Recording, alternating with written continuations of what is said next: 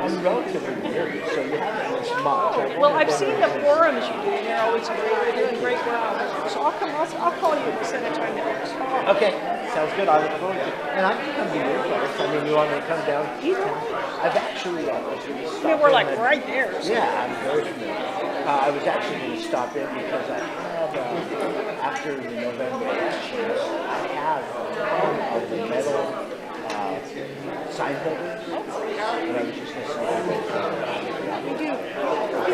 People need stuff like that. It's helpful because everything got expensive. yeah. That'd be great. I've got a box of it. That'd be great. Not more. Yeah.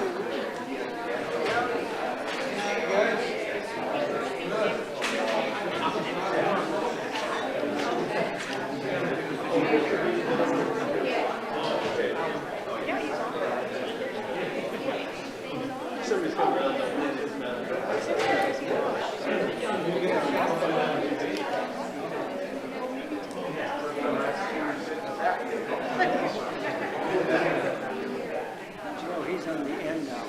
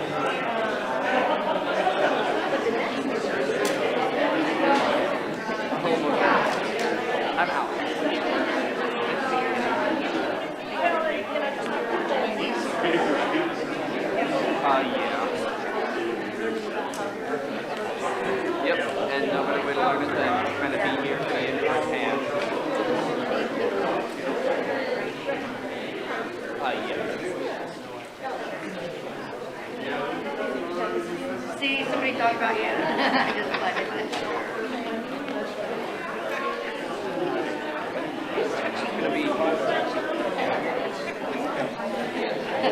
Kind of their trial run. Not in the front.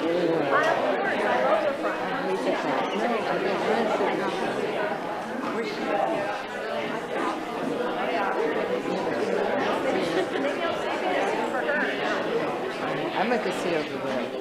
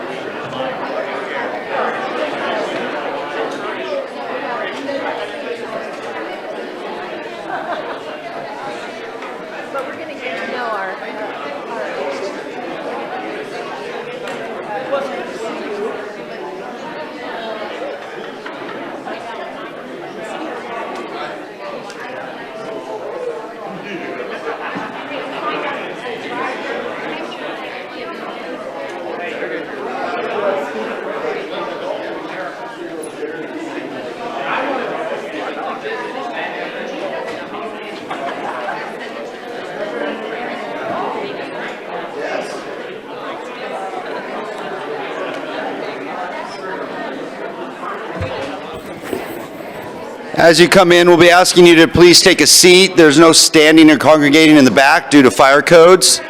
I was told that by our wonderful fire marshal here, who's helping us put out some chairs. So if you can, go ahead and find a seat. There's a few open here and there, and we're putting out some more.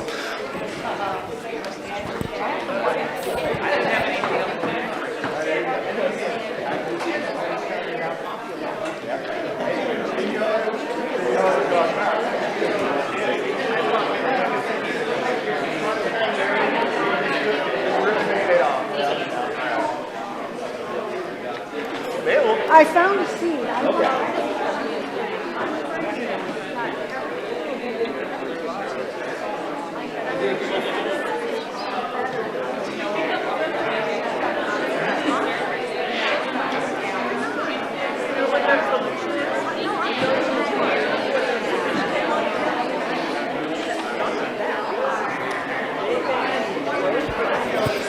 Just as a note, I've been asked this twice, so I thought I would let you know. We do not have general open public comment today for those blue cards, but if you came to talk about an item on the agenda, the public comment will occur during those items on the agenda. So you'll have an opportunity for public comment.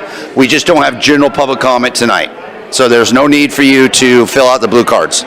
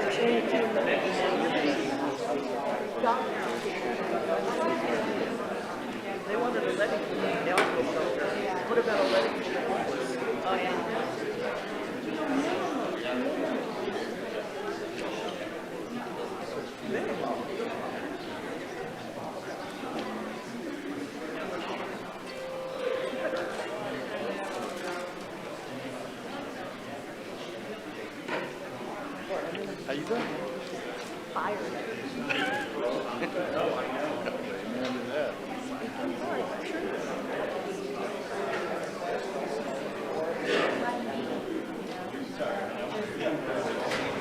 One light that I know of. One light. We'll hold her accountable. Be that light. Just takes one spark. It does. So how you been doing? Really good. Extremely blessed. Just walking every step at a time. Great.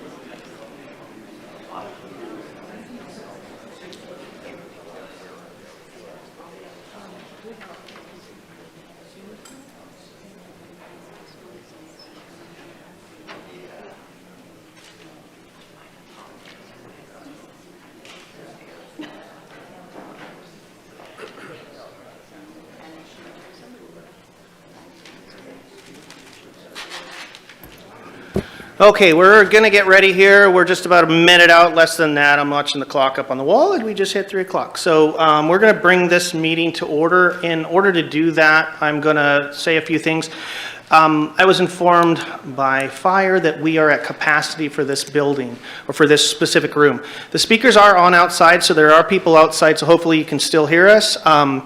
We will go, this is going to be a special meeting, and we actually are not going to do general public comment, which means that you can get up and you can speak on any topic, whatever. So we're going to try to keep this to the point where we have some items and topics that we want to go over. So there will be availability during each discussion that you guys as the public can weigh in, whether you're opposed to or in favor of what the topic is. At that point, we will announce and we'll have somebody go outside if there's anybody that wants to come from the inside or outside and speak on that. So in order to get going, we're going to start with invocation. Kathleen's going to take over.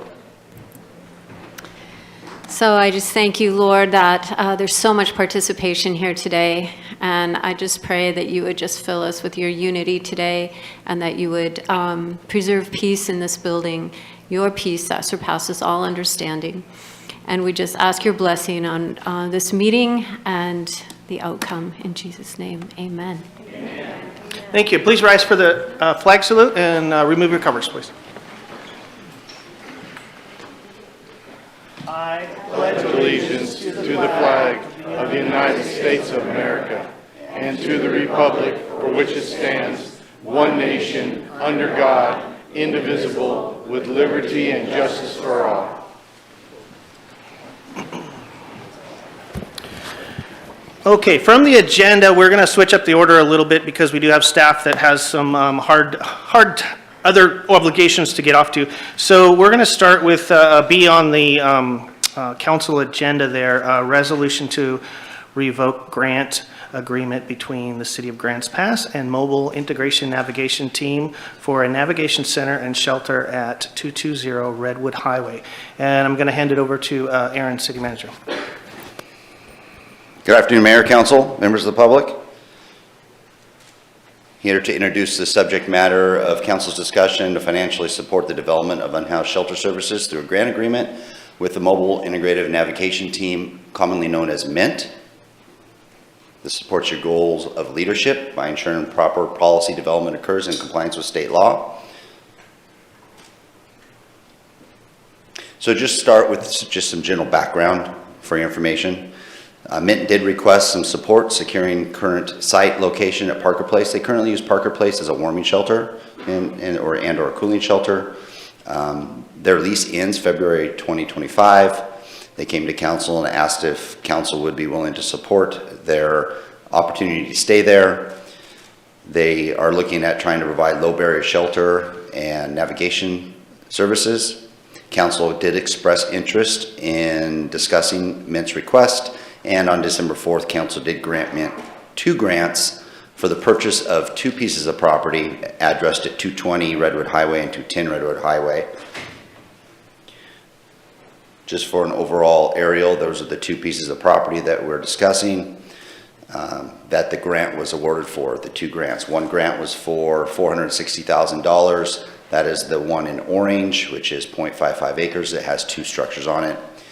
The other grant was for up to $200,000 for a blank piece of property.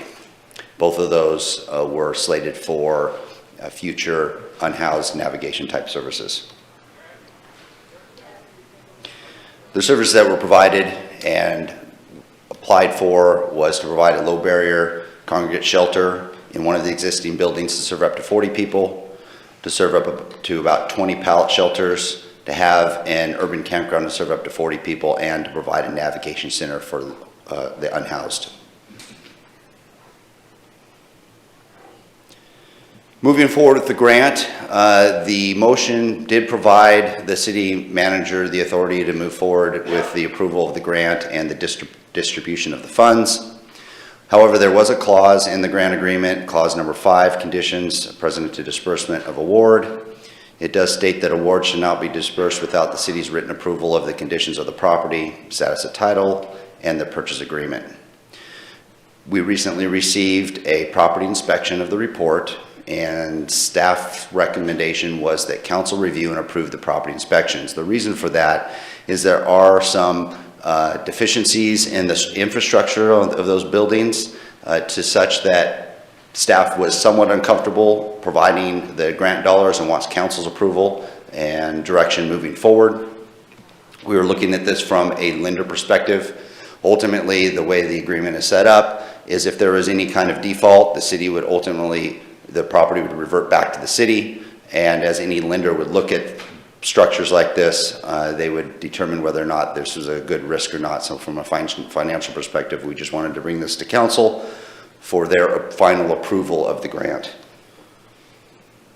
You've got a number of options in front of you today. You can approve the grant agreement, restrictive covenants and resolution, which you've already approved them. You can deny, you can move to additional workshops, and there was a potential motion based on general direction from council for the packet. And with that, that concludes my brief presentation, Mayor. Thank you, Aaron. I'd like to open up to council. If anybody have any questions for staff? Seeing none, now we'd like to open to the public. I'm going to read a little statement here. This is an opportunity for the public to address the city on this specific item and topic only. Whether you are in favor or opposed is your opinion. The intention is to provide information that is pertinent to the city's judicial power at this point. Each speaker will be given 2 minutes to address the council as one body, not to individuals. Please keep it cordial. Please keep it above board. We are all adults in this room, so let's act like it. Does anybody would like to speak on this topic? Kick us off, I guess. Brad Converse, Grants Pass. Thanks for the opportunity to speak. I've been to many meetings looking for a place like Mint, and the value that Mint has as a location is high. It has been very difficult to find a spot where the community was okay with these kind of services. I also have read the report, and it is not a building that's worth the amount that we have planned to pay for it. I would hope that we could come up with a solution that creates a place, ideally, if not the same land, similar spot that allows All Care and other entities to provide funding for this. As a business owner downtown, I have seen a drastic reduction in the number of people walking around as we've added these services. So between Mint and the locations, the J Street and near the police department, there's been fewer people walking around because there's a place for them to be. We can't just solve this problem by hoping it goes away. There are costs associated with there being unhoused people mulling about, and if we don't pay for this now, other entities won't be able to provide their funds as well. So it's a complicated decision. I just want you to think about the fact that we have a location that is currently working. just factor that into your decision on what to do today. I don't support paying the full amount for what it is, but there's value in having a location. Thanks. Thank you. Is anybody else? Good afternoon, Mayor and Council and staff. My name's Ruth Daly, and I live in Grants Pass. I'm speaking against the revocation of the grant agreement between the city and the Mobile Integrative Navigation Team for the purchase of both 210 and 220 Redwood Highway. I believe this is an extreme decision set forth by a majority immature council. It is the antithesis of assisting our whole community. In listening to comments by new council members throughout the past year plus at meetings and during the election process, council seems to have some confusion as to whether nonprofits are the savior for our current crises or the cause of all that's wrong with the world. Recent comments seem to reflect council reaching to nonprofits and their volunteers to do any and all work because the city should not have to. Our nonprofit community is symbiotic. We rely on each other, we assist each other, we have common goals, and we have common needs.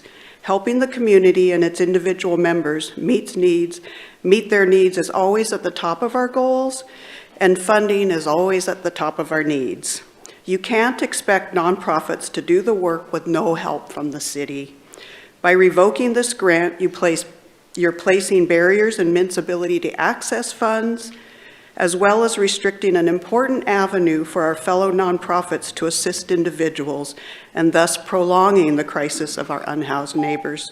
I certainly disagree that this proposal meets the leadership goal of the council or any council goal. Please gain some insight and maturity before making such important decisions. Thank you. Hi, I'd like to share a real brief personal experience. My son served in Iraq in 2008 and 2009. He was outside the wire of Baghdad. He was in 2 IED explosions. He came back with some brain damage, some hearing loss, and a lot of post-traumatic stress. He lived in Kansas. In 2012, he, as a result of alcoholism, was living on the streets, and he went to a place very similar to Mint. An angel who I will never know there recognized that he was suicidal and took him, or sent him by police car to the VA hospital. Since then, he has not been homeless. Mint serves people in our community that live here, that are veterans, that are elderly, that are ill, people that, pardon me, are down on their luck. Now, I understand that you don't want to give handouts, but Mint provides a hand up to a lot of people that need treatment. They get tons of people into treatment. They get tons of people into different recovery solutions. And I would suggest that we support them. They have, many groups have tried and haven't been able to find a good place to do something like this. They finally found a place. It's not perfect. We all know that. But they at least found a place and they're trying. I would suggest that we support them in any way that we could for the good of our community. Thank you. And I'm just going to pause 1 second here.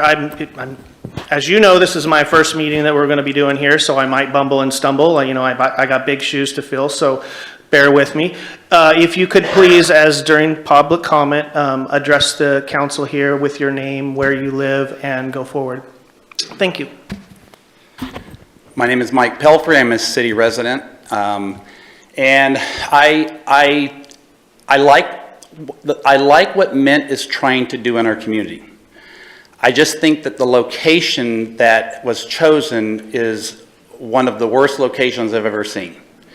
I can tell you that Bimart is already having tons of trouble. They've been broken into at least twice within the last, I would say, the last couple of weeks. I went on a walk the other day and I came across human feces that were also right there in the parking lot of Bimart. I'm sure that that's not something that they signed up for. Several weeks back, there was tents set up and lots of garbage set up across at the old dilapidated car wash that's kind of across the street from where Mint's at. So my concern is that this is for a city that is so reliable or relying on tourist dollars, that is the worst location that I can imagine. Just look at the thoroughfare that goes through there and the amount of traffic. Number one, I think it's a traffic hazard for the number of people that they will attract. They talked about the fact that they could possibly have 100 people there. Now stop for a second and think about 100 people in that location loitering around, some of them maybe not having their faculties about them, and then there's traffic going right by there. So I have nothing against Mint. I think that they do a wonderful job. My whole concern is the location. And at the same time, I don't think that the city of Grants Pass can afford to be in the homeless industrial complex business. So thank you very much. I hope that you guys will take all of these comments in consideration. Thank you.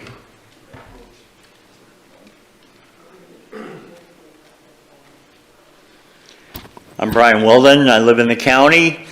I too don't have any problem at all with PATH, Mint, or any other organization that wants to help the homeless. I have been very active in a group called Park Watch for quite a while now. We clean our parks every week. Again, like Mike just said, the address of this structure is directly across the street from Riverside Park. They're all, every day, going to be back in the gazebos, back spreading trash, and taking away the most beautiful park this town has for little children and parents. This is a ticking time bomb. As of the last city council meeting, our fire chief went on quite a bit about how mismanaged, bad shape, fire hazard this structure is. It needs a great deal of money put in it. Therefore, I also feel that it isn't worth nearly the money that they paid for it. And by having the city get involved in funding some of that money is a huge liability on the city when that ticking time bomb explodes. Again, I've talked to several people at Bi-Mart. Now they're having security problems because employees have to get there at 4 in the morning in the dark and leave their car right next to this structure. It's not good. This is a disaster waiting to happen. Thank you. Oliver Herrera. My postal address says I live in Grants Pass, but I'm a county resident. I just have to reiterate the fact that, we need to service the majority and not the minority. The majority of the people that are unhoused in Grants Pass aren't homeless. They're just not allowed home because of their addiction to drugs. And this is evident if you just go down and visit any one of these parks. Recently, I had to visit the lobby of the Grants Pass Police Department. I got to sit in there for about 40 minutes and see what those ladies have to deal with just from the little park next door to them. I mean, I got to see firsthand what fentanyl does to somebody's brain. And we can't keep rewarding drug addiction. Otherwise, it's just gonna keep getting worse. And where we're at right now is a product of how things have been with this support. As for the lots here, it doesn't look quite like a good business deal in general anyways. But we need to reconsider how much, this city is rewarding drug addiction and how many, benefits are out there just to remain on drugs in this town. Something to think about. Thank you for your time.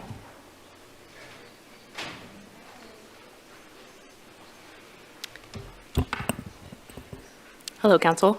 Skylar Fate, City Resident and Community Engagement Manager with All Care Health. I'm speaking tonight to express my deep concern over this Council's recent motions, particularly the attempt to hold a non-transparent meeting to defund essential communities like Mint. At All Care, we operated under the assumption that the city was acting in good faith. And with this understanding, we've implemented Medicaid programs to serve the most vulnerable members of our community. Through the health-related social needs benefit, nonprofits like Mint have been positioned to receive Medicaid payments to provide these services. Taking away Mint's ability to provide these services by revoking their place of business doesn't just impact unhoused individuals, it impacts families, the elderly, and others in our community who rely on this support. Mint was set to play a major role in these efforts, and by stripping away their resources, this council is actively harming access to vital services for those in need. Your campaigns were built on the promises of serving the community, and in my work conducting regional health assessments through surveys and focus groups and interviews, housing and homelessness has repeatedly been identified as a top priority for the people of Grants Pass. These aren't just my conclusions, they're the voices of hundreds of residents, as documented in our 2023 health assessment. It feels like the actions of this council do not align with the needs or the will of the broader community of Grants Pass. Before making decisions to defund these essential programs, I urge the council to review the documented perspectives of Josephine County citizens as outlined in our 2023 regional health assessment. All Care is willing to partner with the council to provide valuable insights and help inform these decisions. Thank you.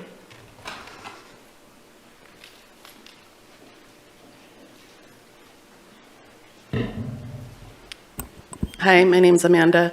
I live in Medford. I spend money in Grants Pass almost weekly. I am here because I would like to ask all of you to think about your decisions and how they impact the people in the community, including people who live outside and the people who provide services to them. Mint, I understand it sounds like this building is not up to code or something, and that's why you guys are maybe making this decision. But in the meantime, how much time is going to pass where Mint isn't able to give services? And people are going to lose out on services. And the amount of people who are living outside is going to be more. And we all have to figure out how to live with people who live outside. You're going to see them at the park. You're going to see them in grocery stores. You're going to see them in parking lots. Yes, there's drugs involved because drugs exist. We have to figure it out instead of pushing them away, instead of pushing human beings away. I would like to ask, and this feels like shameful today a little bit, to find out like some of the new city council members got like signed on yesterday, and then there's this like special meeting today to like try to slide this under the rug. It feels a little bit, maybe that's not how it went, but that's how it feels from an outsider.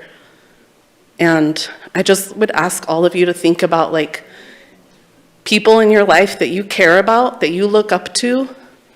Would they be proud of you? Would they be proud of the decisions you make in this chambers? The kids in your life, would they be proud of you for the rest of their lives? All of us are people's kids, and we're also people's elders. You are too. Please think about that.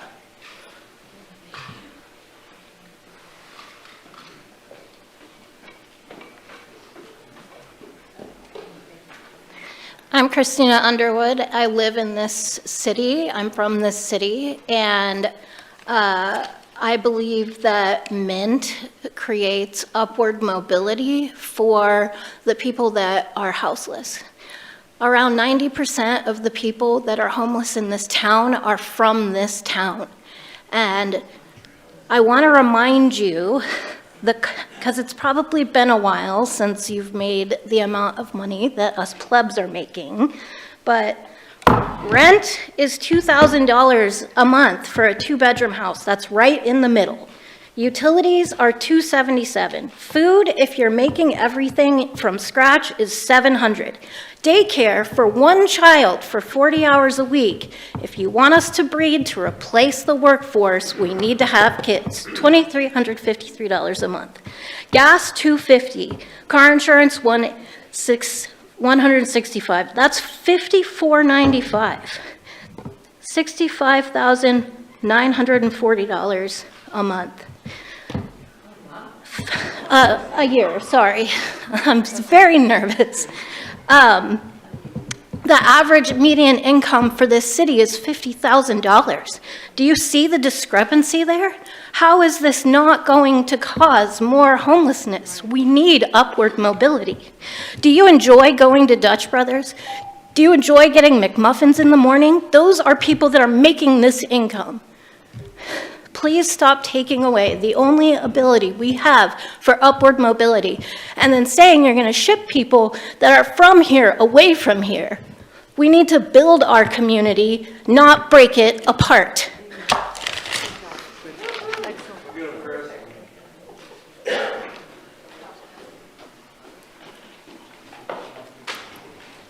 We got anybody else?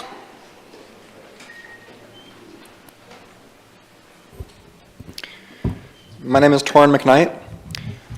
When the city opened the camps on A and J Street, Mint was the only group to step up and provide shade, tables, and seating to folks being forced to stay there while they were facing extreme heat during the summer. Pulling or preventing any money from going to Mint is a decision to kill our most vulnerable population. Choosing to let people die because you think they're an inconvenience to you is immature. Make the right choice and allow any and all funds possible to go to Mint.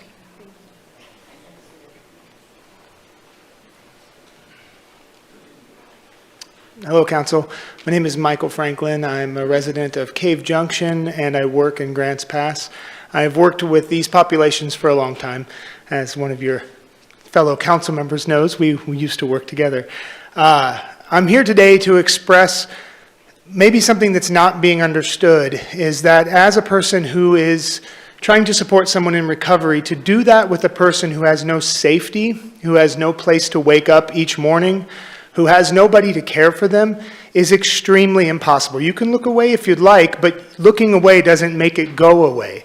What we need to do is engage. And the people of Mint, who span a wide spectrum of people. The people that work with Mint are everyone from lived experience to doctors. It's a really wide range of people, and they're just going to be expanding their diversity as they grow. And they will grow because it's necessary, because the homeless population will grow, because greed tends to trump health in our community. And I want you to please consider what it would be like if Grants Pass made the national headlines not as a laughingstock, not as a punchline, but as a city who puts the needs of the most people ahead of the wealthiest few. If it were to be a city that's known for providing care to those most in need, not to those most in refusal. So please, please understand, this is absolutely necessary for you as well as me and the houseless children I teach, which I have many in our school system. I'm a school teacher for the Three Rivers School District. There are fellow teachers who are unhoused. Think about it.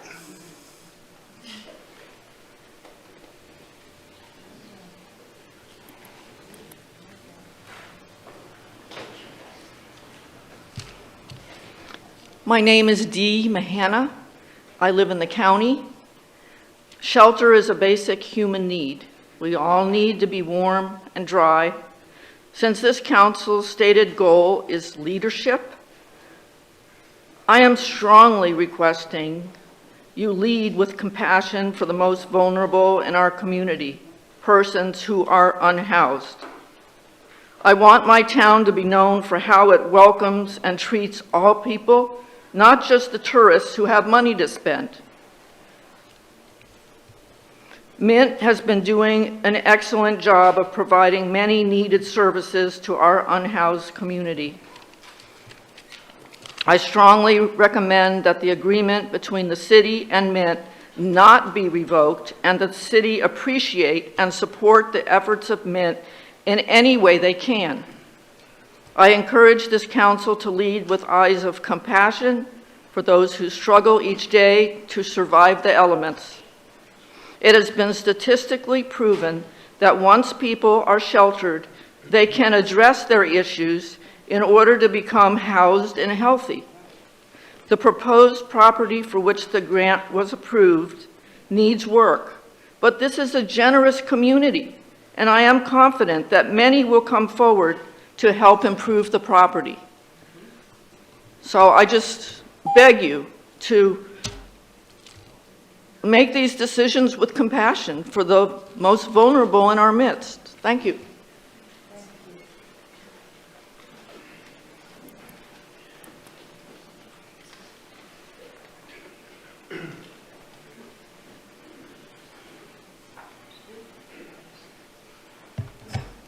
Good afternoon, Council.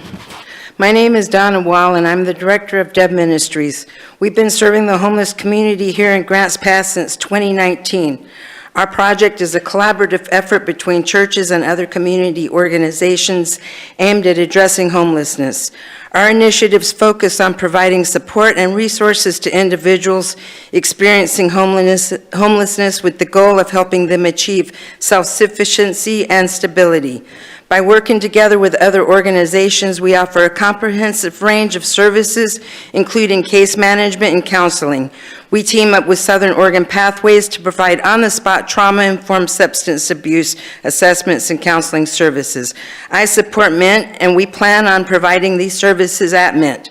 A managed campground would be a solution for those who are experiencing homelessness. Stability is an essential need for those experiencing homelessness. If you don't want them wandering around looking for a place to exist, then there needs to be a plan of action as to where they will go. Mint will be able to help many of them, especially the elderly and medical frail, and those who are still struggling in their addictions. This is a humanitarian crisis, and I'm here to ask you to do the right thing. This is not a world country, a third world country, but if you go out to J Street, it appears to be. This situation is out of hand and has gotten Grants Pass into the spotlight of the whole country. Don't turn your back on the despair of those people. Grants Pass can do way better than this. Grants Pass can shine in this darkness. There's always going to be the poor among us. And Jesus said, "Whatever you do for the least of these, you did it for me." Loose the chains of injustice, set the oppressed free, share your food with the hungry, and provide the poor wanderer with shelter. When you see the naked, clothe them. If you do away with the yoke of oppression, with the pointing finger and the malicious talk, and you spend yourselves in behalf of the hungry, you know the rest. Thank you. Good job. Yay. Anybody else? Yeah, hello, my name is Tim Augustine of Grants Pass, and I've seen so much emotions going on this one way or the other. But one thing that is a common denominator that I found from everyone that spoke, Mint was not a problem. Why is it becoming a problem with you? Last time we had this discussion, they had X amount of dollars to invest in the property. If I'm not mistaken, it was about $200,000. They're also going to back bill the insurances for the things that they were going to be doing at the facility. Why not give them a chance? Why not work hand in hand with the police, the fire department? I know that the housing over there probably needs a lot of upgrades, but Mint wasn't the problem. It's location and the investment of money. Somewhere along the line, you're going to have to invest in the city one way or the other to resolve this problem. J Street's not the... J Street's... You should be crying when you walk through J Street, gang. You should be crying, and I'm not putting it all on you, but the way it has transformed itself, it's unacceptable that way from anybody. All I'm asking you, when you make your decision, remember, Mint's not the issue. It seems like the issue is the monetary coming out of the coffers in order for Mint to survive. Why not give Mint that chance, number one? Number two, the people that are doing volunteer work, let them concentrate on helping Mint. Otherwise, you get such a splintered aspect of volunteers trying to do things, and we're only as good as what people come on board with.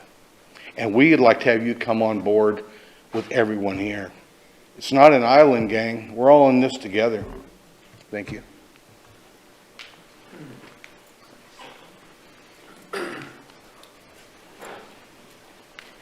Hello, my name is Octavia Quinn. I live in Rogue River, but I do a lot of my shopping out here in Grants Pass. I would like to say that when I was in my early 20s, I was chronically unhoused. I had what you would probably describe as behavioral issues, and I found myself pregnant. And I was able to find success because a shelter in Bend provided me with a safe place to land. I was able to find a job, save up and buy a car.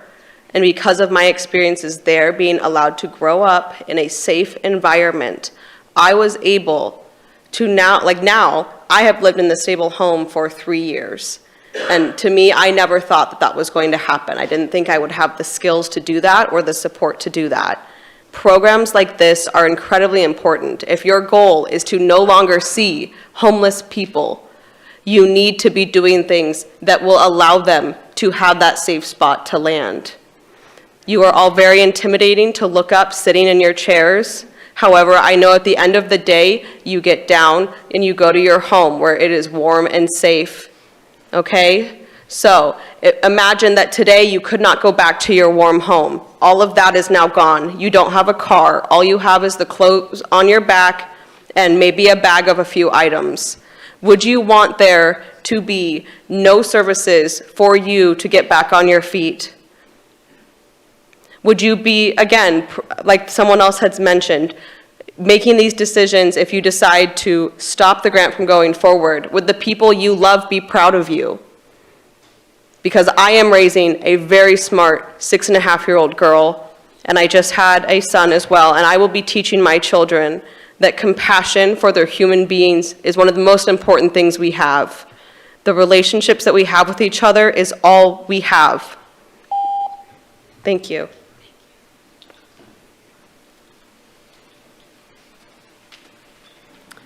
Hello, my name is Leah Swanson, and I volunteer with Mint. And I just wanted to reinforce that Mint has had both of the properties appraised by a licensed appraiser who has validated the purchase prices. Both appraisals have been shared with the city. In addition, the buildings on the 220 Redwood Highway lot have been inspected by a licensed and experienced inspector. The inspection was sent to the city. Both the fire marshal and the city inspection department have requested several changes based on that inspection. And Mint has been able to accomplish each request. The city inspectors, the fire inspectors have returned to our buildings several times now, and the work has been approved. And we also thought it was worth mentioning that Mint is not asking for funding for repairs. We're aware of the inspection results, and we work closely with contractors in our community, and we're comfortable with the requirements of the remaining project. We're always eager to have conversations with partners such as the city, and we welcome collaborative problem solving. Thank you.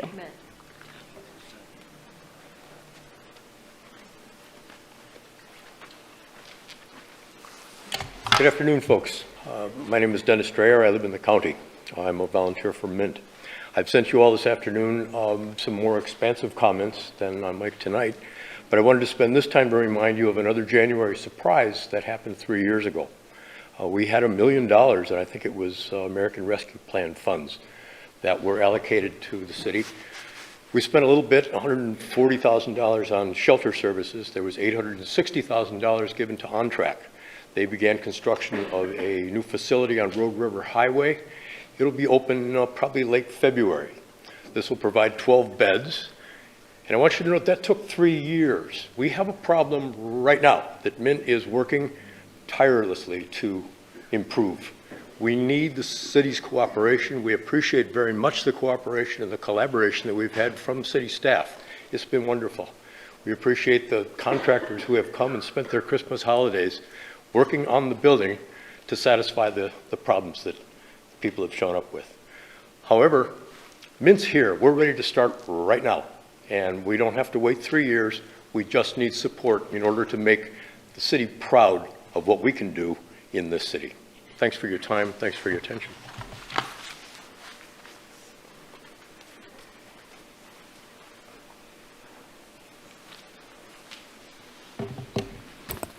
My name is Nicole Kemmer. I'm a longtime Grants Pass resident. I would like to begin by saying I was incredibly disappointed watching the Supreme Court case play out this year, and I'm ashamed to be from a town that will go down in history for criminalizing homelessness. The proposed resolution to revoke the grant agreement between the City of Grants Pass and Mint angers me. I object to the othering of our less privileged neighbors. I object to the criminalization of poverty. I object to the city further diminishing what little resources we currently have for those struggling to find housing. The U.S. saw an 18.1 increase in homelessness this year as housing costs have skyrocketed. And I'm curious, where do you want the unhoused to go? You've tried to shut down the camps. You've made it illegal for them to have tents in parks. And apparently Mint is also an unsatisfactory location. As another individual mentioned, homelessness disproportionately affects the disabled, the elderly, veterans, immigrants, and people of color. I would ask you, are you looking to further disenfranchise these groups? I would also like to add that addiction is a medical condition. It is not a choice of inherently delinquent individuals.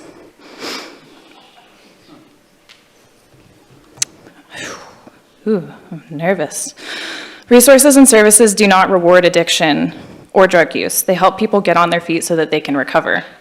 I've heard a lot of complaints about how parks are not safe anymore, but I don't hear many people talking about how unsafe it is to live on the streets, exposed to all kinds of weather.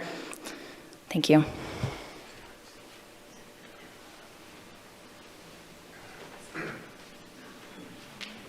Good afternoon. Thank you for listening to us all today. Julie Thomas, I'm representing PATH, and I'm a county resident. I'd just like to say that it's really smart to begin with the end in mind, and the end in mind is that everybody lives in a healthy community and is housed and has jobs and flourishes, but we're not there today and we haven't been. I'd like for you just to take a second to remember where we were a year ago.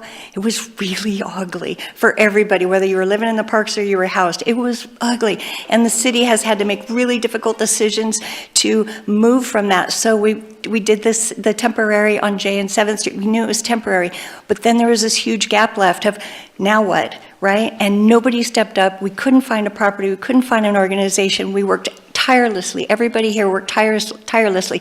And finally, we had Mint that was already doing it and willing to step up, found a building that was actually affordable. They're willing to jump through all the hoops with the city to make it happen. I don't want to go back to where we were 6 months or a year ago. I don't know how we would recover from that. This isn't perfect. It's not a perfect building, but it's way better than we ever were. And I think with all the improvements that have to happen and need to happen, they're willing to happen.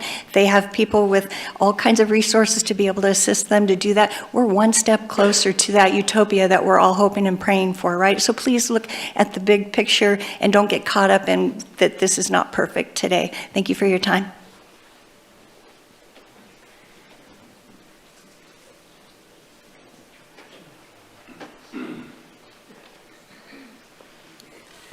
Good afternoon.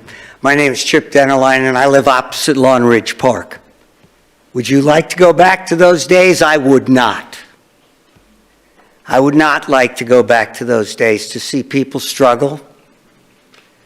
There are problems with homelessness, and homelessness is not a unilateral thing. We talk about the homeless as if it's this monolithic situation. There are people who are addicted. There are people who have a hard time staying indoors. There are people who don't choose to be indoors. There are people who had a tough break that have had a long job history. But we're to ignore the condition of homelessness and to not do anything about it would be, in my view, nothing short of insanity. I'll speak to you. I'm a former state park director. Can we have managed campgrounds? Of course we can. I'm a former executive manager of public services for a major U.S. city. Can we have facilities and work out a plan over time for homelessness? Of course we can. And as a former city manager, I will just say we should fall on our knees and thank God we already have a totally committed non-governmental partner. If you think you can do better than that, God bless you. Because I don't know of any city that can, and I know of a whole lot of cities that would just thank the Lord if they could find a committed non-governmental entity to work with them. That's all I have to say. Thank you, and I hope you make the right decision.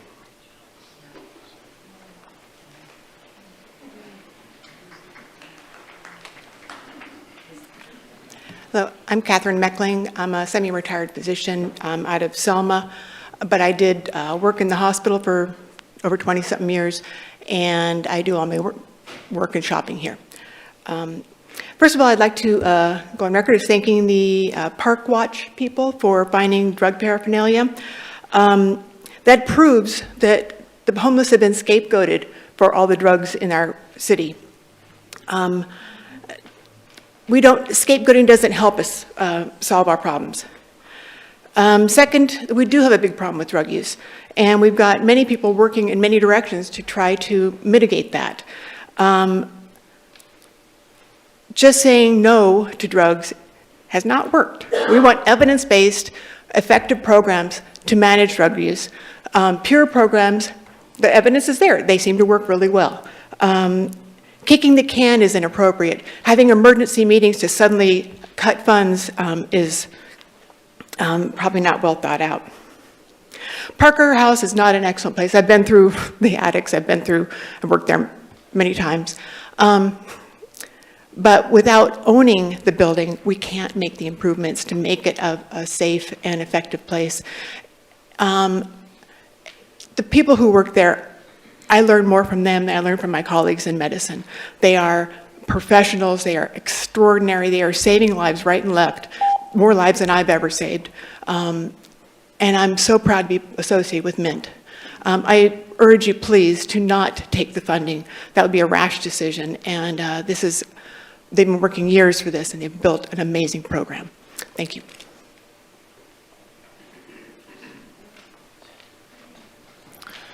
I don't see anybody else stepping up, so is there anybody else? All right, we gotta get through this pretty quickly, so we don't want to waste everybody's time. Thank you very much. I apologize. My name's Destiny Horn. I'm a resident of Grants Pass, Oregon, and I have about 25 years of public service in both helping professions, different assignments, and with working with children, adults, and the disabled and protective services. I come here on my own volition. I'm not representative of my employer in any way, but my experience not only with being in these helping professional roles, I've had intimate experience this last year.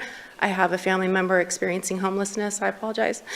And it's been awful. You know, it's been awful to watch because these are all humans. I spend a lot of time out at the camps, and these are mothers, fathers, brothers, sisters. These are very easily your family members. And as much as I could talk about my experience with them and the fantastic personalities that I've met out at these camps, I just felt compelled today to read you something. When the Son of Man comes in his glory and all the holy angels with him, then he will sit on the throne of his glory. All the nations will be gathered before him, and he will separate them one from another as a shepherd divides his sheep from the goats. And he will set the sheep on his right hand, but the goats on his left. Then the king will say to those on his right hand, "Come, you blessed of my Father, inherit the kingdom prepared for you from the foundation of the world. For I was hungry, and you gave me food. I was thirsty, and you gave me drink. I was a stranger, and you took me in. I was naked, and you clothed me. I was sick, and you visited me. I was in prison, and you came to me." Then the righteous will answer him, saying, "Lord, when did we see you hungry and feed you, or thirsty and give you drink? When did we see a stranger and take you in, or naked and clothe you? Or when did we see you sick or in prison and come to you?" And the king will answer and say to them, "Assuredly, I say to you, inasmuch as you did it to one of the least of these, my brethren, you did it to me." Then he will also say to those on the left hand, "Depart from me, you cursed, into the everlasting fire prepared for the devil and his angels. For I was hungry, and you gave me no food. I was thirsty, and you gave me no drink. I was a stranger, and you did not take me in, naked, and you did not clothe me, sick and in prison, and you did not visit me." Then they will also answer him, saying, "Lord, when did we see you hungry or thirsty or a stranger or naked or sick or in prison, and did not minister to you?" Then he will answer them and saying, "Assuredly, I say to you, inasmuch as you did not do it to the one of the least of these, you did not do it to me." We're going to have to escort you out of the building. We want to keep a little bit of decorum here. I understand that you guys are very passionate. We're listening to everybody that we possibly can. You need to respect the people that are around you and give them their fair share of time too. Thank you. Hello, my name is Michael Workman.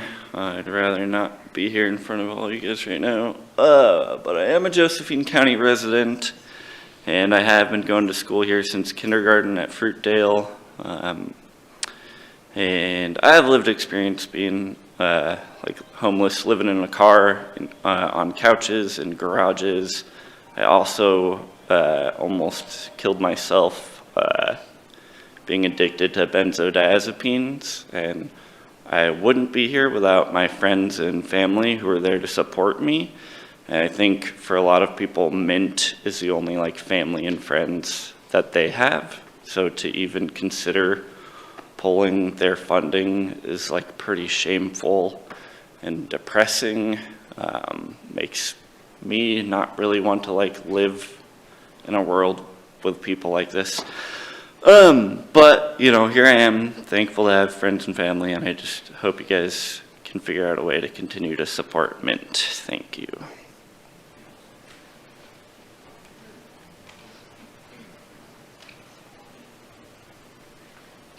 Hi, Holly Morton, Josephine County.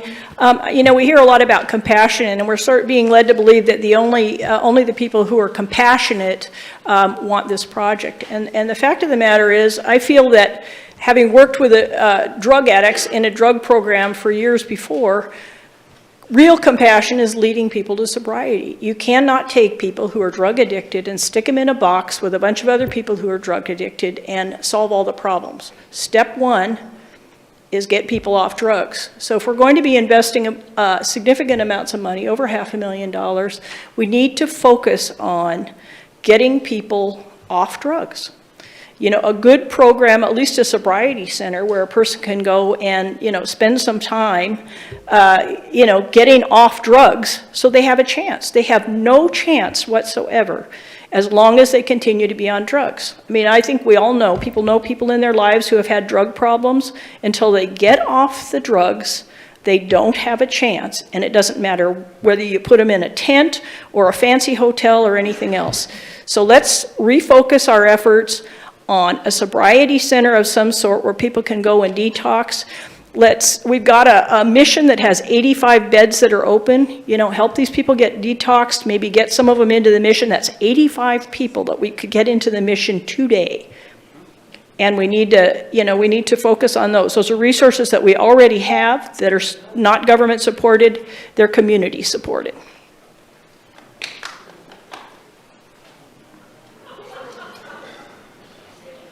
Good afternoon. Thank you for allowing us to speak on these subjects. My name is Scott Nelson. I'm a resident of Grants Pass. I'm also the chair of the hospital, Three Rivers Community Center, and the board chair of Mint. I am here to, once again, advocate for the decisions that were made last month to help support this organization in moving forward in caring for our unhoused. I appreciate the comments from our last community member who stated that, you know, we need to invest in support against drug and alcohol abuse, but not all of these individuals are addicted to drugs. Some are there for other financial reasons and other hardships. These are members of our community who have no place to go. And so as we consider the ramifications of closing down these sites without other proper facilities to take them in, it creates more problems for us moving forward. Supporting Mint will help in providing a site and a place for people to seek or to receive treatment for drug and alcohol addictions. It will help provide counseling for them to move forward. This is the compassionate way for us to care for our community. So again, I would encourage you to consider that leaving things as they are with the plan moving forward will actually pay us great dividends as a city and as a community in the years to come. And so I would encourage you to allow us and the volunteers who work in this organization to do the good work that they want to do. And we need your support, and we thank you very much for your service to this community. Thank you. Tina Lambert, Grants Pass. I'm going to make this quick. I want to remind you guys that it's not all about the addicted or the drug use. The fastest growing population are the elderly and disabled. And they're out there sleeping on rocks, flooded in water. And not only that, if we get rid of Mint and all that, they're going to be back in the parks way more than they are now. They're going to be roaming the streets. You think feces is bad now? I hope you guys rethink this.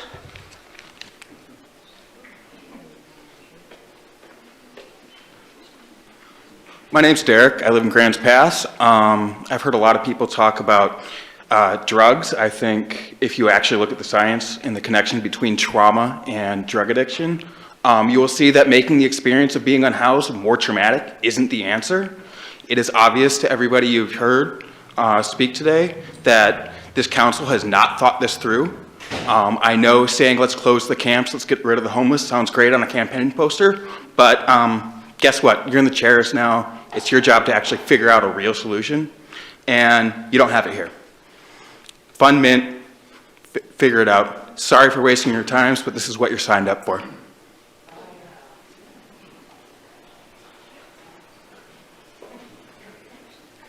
David Dapper, city resident. And a lot of this seems to be from the county also, not just the city. So maybe there's some working together, the county and the city together. Second of all, I know the threats we've got about the parks. Well, we're not going to give them back. Even if it takes armed citizens, we're not giving them back.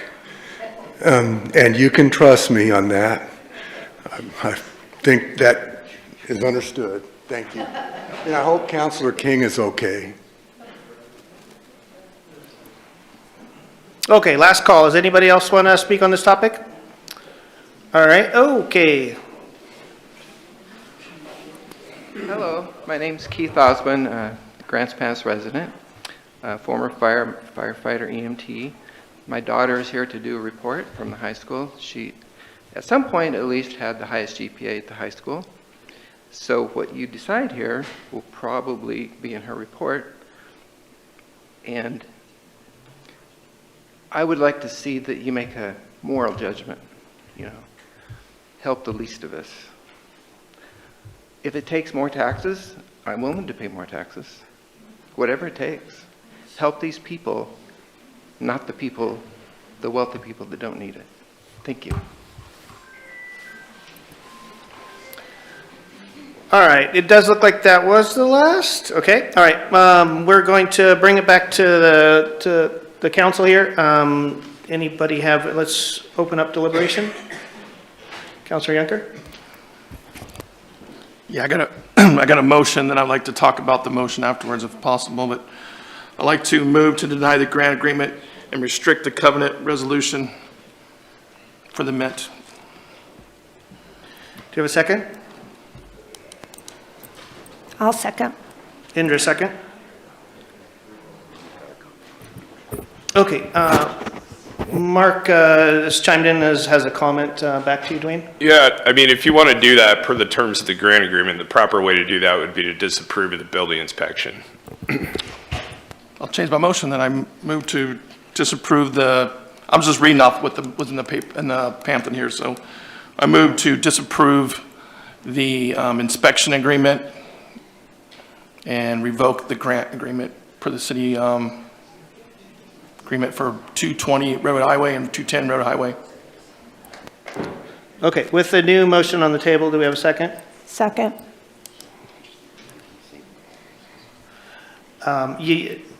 Just for clarification, Dwayne, you did state one address. I believe there's two addresses at play here. So you did? Okay, I misunderstood you, sorry.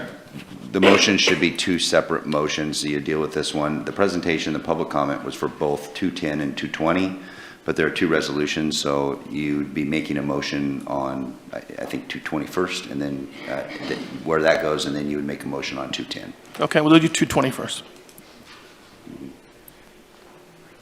So then, by way of further clarification, the grant agreements, the funding is cross-contingent, or I'm sorry, the sale agreements are cross-contingent on each other. So closing on one is contingent on closing on the other. So if you're going to terminate one, that would preclude closing on the other. So I just wanted to give context for that. There's no building inspection associated with the bare land. Okay, do I have to change it again or no? No, I believe he was just giving clarification. Okay. Does anybody on the dais have questions with that clarification? No. Open it up for a quick, go ahead, Dwayne. I just got discussion, is that good? Yep. Okay. I heard a lot of information here and some of it not true. Today we're talking about the inspection approval, not Mint. And a lot of people are talking about Mint. That is not what we're talking about. We're talking about the inspection of this building. And that's what the topic is. It's not against Mint and what Mint will do in this town or what Mint has been doing. That is not the topic today. It is the topic of the building and the city getting involved with the building with such problems. And I want to quote you a couple of things that, you know, because the prior council did something very hasty when they were leaving, and a couple of us said, hey, wait, you should hold off. And I'm even quoted, I'm going to read these quotes that come from myself and Councilor Pell, and they're even quoted in the paper.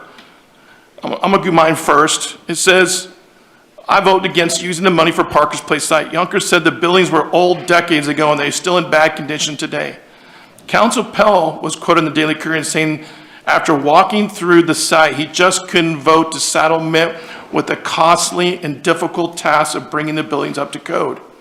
One building used mainly for storage, while the Mint uses the other for care for homeless. This building might be a real uphill battle for Mint. Those were what we said over a month ago, that there was problems with these buildings. But no one wanted to listen to us.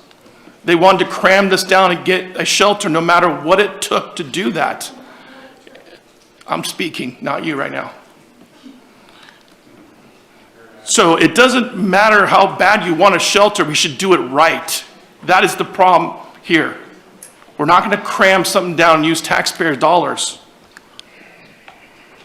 I'm going to continue to read some more.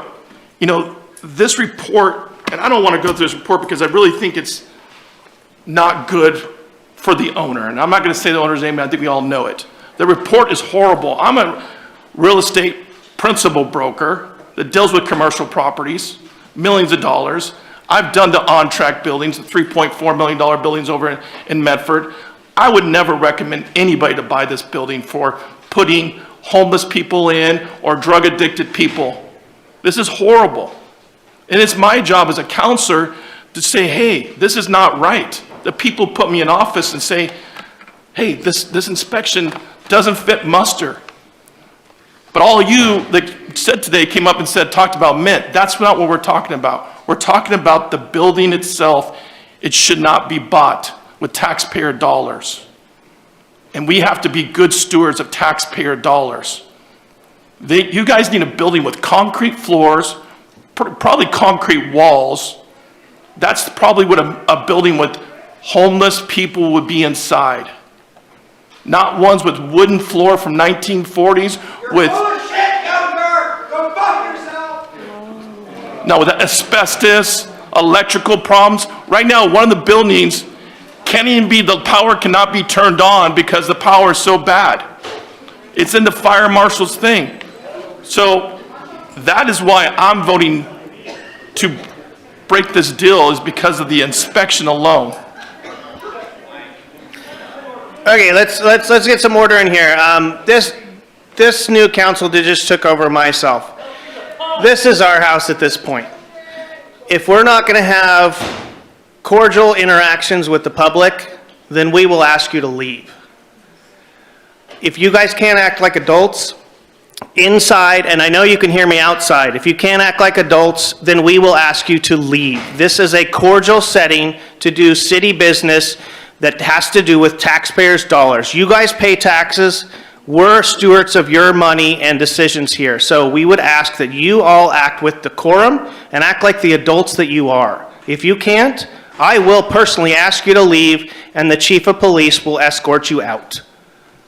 If we can continue forward, I'd appreciate it. Thank you. Dwayne, did you have more to say? I'm done, thank you. Does anybody else on the dais here have questions or answers? Answers? Go ahead, Kathleen. Probably not answers, but I just want to say that, yeah, what I've heard today, I am hearing that the community is not okay with the location. There are a lot of us that are not okay with the location, and that the citizens are not necessarily supporting paying the amount designated to this building. I personally spoke to many of the store owners around the location, and there's a lot of unhappy property owners and store owners because of the behavior. Now, this not in my backyard is a big deal, but we have to respect the businesses that are there. We have to respect the property owners that are having difficulty with the behavior, and we have to really look at, there's not just one side of this.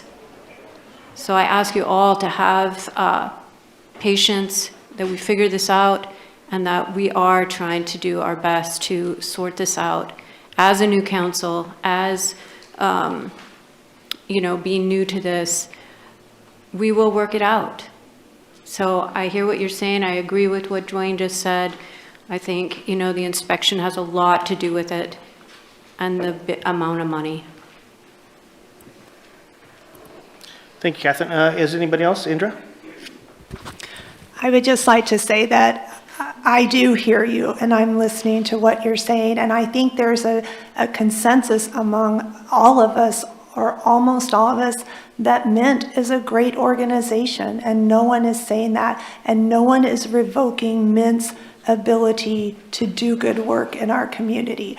I agree with Dwayne about the condition of the building. I agree with Kathleen about the location, and I also went around to businesses in that area by Parker's Place. Our businesses, I don't know if you've noticed, are struggling in town. And so I'm a big advocate for business, and we have to look at that too. And we have to be compassionate for business owners who are also trying to make a living and are barely making it, and are barely making their mortgage payments too. And so when you hear a business nearby say that 6th Street was shut down for 15 minutes or more because there's a fight in the street, that's important. This location is in our urban renewal area. It's on a main corridor in town. Do we really want tourists coming through our town to be subjected to that? I am not opposed to having a managed place for the homeless. I'm not opposed to that, but I just think this is a horrible location as well. Rick? And then Rob? I'm fully supportive of Mint. I think I'm open to alternative sites if that becomes available in the future, and I would support a resolution that provides a positive direction and confirms Mint. Thank you. Rob? Yeah, I'd like to start by thanking everyone who's here today. It's pretty amazing, the turnout, and which actually brings me to me, I think there were maybe two people who touched on this earlier. What I would consider to be the elephant in the room is that when you think that most people in Grants Pass probably get their information from the Daily Courier, you know, there's X number of thousands a day that do that. Daily Courier comes out around noon, right? So essentially, effectively, this meeting had 3 hours notice. Daily Courier came out today at noon with the agenda for this meeting, we had 3 hours notice. And while, yes, in fact, as far as the letter of the law goes, this meeting was posted yesterday at about 3 o'clock. So the letter of the law is, yes, this is a legal meeting, there was 24 hours notice. To me, the intent of the law wasn't even close to being followed for everything that's on the agenda today. And there are reasons for emergency meetings, absolutely. I mean, you could have, the city manager could be incapacitated due to a medical emergency. A bridge could come down, there could be an earthquake. There's reasons to have special meetings or emergency meetings. There's nothing on this agenda that had to be acted on in 3 hours. Nothing. And there's nothing on this agenda that couldn't have been acted on at next Wednesday night's meeting, when the general public would have actually had a chance to know about the meeting. I'm amazed that as many people came who interrupted their daytime schedule or whatever. Personally, I mean, I sent council two emails yesterday morning, thinking that, I know that Dwayne saw it, thinking that the mayor would have seen it, or at that time he was the mayor-elect, asking that, or just explaining that I couldn't be here today after 4:15. I have, I don't need to share too much, but I have one of my managers is out in a medical emergency. I have another manager who's on vacation this week. I decided that I'm going to stay past 4:15, but I have to pay overtime to yet a third person to make that happen, so I can fulfill my volunteer position. I'm paying overtime. But that didn't have to happen. This did not have to be an emergency meeting. This could have been done next week when everyone, the general public, would have had enough time to actually think about it, talk amongst themselves, and weigh into council. Zero reason for this meeting to be here. So I got to get past my own disappointment and anger on that, the fact that I've got to be here and pay overtime to be here. So I just have to clear the air just so that people understand why I'm a little bit aggravated about even having to be here at an odd time. And I said I could have been here earlier today, I could have been here later today, could have been here after 6, normal time. And probably more people, the general public probably could have been here after 6 on a normal meeting day, which is Wednesday. Zero reason to have had it. And to me, this is a horrible precedent for a first meeting for a new council. When's the next time we're going to have some special meeting or some emergency that's not an emergency? Probably whenever the mayor thinks it is, but I'm not okay with that. So beyond that, as far as this issue goes, I pretty much for that reason, I would say, is that I believe that I'm going to vote no on every issue today because I don't think that we should even be voting on them today because there's no reason. No one has presented a reason why this had to be discussed on effectively 3 hours notice. I'm amazed, like I say, that enough of you people even heard about it through whatever channels. Some of you I might call, jokingly political junkies. You follow everything that happens in City Hall, possibly because you got nothing else to do. But for actual working people, right, they're not here, and they don't even know about it yet until they go home and read their newspaper. So I can't vote to essentially change really anything today on 3 hours notice. And quite frankly, I believe that the council and the mayor should be ashamed of even trying to pull this off. Thanks. Yeah. Thanks, audience. Thank you very much, Rob. Anybody else? Eric. Great performance there, Rob. Appreciate it.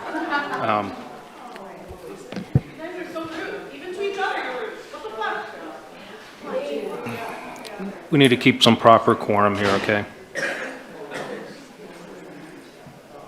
So this was a very hasty decision from the previous council, and I agree with a lot of what my colleagues here said. The decision was made with haste, and it's taxpayer money. We have to be good stewards of that. And I agree with what Dwayne said here as well, with the building is not a very good building at all. It needs to be bulldozed, if anything. This is not a good place. It's a liability for the city. Mint is doing a great job from everything that I've heard. Great. They're a nonprofit with all the other 90-something homeless nonprofits that are here in the city. But it's just not a good location. It's not a good building, and it needs to go. We're going to set up in the future here to figure out what else can be done. Other resolutions, other options, but this is not a good option. That's all I have to say. Thanks, Eric. Victoria. I just wanted to say to Councillor Pell that I really understand being concerned that the public wouldn't have enough time to be here, but as evidenced by the full room and the packed house outside, the word did go out. And I know the word did go out in emails prior to, it's been for, I don't want to say I might say the wrong amount of days, but it's been days and days since people knew that this meeting would happen. But I do understand the concern that there would not be enough public input, time to get here. But the evidence obviously shows that there was. The people are here, the people know about it, and they have been able to speak on the subject. People came and spoke very eloquently and spoke with passion, and I appreciate everyone who did speak. But though I understand the concern, I just don't see evidence that concern is valid. So that's what I wanted to say. Okay. So we have a certain topic that we are discussing at this moment, and you guys have kind of diatribed on the whole topic. So let's bring it back to full circle. Does anybody else have any comments for deliberation on this specific resolution that we are about to vote on? Not seeing anybody, I'll call for a vote. Yunker? No. I mean, yes, on the resolution. Sorry. Eric? Yes. Rob? No. Indra? Yes. Victoria? Yes. Catherine? Yes. Rick? No.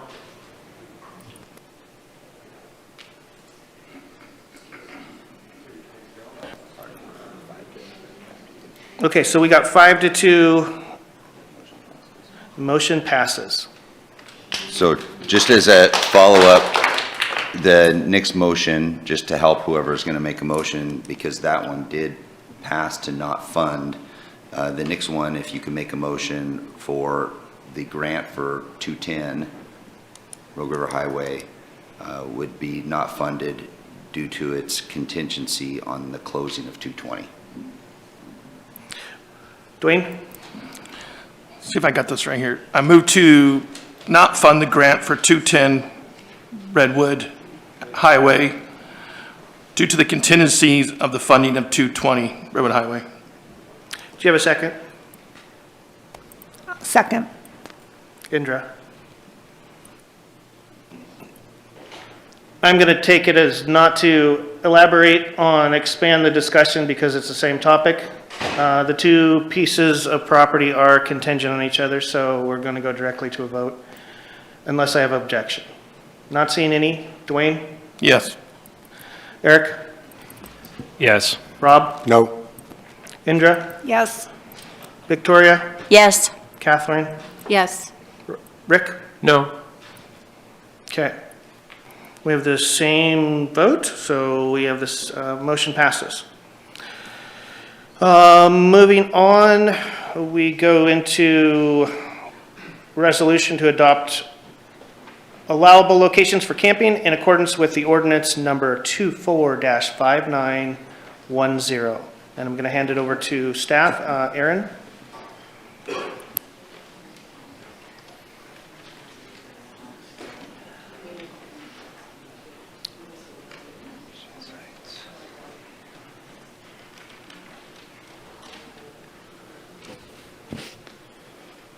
All right. Good afternoon, Mayor, Council. I have a brief presentation for you to intro this topic associated with designated sites for camping and resting. Just giving you a brief resting update where we are and just explain the two resting sites that we have. We do have two resting sites currently right now. These are designated by resolution. We have an ordinance that created our time, place, and manner. And then we have flexibility to change certain items when it comes to time, place, and manner when you look at the sites. That's why it's a resolution that you're looking at today. If you were to ever make any changes, we would make changes to resting sites by resolution, not by ordinance. We have currently Northeast 7th Street, where we have one ADA porta potty, one regular porta potty. They're serviced 2 times a week. We have one 2.5-yard dumpster that's serviced 2 times per week. We have a hand washing station, dog waste bag receptacle, and cigarette disposal. Just a picture of it before it was open. We also have J Street, and at the end of J Street we have, it's a little bit larger, we have 2 ADA porta potties, 2 standard porta potties that are serviced 2 times per day. We have 2 2.5-yard dumpsters serviced 2 times per week, 2 hand washing stations, a dog waste bag receptacle, and cigarette disposal receptacle.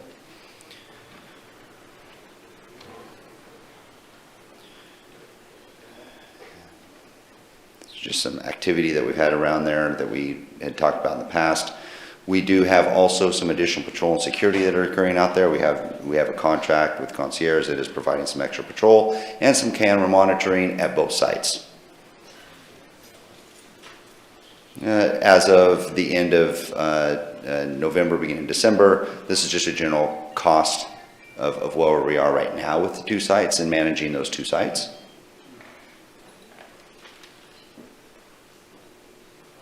And with that, I conclude my presentation and open it up for council discussion. Thanks, Aaron. Does any member of the council have any questions directly for Aaron on this topic? Thank you. Oh, sorry, we got one. Rick? Thank you, Aaron. If these sites are not considered for the future, have we been looking at other areas that could be considered? That's a great question, Counselor. That's something that I believe that we will be looking at needing to have as a specific item for discussion at a council level. The J Street site, both sites, the 7th Street and the J Street sites are temporary in nature. We have an expiration date on the J Street because that is the future home of our water treatment plant. And with the way and the success we have with the funding packages that Jason and our crew has been able to work on over the years, looks like we'll be able to have that occur, which means we're going to be breaking ground sometime in the spring, likely May, June, somewhere around there, which means we will need to have that site cleared. In order to clear that site, council may want to look at identifying other locations, but that's something that we would need to discuss when it comes to time, place, and manner and your capacity associated with that. So yes, there should be a discussion in the future, and it's something probably myself and the mayor and the council president will discuss at a future agenda setting meeting. Thank you. Anybody else have any questions for Aaron? Not seeing anybody. Thank you very much. Thank you, Mayor. Okay, at this point, I will open it back up to the public. I'm going to reiterate, I would ask if you guys act with some decorum here. We all are adults. This is a very passionate subject, I know.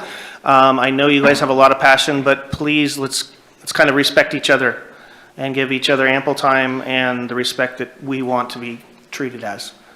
Come on up. Again, go ahead, and you've got 2 minutes. Please state your name again, and even though we know who you are now, but please state your name again. It's kind of forum. Thank you. Pass. Hello. I am here in order to hear some kind of reasoned, well thought out, workable, and most of all, objectively reasonable plan for those living unhoused to be able to navigate in this town should the only places even deemed acceptable to rest be taken away or severely restricted. This proposal is not only chaos in the making for everyone affected by this current crisis, which is our whole community, housed and unhoused, but there is nothing objectively reasonable about it. Please carefully spell out a well-reasoned, well-researched plan. Tell us who or what helped you inform this change and what would be beneficial to this town, and that it can meet any legal argument. Thank you. Thank you. Come on up. Hi, I'm Bruce Murray. I'm a physician. I've worked with Mint since its beginning. I've also been working in this community as a physician for more than 30 years. Don't know many of you, but I appreciate the opportunity to address you. I didn't comment on the prior issue because I think there was plenty of support to show that the Mint needs to be funded and supported, and not just to kick this down the road as you did and say that you need to find a better facility. We've been looking for a facility for years. This was the best that we could find. I'm going to have to interrupt you. We need you to stick to the topic at hand. And I apologize. I'm going to pause your time right now. I just want to explain it to the whole audience because we got to get this down. We have many topics that we're going to talk about. When you come to public comment for these specific topics, please keep your talking points to that specific topic.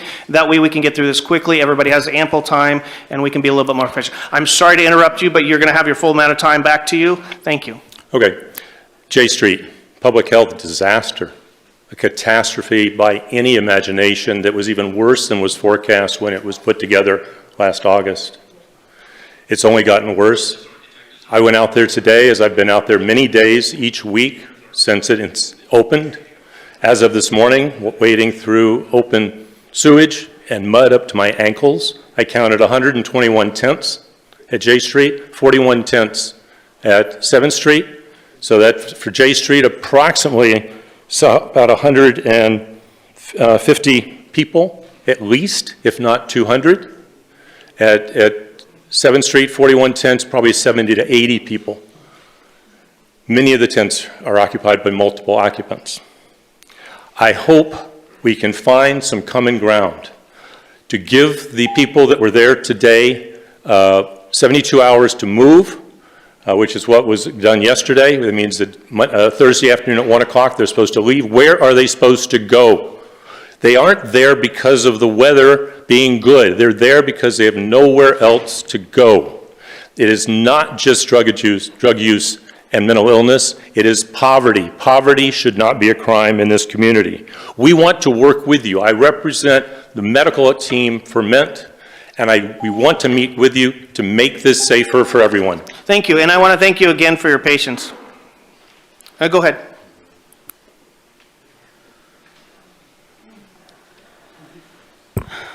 My name's Amanda. I'm here again. Live in Medford, spend a lot of money in Grants Pass. I would just like to echo what the last couple people have said. If you're going to take something away like this, you should have something lined up. People need somewhere to sleep every single night. Every single night.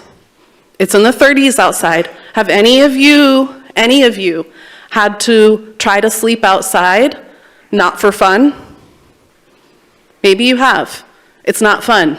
And it's real easy to just live your everyday life and forget what hardship feels like. And it's unconscionable to just say, let's get rid of these spots. They're shitty, they're crappy, they have poop, they have all this stuff, but have nowhere else for them to go. I've driven by it all summer. All summer I drove by and my son was in the car looking at it like people are living down there. There's no trees. It's burning hot on asphalt. And that's the best option. Okay, it's the best option, it's somewhere. Where are they gonna go if this is not there?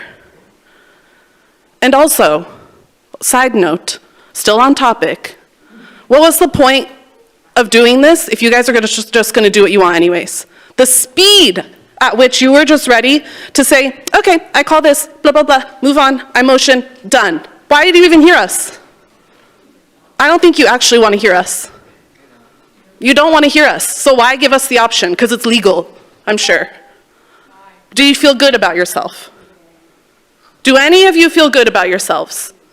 The way you treat people who live outside? I hope you think about it, but I doubt that you will. Except the person in the blue shirt. Thank you. Next. And I'm going to directly address you personally. If you do have any more outbursts like you had before, you will be escorted off the site. I appreciate it. Okay. Thank you. So first I just want to say you should allow people to exist without persecution and without violating their First Amendment rights, which you're doing and the Supreme Court has said you're allowed to do apparently. But you don't actually care about what any of us have to say, so I'm just going to read something. I am Sam, Sam I am. That Sam I am, that Sam I am. I do not like that Sam I am. Would you like green eggs and ham?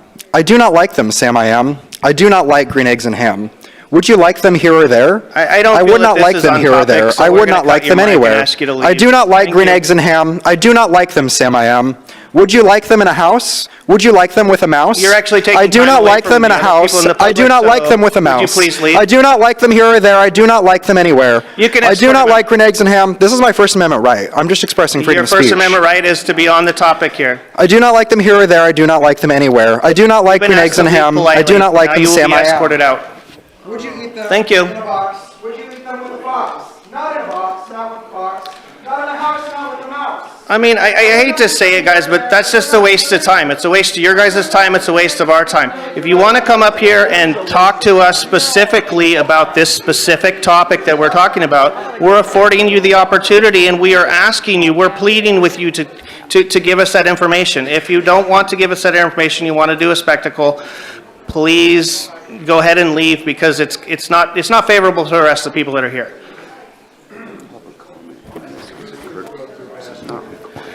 And This is because you want to hear. we want to hear from the public. This is a courtesy to you guys. We just please ask you to stay on topic here. We do want to go through this in an efficient manner.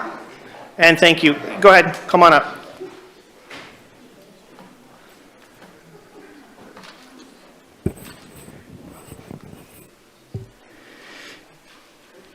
Sorry, go ahead.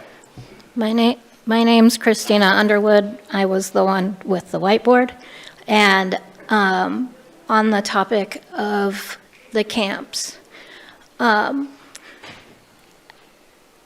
heard a lot of people complain, and nobody has offered any solutions to these problems. I haven't heard any solutions from any of you or anybody back here. If you want to look at cities that have solved this problem, I encourage you to look up the Portland Hotel Project. In Vancouver, they took an old building and converted it into housing units. They took people off the streets no matter what, whether they were in the middle of drug use or medically fragile, and they gave them a home. The average that these people were able to get back into the community was 2 years. It cost the city, the county, and the state considerably less than putting people in jail, having to continuously pay for camps, and much less emotional strife. There are other ways for us to be able to do this, but we need people to come together and have solutions, not just complaints. So please take into consideration that if we're just going to have the camps, that we should just have them. Don't take them. Come up with a solution, please.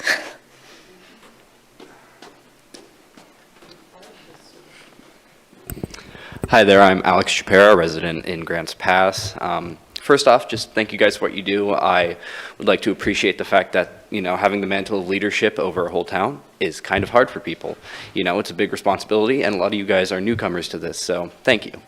Second off, I'm a little hurt by the lack of decorum here. I'm a high schooler. I go to high school, and people have been more cordial there than here, which is saddening. But I'd just like to say that from what I've seen, I admire the passion people have and how much they care for these people. But at the same time, we have to realize that, the homelessness, not only is it a multitude of different things causing it, but it's more so kind of a symptom than it is a problem, if that makes sense. We have underlying problems that we're dealing with that aren't necessarily the city's fault right now. So right now, what we should be working on is that we are on damage control, just like almost any other doctor, damage control, as we're trying to heal and wait for things to get better. And personally, I see the camps as kind of a little bit of a bloody gauze right now. Maybe it needs to be changed out, maybe it needs to be cleaned up a bit, but I don't think it's necessarily a problem, because it is right now damage control, trying to alleviate the symptoms. And yeah, thank you guys very much for your time.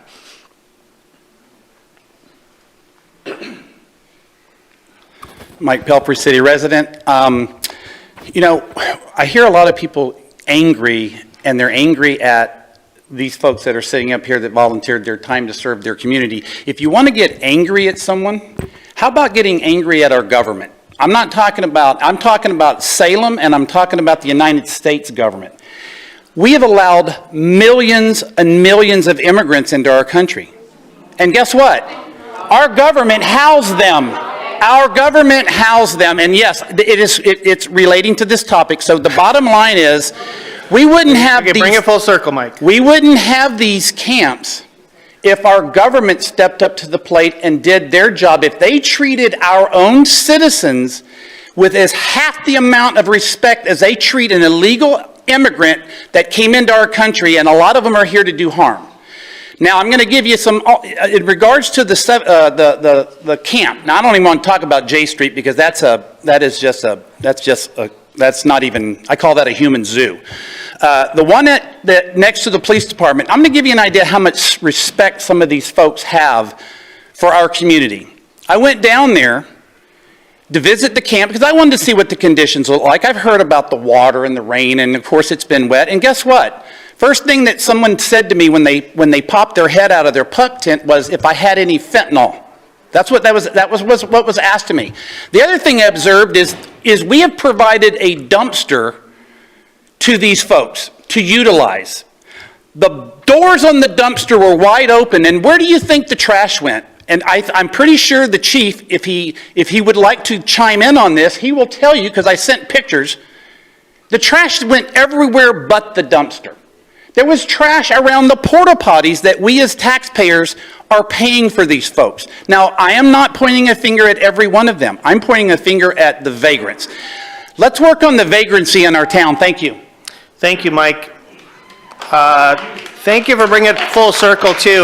Let's definitely try to keep on topic. That was a little bit off, but you did bring it back. So we are talking about the two encampments here. So if you have some direct comments, that would be most appreciative. Go ahead. My name is Damien. I live in Grants Pass, long enough to remember when there was meters on 6th Street.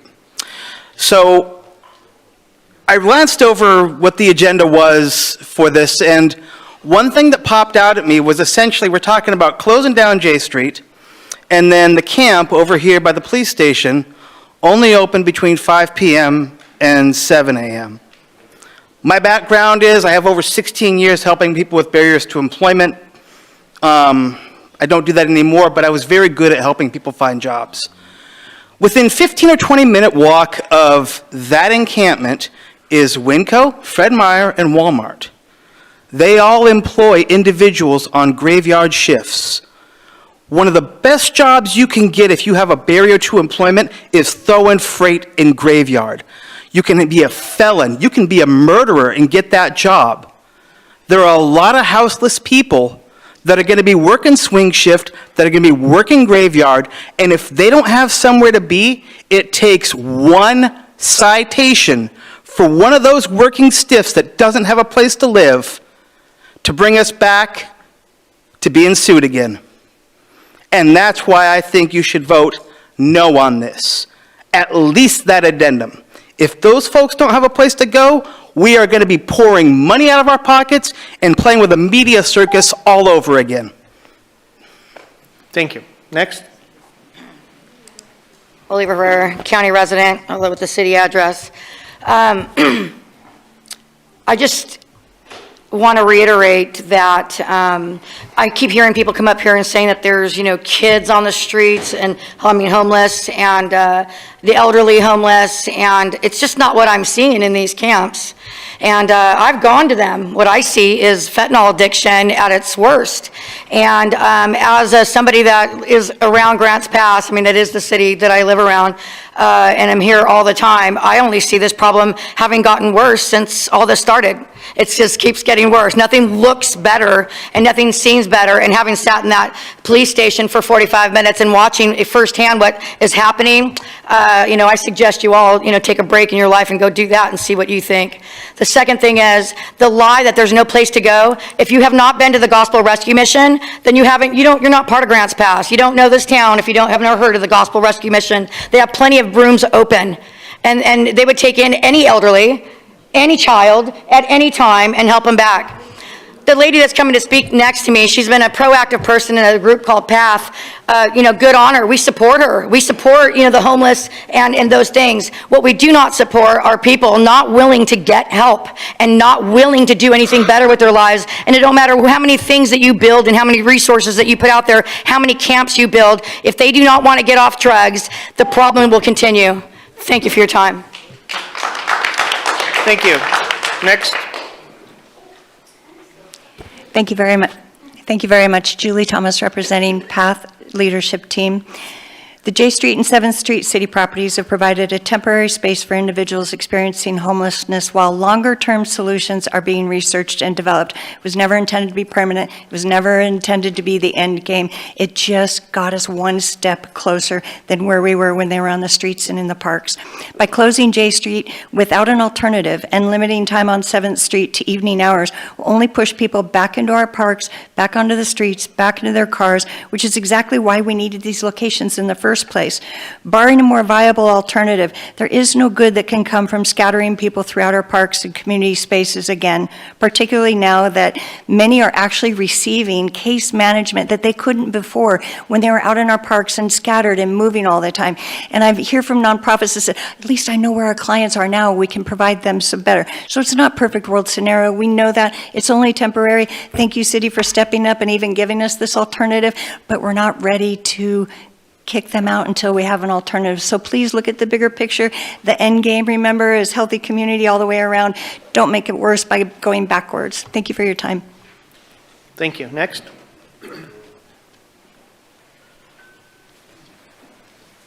My name's Nicole Kemmer, longtime Grass Pass resident. To continue my comment from earlier, because it is relevant to this issue as well, I've heard a lot of complaints about how parks are not safe anymore, but I think we need to be talking about how unsafe it is to live on the streets or in these camps.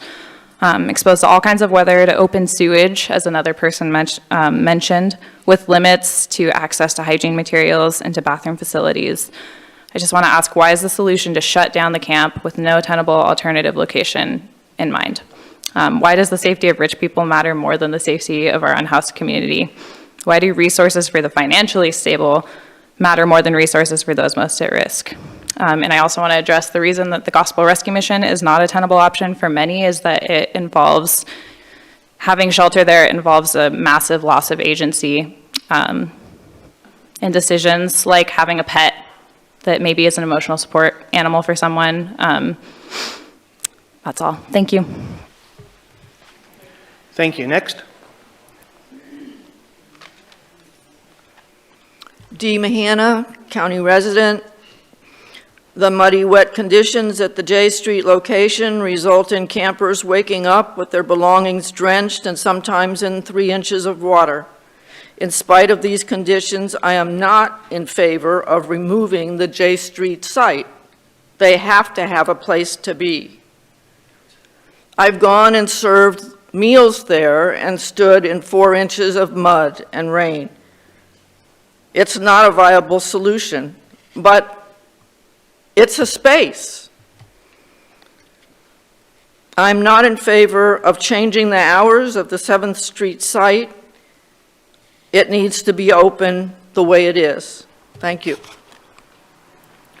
Thank you. Next.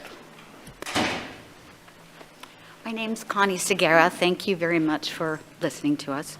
I work for Mint. I'm a retired RN.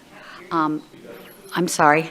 I'm a retired RN. I do work with Mint. I volunteered probably since the beginning. I do understand the community angry about the drug use and the crime that goes on. I go out there. I talk to them. I know a lot of their stories. Many of you could not carry what they carry. The things that happened to them when they were children. They try to cover the pain. Now, I get it, well, just fix it, just stop. They live in darkness. Would you not agree they live in darkness? We are light, and if we keep throwing them away, they just keep hating themselves more. If you hate yourself, you're not going to be respectful of the area. And we don't like to see it. Of course we don't. But we have not had to carry what they have had to carry. And many of the people there are mentally ill. I came from California. We had mentally ill facilities. We don't have them here. What is going to happen to them when they don't have a place to sleep? I'm devastated. Because we at Mint, they come to us at the terrible building, and they get medications. We help a lot of it. So I pray do not shut that down. And your businesses are going to start having problems because now they're going to be back downtown if you shut that down. So, thank you. Thank you. Next.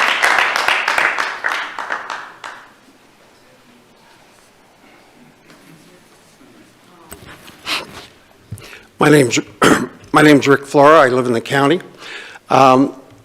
Clearly, the J Street location's not an ideal location to house people or to even have as a campground. But right now, it's the best thing we have. It seems like a horribly thought-out resolution to throw people out of that campground when there's no alternative for them to move to. There's not enough room for them on 7th Street, so they're going to end up on our streets. They're going to end up in the doorways of businesses. They're going to end up back in our parks. They're going to end up in a lot of places that we don't want them. There's porta potties there. If they're back out on the street, where are they going to defecate and urinate? There's no place for them. There's trash cans there. And like one of the gentlemen said, they're not all using it, but still, that trash is a lot closer to that trash can than when it's out on the street. It's going to cost us a lot more money to arrest people that are sleeping on the streets, to clean up the defecation and the urination, and to clean up the trash. It's going to cost us a lot of money. And so whether you care about the homeless people or not, you're, I think, making a terrible financial decision. And besides that, I think there was no reason to have a special meeting to discuss this. This is not an emergency. It could have been taken care of in a regular session. Thank you. Thank you. Next. Nancy Lester. I've been a city resident for about 19 years. Kind of a nice segue from the previous gentleman, because 5 of you are new to the council, and you said you wanted to have a special meeting because you were raring to go. You ran on a platform, and I listened to you, of addressing these problems. The other 4 councilors have listened to these problems for the last number of years. What I'm curious about is that, and I read the entire packet that you had available yesterday, what solutions do you have, and are you ready to call a special meeting to implement solutions? Because today all you're saying is no. And if you're taking away everything, what are you going to spend the $660,000 on that you were going to help Mint with? There's a lot of other people that are sitting up there today that have been listening to these discussions for the last number of years also. And so I think what the community wants from you, especially the new counselors, are what are your solutions? Thank you. Thank you. Next. And again, I'm going to remind everybody, let's stay on topic. My name's Del Aldridge, City of Grants, Mass, 1993. The city spoke, the city residents spoke and got you in here. And what you're doing is perfect. I know people behind me are going to say, no, that we can't have that. You know, a few months ago, right after they opened the camps, the merchants got together, 40 of them, and it was like 80 altogether, and basically said, help us. We're being robbed blind. I'm an Uber driver. I'm out at night. Go walking through the streets on J Street at midnight and find out how many people are walking around doing drugs, high as a kite, or looking to steal, combing your neighborhoods to see what you can get done. That camp is not safe for anybody. I knew where to get the drugs inside that camp before even people inside the camp knew. That's how bad it is there, and something needs to be done. Shutting it down, it's perfect. Where they're going to go, there is options. There's Rogue Retreat. There is the Mission. There is the other campsite. And you may have to open the other one over on A Street shortly. But people have been there for months. They've not made any progress. They're not going to as long as they're on drugs. The treatment center is going to be open soon. That's what needs to go. That's the biggest problem you got is that we need drug treatment in this town. And that camp being shut down, I know people behind me are going to say no. It's going to cause a big mess. It's going to get worse before it gets better. Park Watch just changed their whole motto at our last meeting. We're no longer a park watch because the parks are under control. There is a few parks with drugs in them, but they're under control. Our new motto is cleaning up this mess that is being put out there in our city. We're going to be a community active group. One of the cleanups are going to be from the camp to A Street along the railroad tracks. needles, you can find everything there. They're just being dumped. And we're going to clean it up. Bottom line, they have places to go. There is alternatives. They want to live that way on drugs. Thank you. Next.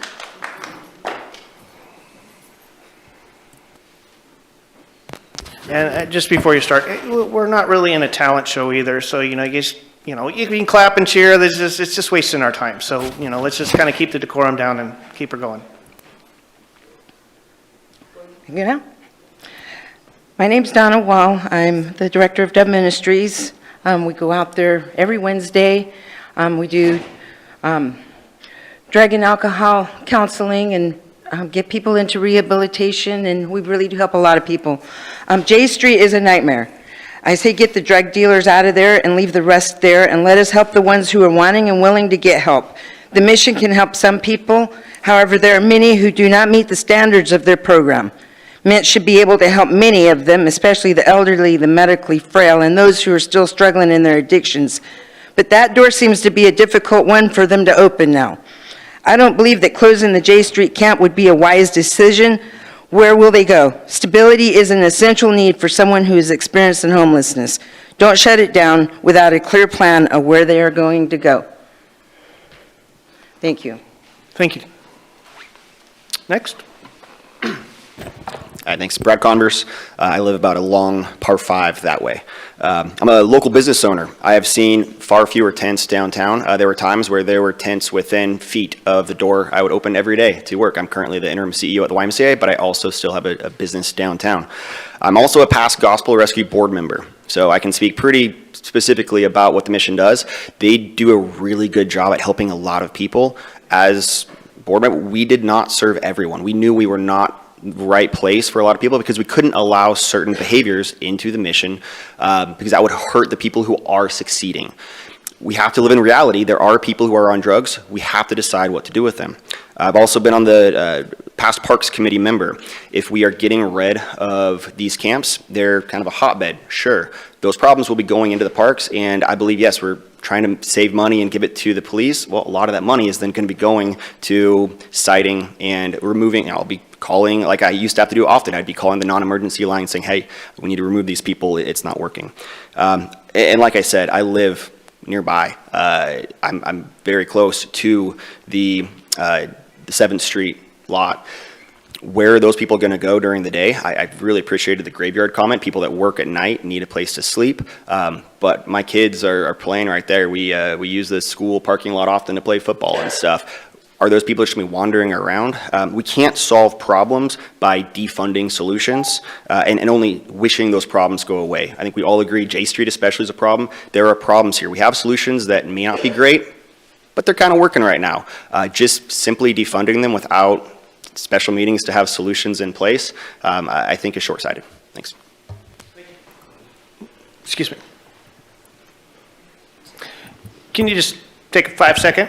Yeah, I got lots of time. So I need to get going. I have another city council meeting to go to that is a prior engagement. So it's not ideal to leave in the middle of this. I do want to leave you with this though. I would not be comfortable with any changes made tonight. And that's just strictly from a risk management perspective. That's my job. I haven't been able to vet any changes and to see if they would meet the time, place, and manner standards. So I leave you with that. Thank you. Thank you, Mark. Yeah, so... and go ahead. Yeah, thanks. Skylar Fate, city resident. I also work for All Care, but I'm really going to speak to you guys as one of your neighbors. I live 2 blocks up. I see some of you walking around. I think we are neighbors. So I think you guys understand what the issues that have been faced in this town. So I guess my question is, if there's no resting sites and there's no homeless, low barrier homeless shelter, aside from the mission, which has some high barriers for folks to access, what's the actual plan? And is it just behavioral health services and just drug treatment? Because right now there's a 6-month waiting list to get into any type of treatment for those programs. It's incredibly high barrier as someone who's done that type of case management before. And I think some of you have that background as well, so you understand how difficult it is to get folks into those services.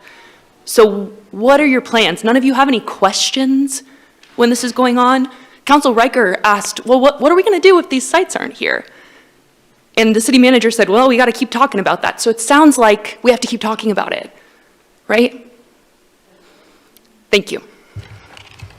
Thank you. I see we got a couple more people lined up. Come on up, please. Trevor Yarish, resident of Grants Pass. Thank you for hearing me this evening. I will say that I've heard it said a couple of times tonight that the previous council had made a pretty hasty decision. This feels pretty hasty. I'm just saying. It's day one for some of you, and I applaud and appreciate the desire to hit the ground running and really come out and start doing the best you can. But this, what we're experiencing here, this doesn't feel like leadership. We haven't had a chance to hear you all discuss the topic and land where you land and talk about why that's where you're landing, what's important about it, talk about solutions, talk about the problems. We haven't gotten to hear you talk about that, and yet you're going to make these decisions pretty hastily, it feels like. Also, I don't know how many of you were around, but I remember the last time the city attorney said that they were uncomfortable with some of the decisions being made, and it was a rough time for the city. There was a lot of divide, and a lot of decisions were made against the advice of the city attorney. And I don't think it was a great thing at the time, and I don't think it's a great thing now to make decisions like this in this way. Not that you can't make this decision, it's just this doesn't feel like leadership. Thank you. Thank you. Come on up. It seems like none of you have really thought this through. What you're proposing is a simple solution to a complicated problem. On one side, you've heard a number of people speak in favor of the camps, in favor of Mint.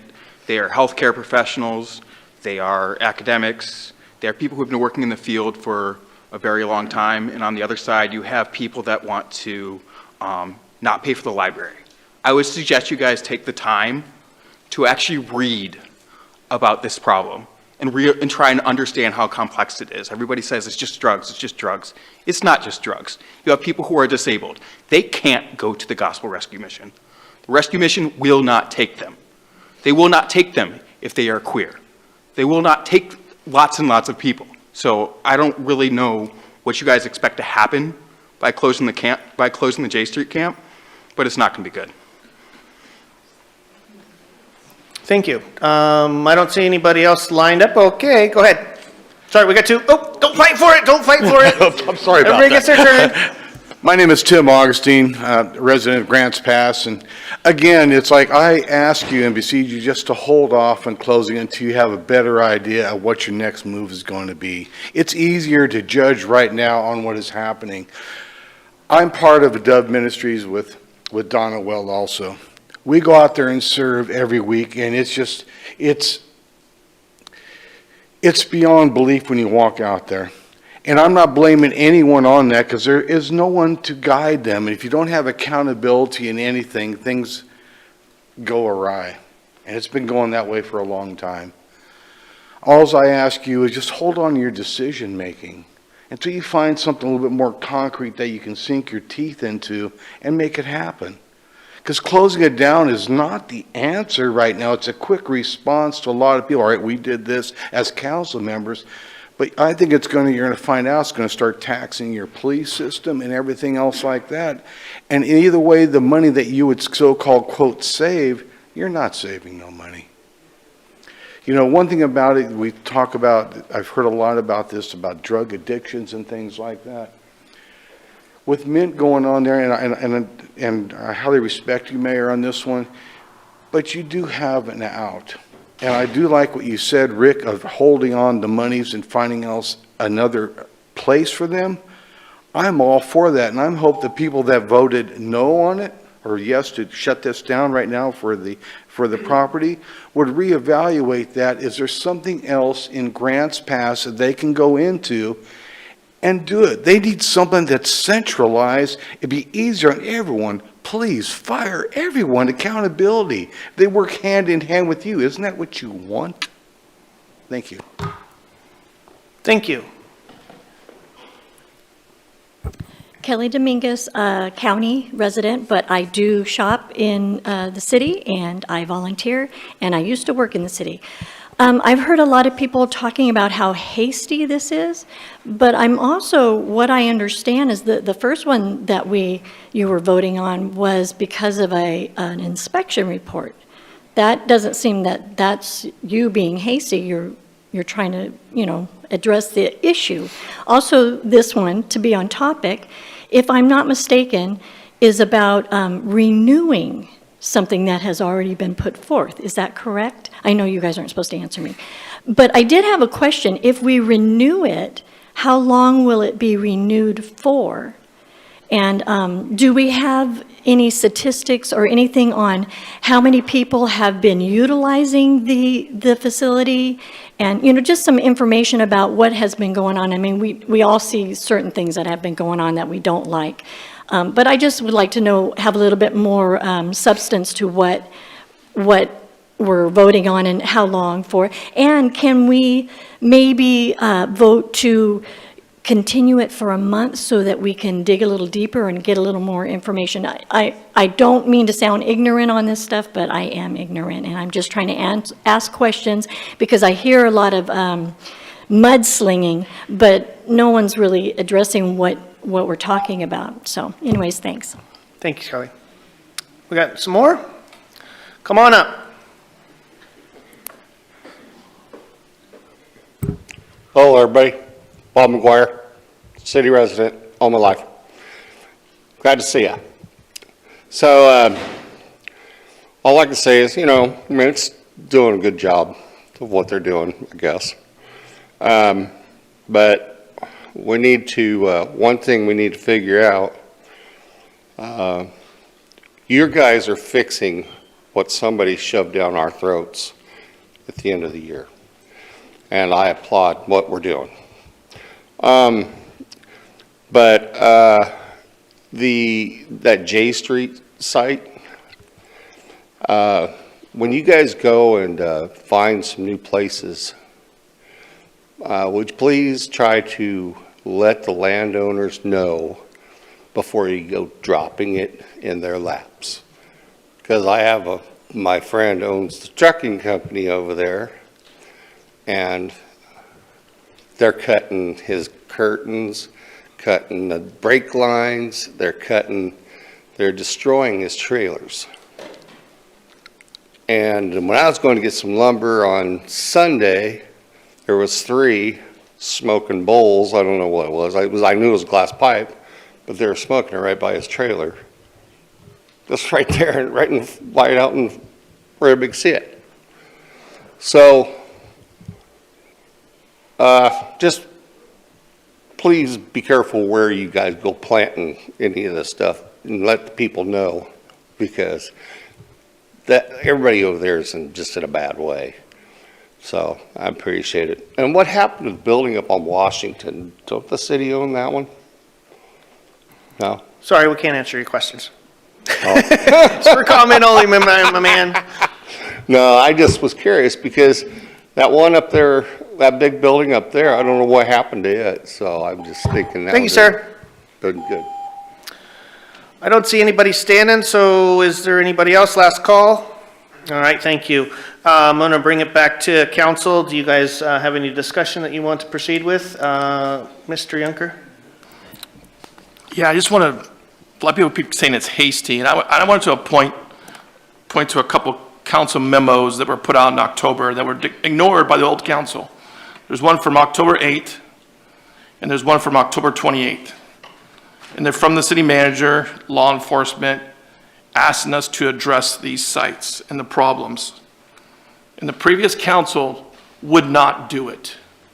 There also was a memo, an email sent to previous council about the fencing for the businesses there. I know myself, and I think one other councilor said we need to protect this business. No one cared. The old council didn't care.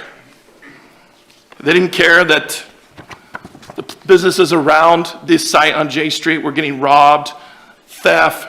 As long as the homeless people get what they want, the businesses can be, who cares? That's what it was. They could steal Christmas presents from kids at a buildings over there in December, but as long as we get our homeless camp for them. What about these people? What about the business owners? No one's talking about the businesses, the children, none of that. It's all about people that are taking from the city. No one's talking about the crimes. Just in the last couple days, the couple 45 days, there's been 2 articles about our chief of police talking about all the crime picked up around J Street and what's going on. No one's talking about that. All you're talking about is people that are taking and not respecting others.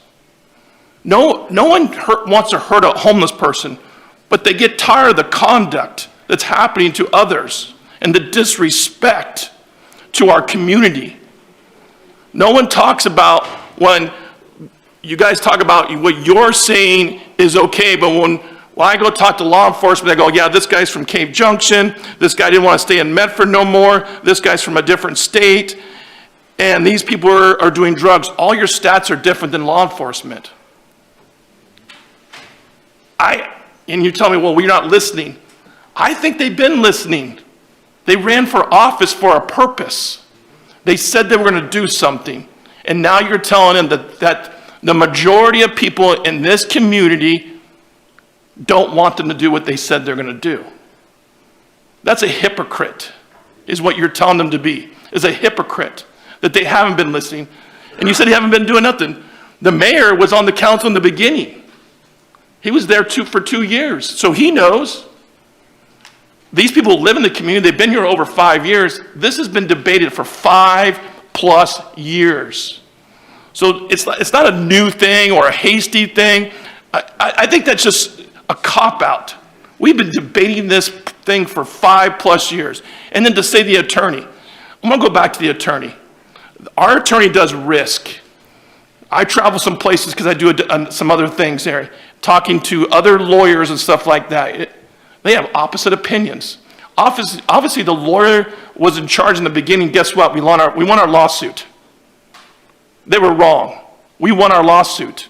So to tell me one lawyer's opinion is the gospel, it's not. They're all there. I've talked to a judge. I went to lunch somewhere else today and talked to a judge. You know what he told me?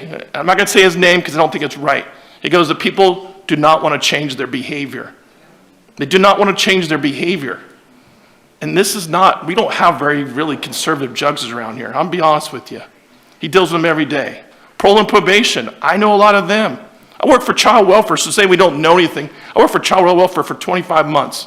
To say I have no experience with dealing with people with addictions or something would be false, because most of the things you deal with in child welfare are addiction and enabling. That's what we're doing here. And there's a report just came out. The worst state of homelessness is the blue states. We are a blue state. And we are enabling. We never work on conduct. How about we work on conduct so all of our kids can thrive in this city and be safe and walk down the streets? So I know you have a lot of passion, but there's more than just you and that homeless person. There's 38,000 people in this city. And then the people that come and visit from the county that don't even pay taxes but want to tell us what to do. But just be honest. You don't pay taxes in the city. The homeowners do. They're the ones that live here. You get to leave and go back to your county home, and the people in the city have to deal with this every night. I do have a question, Mayor. I was going to say, you're diatribing a little bit. Let's bring it back to full circle. Go ahead with your question now. This motion that's right here, if you adopt the motion, does it change the sites closing down J Street and the 5 to 7 on 7th Street? Is that what this thing is? Because right here on the page 1, it says 1 and 2, and then on the next page it says adopt the resolution as written. Does that mean what it is, or potential motion?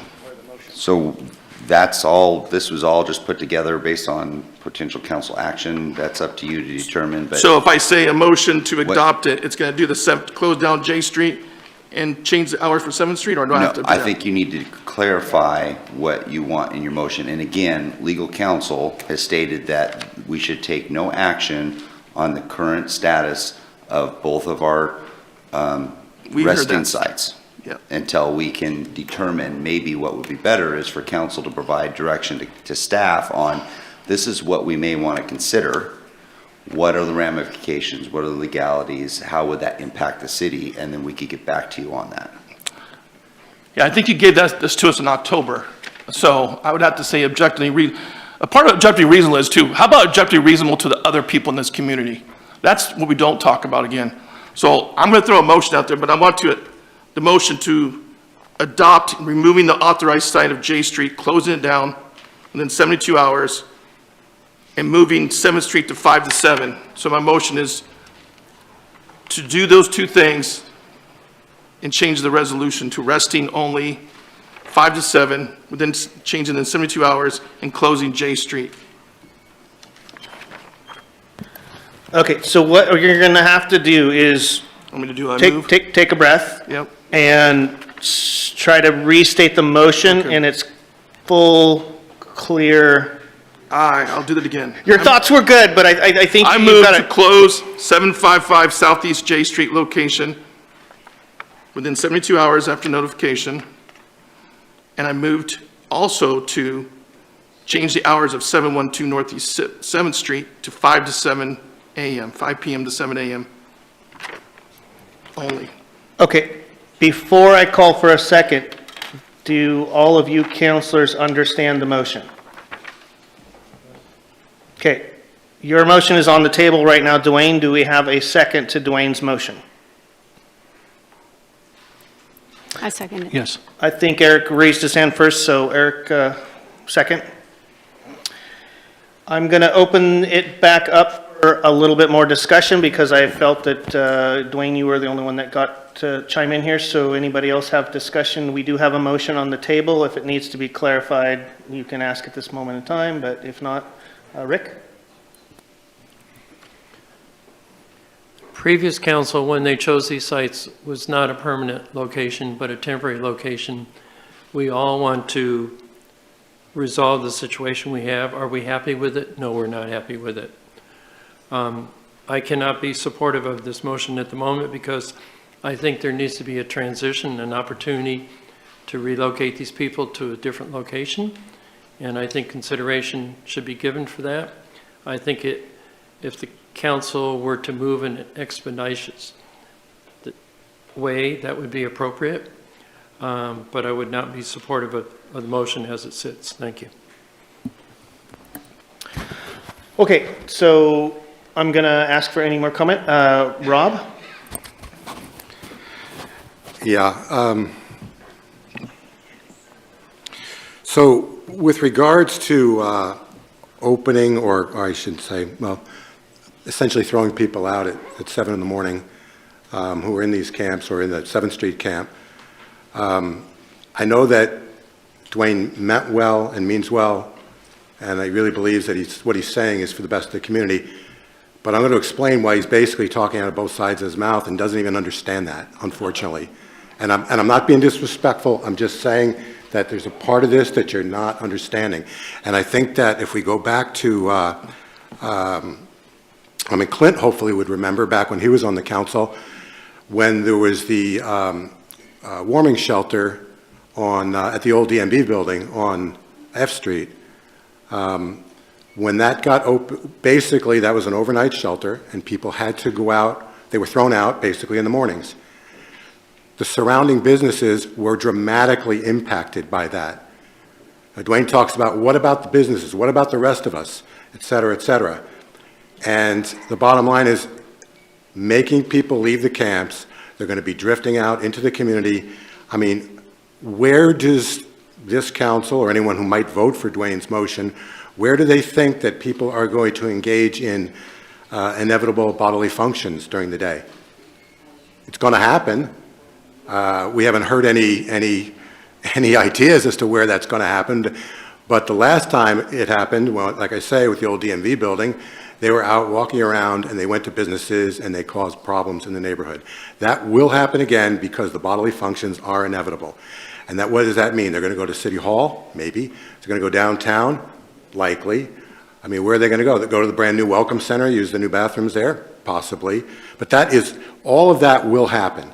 So, you know, I was speaking with somebody about this the other day, and I realized there's two ways of interpreting the question, where are they going to go?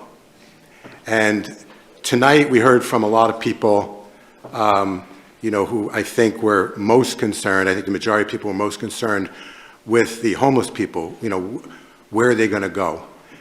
When I actually look, and I appreciate that, but when I actually asked myself that question, where are they going to go, I'm actually looking it from the perspective of other property owners and business owners, because it is inevitable they will go somewhere.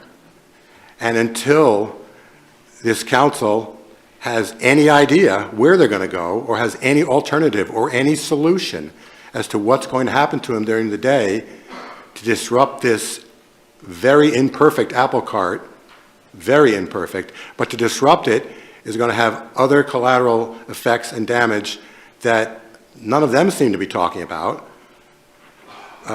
Clint saw it in 2019 or so, or should have seen it, because it happened then. I don't know if anyone else was paying attention, but it happened then.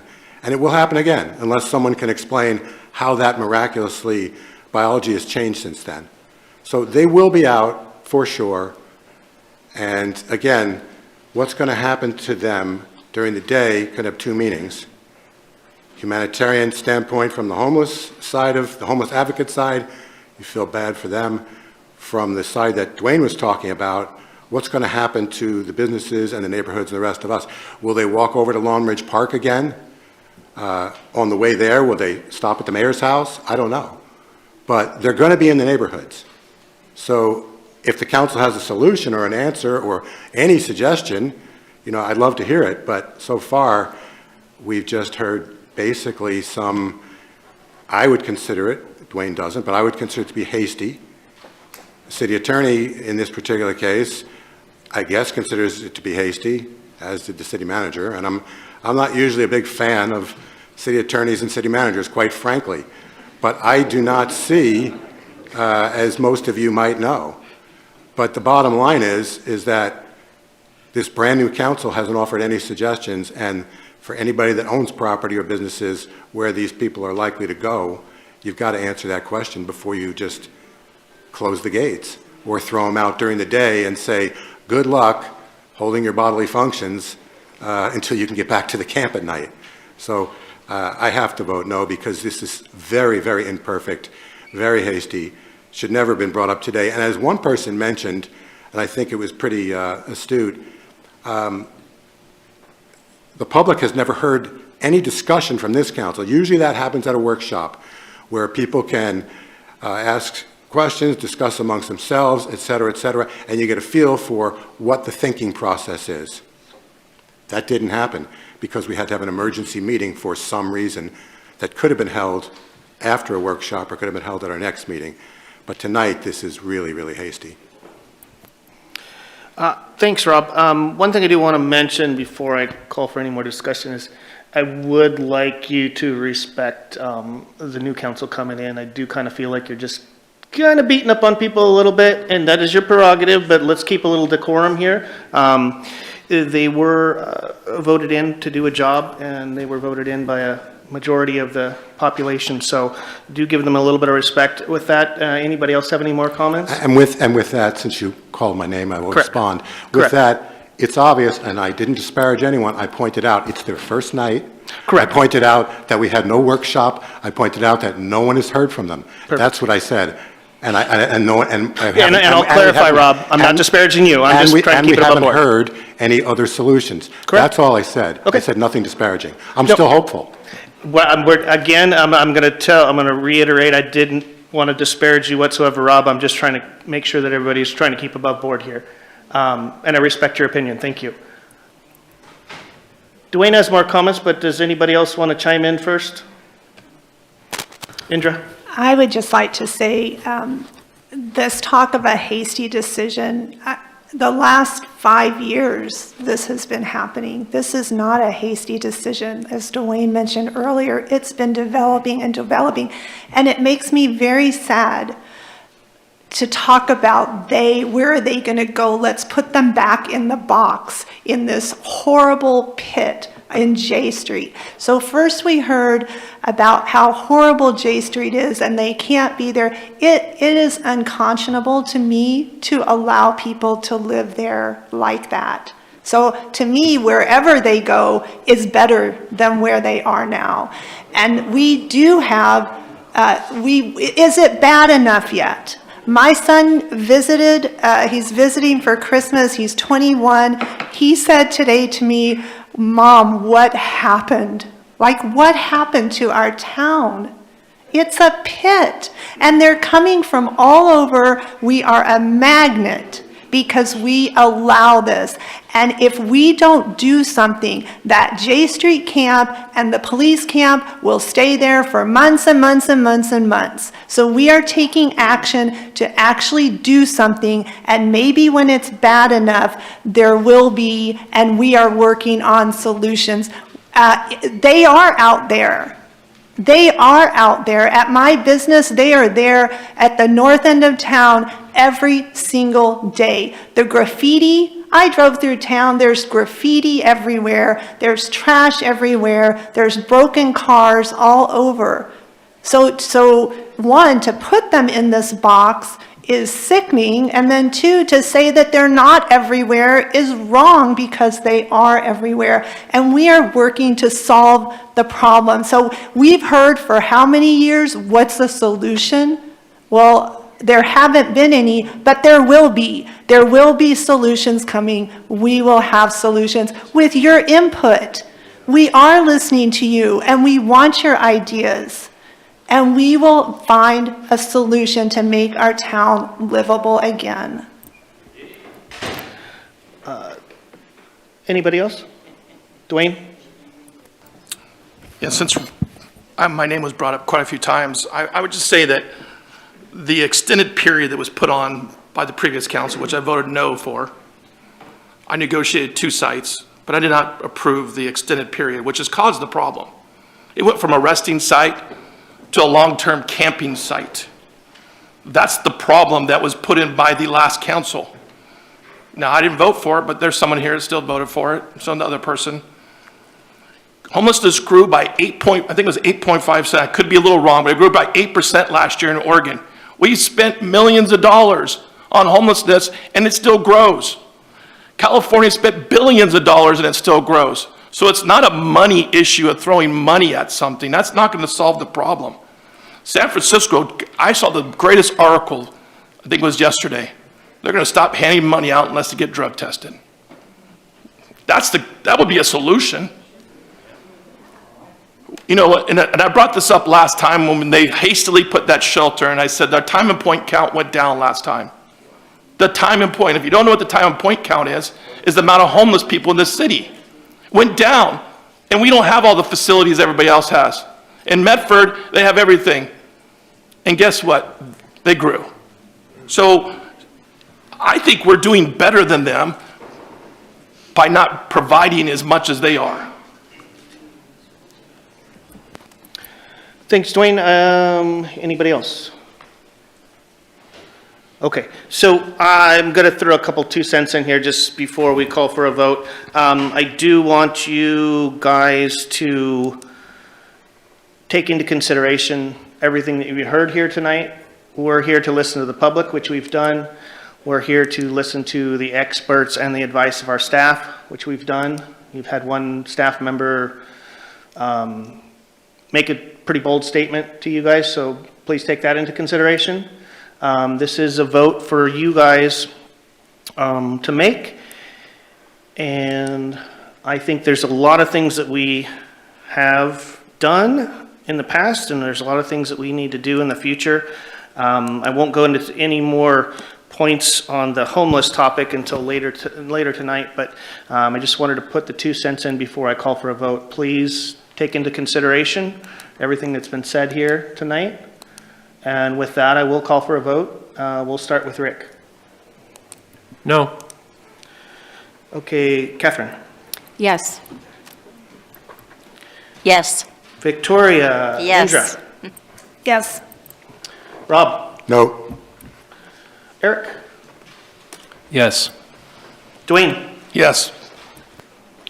Okay, we've got 5-2. Your motion passes.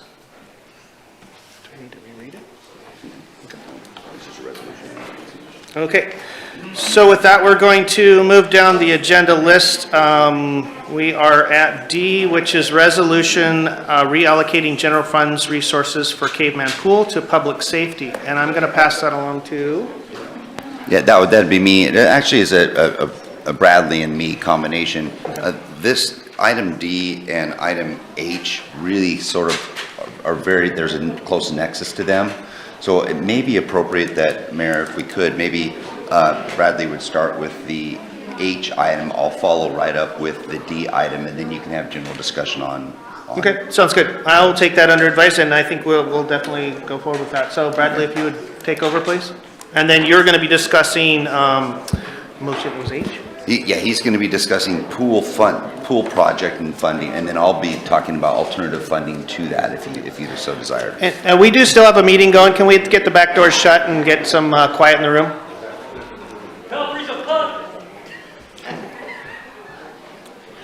Super awesome. Okay, as the door closes, we will hand the mic over to Bradley. Thank you.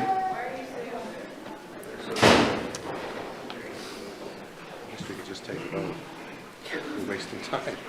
Everyone else is wasting time.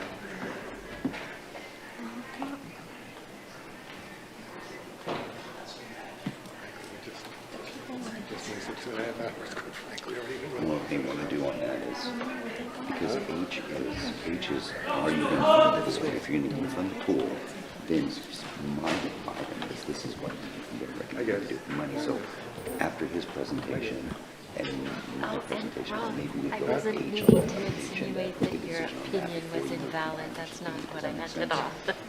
So, I I just, didn't take it that way. okay, Thank good. you. Yeah, that's fine.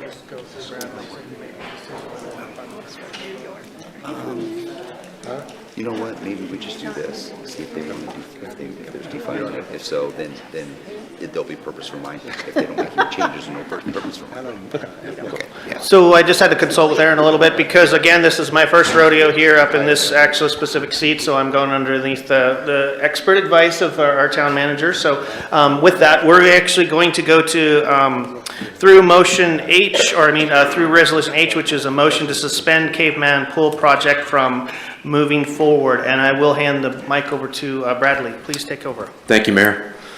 Brad Clark, Community Development. I just have 4 short slides here. Mostly the intent is to help orient you to the history on the Caveman Pool, to give you a better sense of where we've been so that you can make your decision tonight.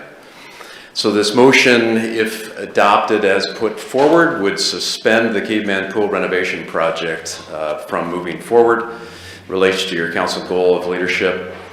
So there are a number of different actions that have taken place since 21, and that's really kind of when things kicked off. Caveman Pool Review Team was formed. That was 7 Parks Advisory Committee members and 4 citizens at large. In October, the review team presented some recommendations at a council workshop, and then in 22, the main action that happened there was a resolution to hire Robertson Sherwood Architects as the design firm. They had a phase 1 contract of $120,000 that was approved by the council. In July of 23, 3 design options were presented to the council for how the pool will be laid out. In October, there was a community forum. October 23, community forum to review the pool design, and then in December of 23, council considered additional pool amenities to what were presented. There were 4 meetings in 24. That was an active year, lots of discussion about the pool.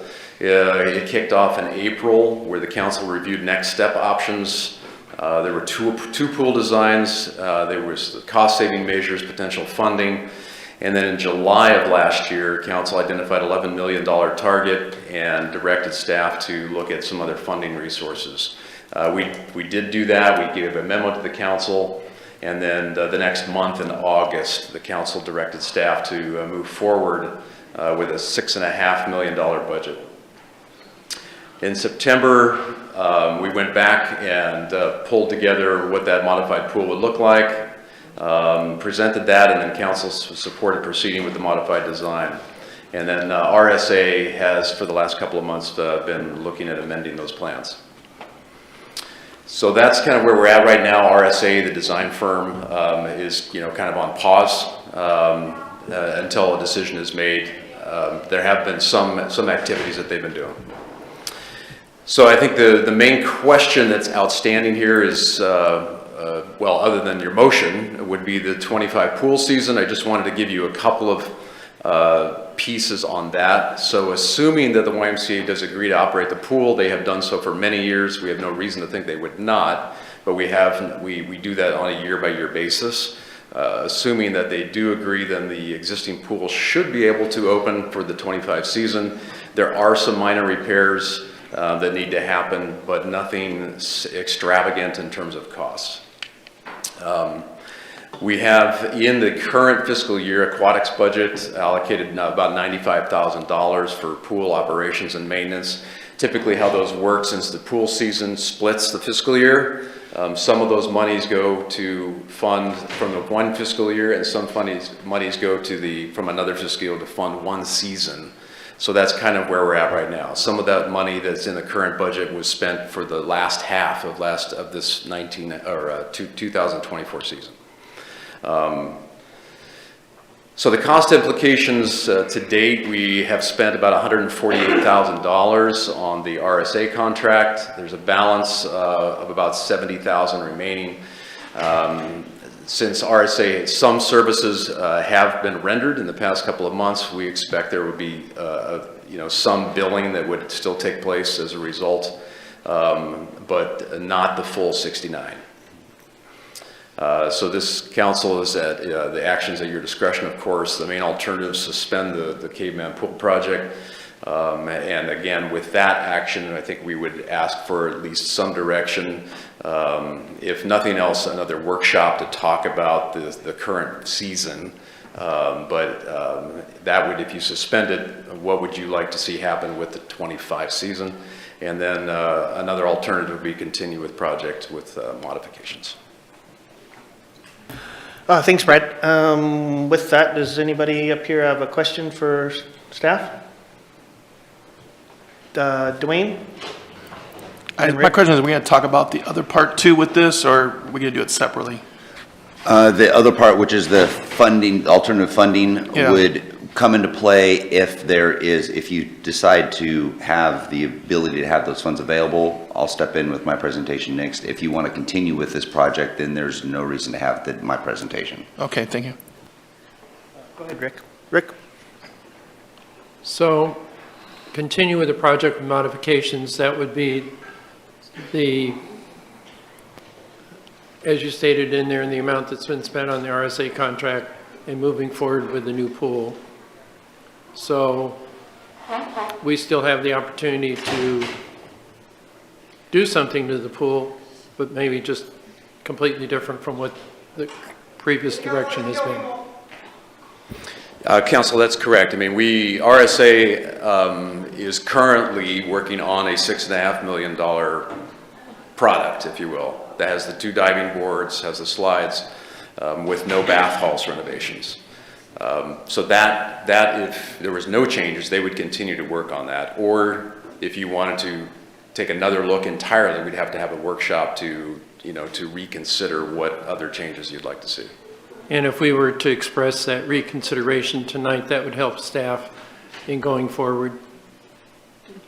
If we wanted to look at the type of project we would want to see moving forward, that would help staff. For instance, if we say we only want to spend $2 million or less, that would give staff insight as to direction. Well, Honestly, that wouldn't probably be enough direction tonight. I mean, we would probably want to have a workshop to talk more in depth about what that means. I think for us, the main thing would be, are you in support of the $6.5 million project as it's currently approved or not? Okay, thank you. That helps clarify it for me. Thank you. Kathleen? Yeah, I want to say welcome having a workshop over that because I am in favor of suspending the project right now because we were voted in as to support safety and fire as a priority, and that's where I'm going to stay. Anybody else? Dwayne? It's question time, not discussion time. Just point of order. It's still just question time. Oh, sorry. Yeah. Okay, Kathleen, can you keep it to a question, and then when we get discussion? Just kidding. Okay, so actually, does anybody else have a question for staff so we don't waste our time here? Eric? Yeah, real quick. There's still the option to possibly have it sold and have a private ownership, but we'll table that for later. Sorry. Okay, anybody else? So I got a couple questions for you, Brad. You bet. Just for clarification. So this average season of the Grants Pass pool in operation is how long?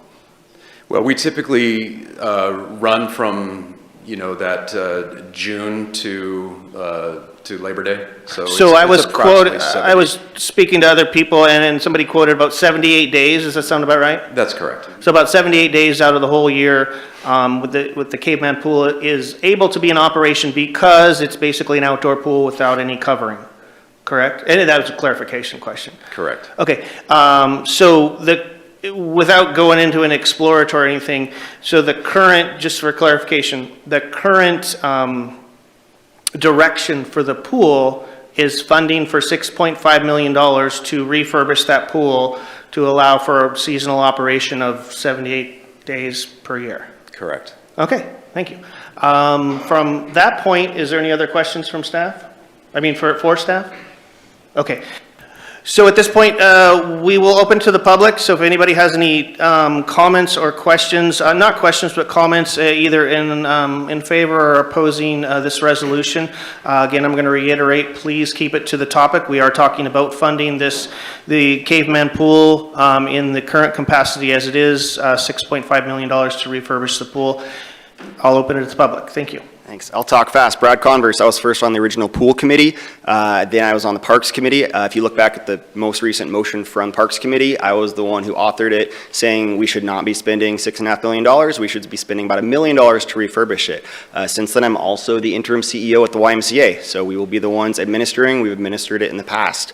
The way that model works is the city pays for maintenance, and then the YMCA operates it, and then we do a profit-sharing model. There's no profit with it. We send about between about $1,500 or so as the profit sharing. It's ran as a service to the community. That's kind of how the YMCA is operated with the county as well. We are a service to the community. This pool is something that the community fights for. Yeah, you've seen that previously. There's a lot of petitions. There was kind of discussion, do we keep this open? The pool also leaks, correct me if I'm wrong, but about 50,000 gallons a day or so. It leaks like a sieve. It needs repair. But the community loves it. It is not worth spending $6.5 million because it's open 72 to oftentimes less than 78 days because of smoke. The other thing I want to say is talking about the covering. It's a bit of if you give a moose a muffin story. So I've been in all those discussions. I've spent countless hours of my volunteer time talking about this. Well, we should do a pool. We're going to spend a lot of money, so we should add a covering to it. Well, if we add a covering, we need more parking. Well, if we need more parking, we need to get a new space. And before long, we were talking about a $60 million YMCA out of Allen Creek, which is not something the community can afford. So I think we need to look at what do we currently have. We have a pool that is a lot of fun, gets over 100 people a day will be coming through that, sometimes more. We're looking to really expand events and just make it a great location for people to hang out and have safe family fun with great lifeguards. It's a lot safer than going out on the river. I have heard that the Rogue River's the second most dangerous body of water in Oregon next to the Pacific Ocean. So let's have a safe place for kids to play. Thank you. Thank you. Next. Oliver Herrera. Did the interim CEO of the YMCA just say that he was on the committee and he was talking about $1 million, but you guys are talking about $6.5 million? So just with that alone, can't $5.5 million go to public safety? Thank you. Thank you. Anybody else want to comment on this, Caveman? Go ahead. Hi, I'm Tony Webb. I'm a city resident. I did read through the documents on this pool project because as a child I swam at the Caveman Pool. So it's of course very interesting to me. In the documents there was about a 20-page report by Anderson Pool up north, and I'm just wondering, did they do their report for free or is it part of the RSA contract? This is open for public comment. We're not doing a question and answer session, so Okay, sorry. so anyway, that was my question. Okay, thank you. Anybody else? Don't see anybody standing or anybody jumping up. Thank you for public comment. We're going to open it up for discussion with the council. And Dwayne, first with his hand up again. Yeah, this is not to get rid of the pool. This is to suspend the pool. That's the whole topic of this today, is because, I mean, even Councilor Riker had concerns, and he's kind of with the pool. Councilor King was, and he had some stuff, and honestly, I felt like he was ignored the last few months. Even with people I disagree with, they're shaking their heads that, yes, he was ignored, and he kept trying to get this topic up here to be talked about. And that's the reason why some of us would say, hey, whoa, let's hold up for this and bring this back here. And the second part we're going to talk about after this, because I feel we're going to suspend this and give it, because I know they want to talk about this in the future, have an agenda item and resurfaces. I know the YMCA, I kind of like the new YMCA thing, but I think I won't be here to talk about that. So I think this is just another hasty thing, that there was other ideas, that were people that were on the council that were being ignored because certain people wanted the pool for them, it felt like. So we're asking to suspend it since there is such a new council, and for them to re-look at this and say, is $6.5 million worth spending today? And that's where I'm at. I'll go ahead and do a motion, I guess. I move to suspend the Caveman Pool project. Okay, Dwayne has a motion on the table to suspend the Caveman Pool project from moving forward. Do we have a second? Second. Victoria, second. Is there any further discussion? Rob Pell. First, seems like I'm making a habit of, just when we were such good friends, Dwayne, and now you're going to be leaving. We'll miss those long nights talking with you. Exactly. But, to say that anyone was ignored in our pool discussions, I don't believe I was ignored tonight, but I was outvoted a couple times. And I might be outvoted on this as well, because, as I mentioned early on, since I think that this is a very hastily called meeting on 3 hours' notice, effectively, I'm going to vote no on everything. But I don't believe that anyone was ignored. He got outvoted. That's not being ignored. But, I'll only mention his name just because he had so much experience with this. But Brad Commerce mentioned how this is a really popular thing, and people come out in vast numbers. The public surveys that were done, the amazing amount of emails that we got at one point, and discussion we got in support for the pool. And as I mentioned earlier, and I believe that part of the reason that we don't have dozens or more pool supporters in the room tonight is because, generally speaking, maybe those people are not City Hall junkies, and they got the newspaper today when they got home, and they had no idea that this was even on the radar. So again, a hastily called meeting is definitely not showing the general sense of the support that the pool has in the community, which is huge, and it has been for probably 60 years. The other point that I'd like to make is that I believed, with regards to how much the pool is used, the number of days is accurate. I really think that the pool will be used a lot more if it had more amenities. There's very few exciting, fun things for kids to do in this town. The river's really dangerous, but if this had more amenities where, you know, a young family could go and you've got something for a toddler to do for several hours, you got something for a fourth grader to do, something for a middle school or a high school kid to do for hours, I think that the use would go way up. And that was the thinking about why we were going to add some more amenities, whether it's a high dive, whether it was a toddler pool with a zero depth entry, that kind of thing, to make it way, way, way better than it was. And and the design that we finally came up with at half the price that, you know, the first designer or the first go-round was talking about, I believe would be more cost-effective, because I think you're going to draw a lot more, you're going to make more money and bring more money in year after year for hopefully another 50 or 60 years. I know that anyway, there's a second discussion later, but in any event, I just wanted to say that the pool project, for people that actually looked at it throughout, I think had a lot more upside potential than the old pool. I think would likely be used a lot more. And as anybody who's actually looked at this and taken the time to go through different reports and surveys would know that the community loves this pool and has for 60 years. Thanks, Rob. Anybody else? Rick, and then Kathleen. I'm in favor of the pool. Again, I have difficulty swallowing $6.5 million, and I feel it's appropriate for the new council to have a workshop, look at the costs, get to public input, and then move forward from there. Thank you. Thanks, Rick. Go ahead, Kathleen. I just want to reiterate, this is not being ignored.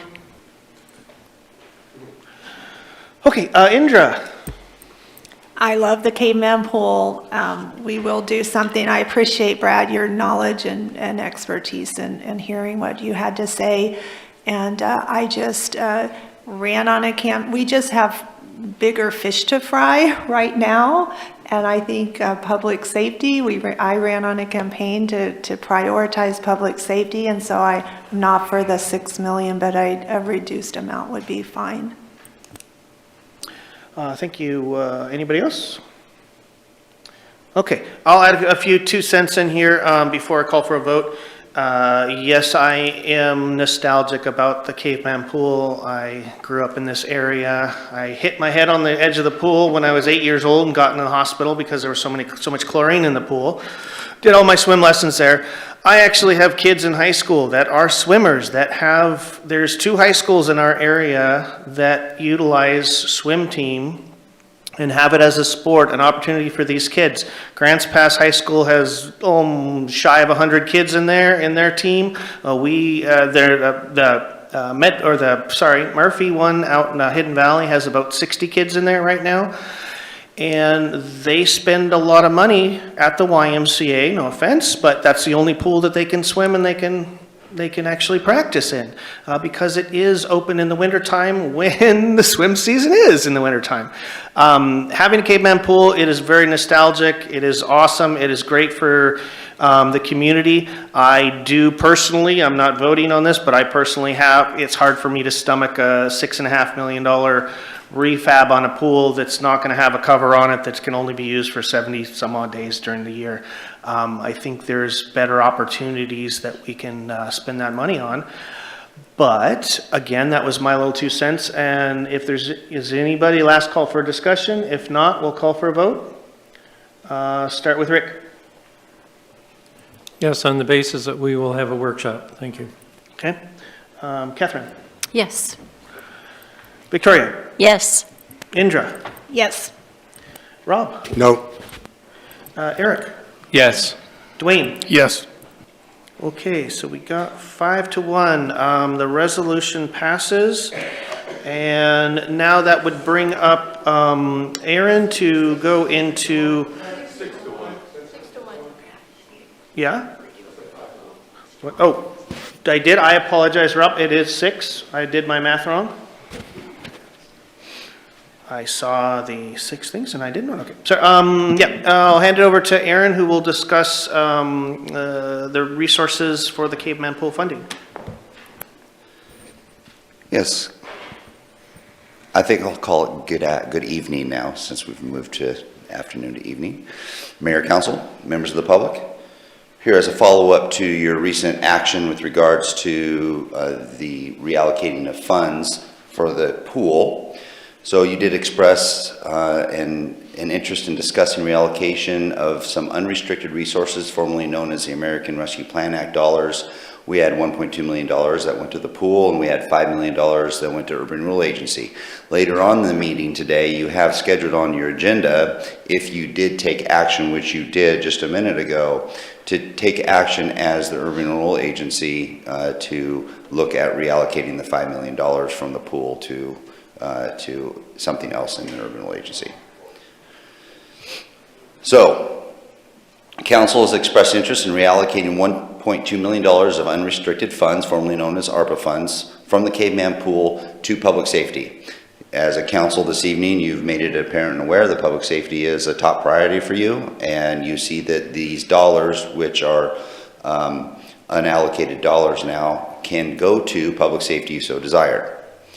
In alignment with fiscally sound policies, staff recommends a one-time allocation of resources be focused on one-time capital expenditures, not for operational expenditures. When you have a one-time capital expenditure like this $1.2 million is not reoccurring, it's important to try to utilize those for a one-time capital type expenses. Recognizing the council might want to go this route, I had a good discussion with the executive team sitting here with us this evening, with special input from both of our chiefs, the fire chief and the police chief. It was unanimously recommended that council makes a recommendation for the biggest bang for the buck and to provide for additional safety for our community, safety for your citizens, and safety for really the individuals who are helping keep our citizens safe. And those are our firefighters and our police officers that are out in the field. We have some areas in the city where there's sort of dead spots, and we need to bolster our repeater system. Something that's important to us is important to us for quite a long time. We had $200,000 put aside from ARPA when we first started to do the ARPA, back when we got those funds. That was not enough. So we've been applying for grants. We did apply for a grant. We did not receive that grant. The allocation, what we're requesting, if you want to allocate the $1.2 million for public safety, staff's recommendation is that we move those dollars into bolstering our repeater system for the safety of those individuals who serve our community. Which would, along with our $200,000 of previous ARPA dollars, would provide us with a full dollar amount of $1.4 million. Any leftover remaining dollars, we would also recommend from a public safety standpoint, providing some upgrades to our camera systems. We anticipate the project for the repeater system to be somewhere around $1.2 to $1.3 million. So we would have some additional dollars to also help with camera surveillance systems within our community also. So from a staff perspective, we have a resolution for you that basically goes in the spirit of what I just talked to you about. You may adopt that resolution as recommended or with amendments, or you may decide not to transfer these resources at this time. And there's a potential motion for you, and Mayor, I turn it over to you. Thank you, Aaron. At this time, does any council member have a question? Rick? Thank you, Aaron. So in that ARPA money, the $1.2 million, I'm in favor of the repeater, but then the balance of it would have to be for equipment. And at one point in the past, we were having trouble with arrests, and that when they went to the jail, the beds were not available.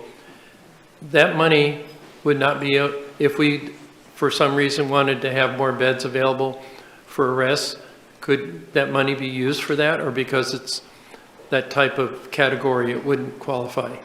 Well, these are unrestricted funds. They're sort of like a general fund in nature, but they're an unrestricted fund. You can use those funds for whatever you want. We were looking at, from a standpoint, best financial practices. When you have a one-time revenue stream, you try to match it with a one-time capital expenditure.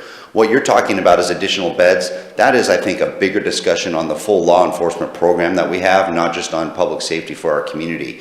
And do we need additional beds? With additional beds, we might also need to talk about what about additional prosecution and et cetera. So it's a bigger picture than just throwing money at buying a couple beds. And what would that get you in the short term versus us utilizing these funds for something that will give us a long-term investment? But the chief could come to us with us allocating that money to the police section.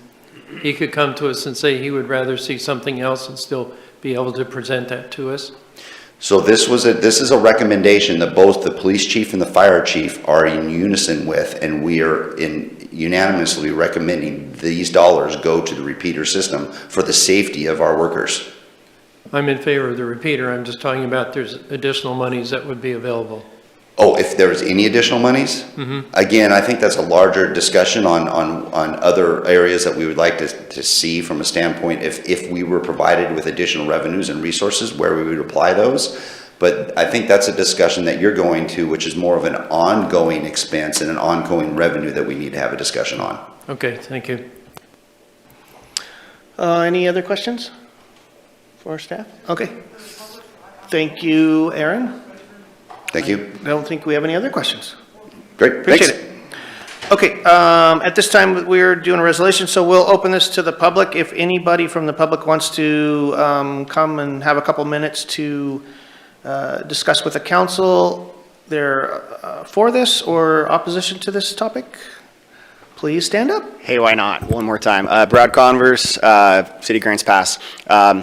In favor of this. I mean, that's one of the reasons why I was originally saying let's not spend $6.5 million, or originally $13 million on the pool, then $6.5. But I do want to say we do need to spend some money on the pool. The leaking is pretty severe. Once I just ask you guys to dive into that. I hope to get invited to the workshop. I have a lot of experience on it. We need public safety. We need the repeaters. We need to protect the people that are serving us, helping us. But I also want you guys to just, one, I'd hope that public comment would help your decision making. My concern is that some people, I looked at the numbers of what percent did everyone get voted in. I think the highest, you got the highest because no one ran against you, but everyone else, 56% was, I think, the highest that I saw. That's great. And, you guys did win, but there are a lot of other voices in this community that I would hope that you were voted in for your decision making, for your brains, and for your ability to understand concerns and turn them into, tell us back why. I mean, Dwayne does a great job of telling us what he's thinking and why he's thinking it, and we appreciate that.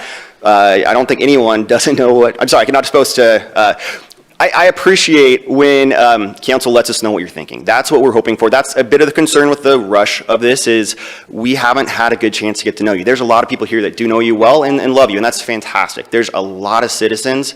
There are 10,000 citizens plus who voted and did not vote for many of you, every one of you, other than one. Because of that, please incorporate the community and let us know what you're thinking when you're making these decisions. That's all. Thank you. Thank you. I didn't tell you to stay on topic because you were the only one there, so that's all good. But yeah, no, I appreciate your comments, and I think the new council appreciates your comments too. And I spent a lot of time with these new guys, and they do have the best interests of the community in heart. So with that, I don't see anybody else at public comment. Okay, thank you. We'll pass it back to the council for deliberation. Dwayne again has his hand up. There you go. Dwayne. Well, I just say that I came to Aaron. I'll be totally honest in this. I was concerned about, I knew this came up, what concerns, how can we support public safety? Because I think if anything of your government, public safety should be the first thing of anything. Public safety, water and sewer, and then everything we kind of go to is niceties. You know what I'm saying? These are things we like, not versus things we need. And I want to be able to, when you call or I call, that law enforcement shows up. That's why I spent, I've done a lot of ride-alongs, but the last 2 years I've done 3 ride-alongs. I was a sheriff reserve, and I respect them. I spent a lot of time talking to chief. He could shut me down if I don't have a good idea, but I still respect him. I want to make sure that everybody feels safe. And so when I asked Aaron, hey, what would be there? And I said, hey, what do you guys think of this? I'm hoping that the council approves this. This is something we need in our city to keep people safe. So I'm going to go ahead and do the motion. I move to approve the resolution reallocating $1.2 million unrestricted resources, formerly American Rescue Plan Act funds from the Caveman Pool project to the Public Safety Repeater Project and updating our surveillance camera technology. Okay, Dwayne's got a motion on the floor. Do we have a second? Second.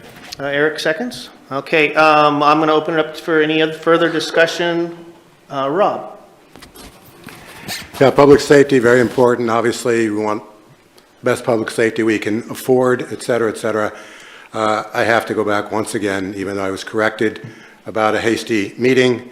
We've heard from one member of the general public today on this issue, one, in the entire city.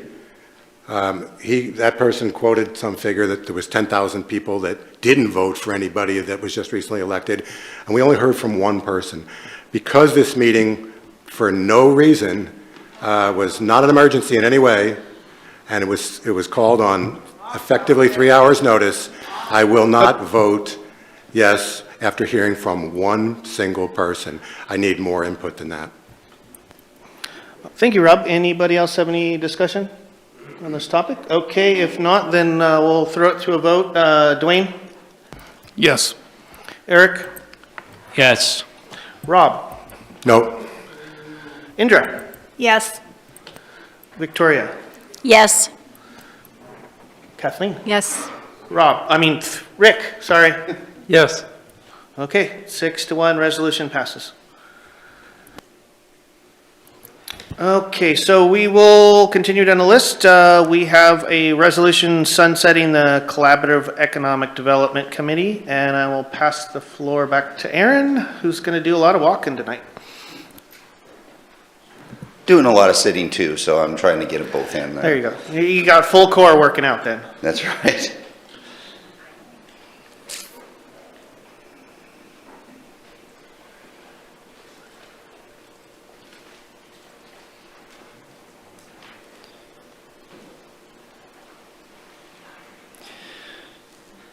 So I have one presentation for you that's got the 3 committees that's been discussed. I can just take it by one committee at a time and pause, or I can go over all 3. Basically what it does is it just opens it up for your discussion on the 3 committees, their purpose, and their membership.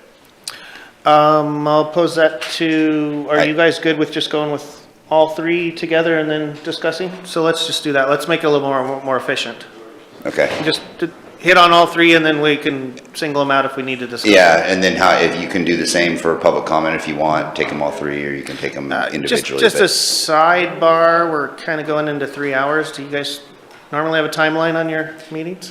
Meetings usually run 3 hours, and then after 3 hours, there is usually a motion to extend past that time. There is a clause in our meetings which start at 6, that at 9 o'clock we ask for a motion to continue. In this situation, you can do the same thing if you want to follow the spirit of that. Since it is 3 hours, it may be good to ask for continuation. It's the witching hour after 3 hours. Many times policy boards get in this haze sometimes. Yeah, we just hit 6 o'clock, so I'd like to stick with protocol. Let's do that. Do I have a motion to continue past 3 hours? A motion, we continue. Kathleen, do we have a second? A second. Second from Victoria. Oh, where did Mr. Dwayne go? Okay. You still have a quorum if you want to vote on it. Yeah, let's just do it. We'll go ahead and vote. Eric, do you want to continue 3 hours? Yes.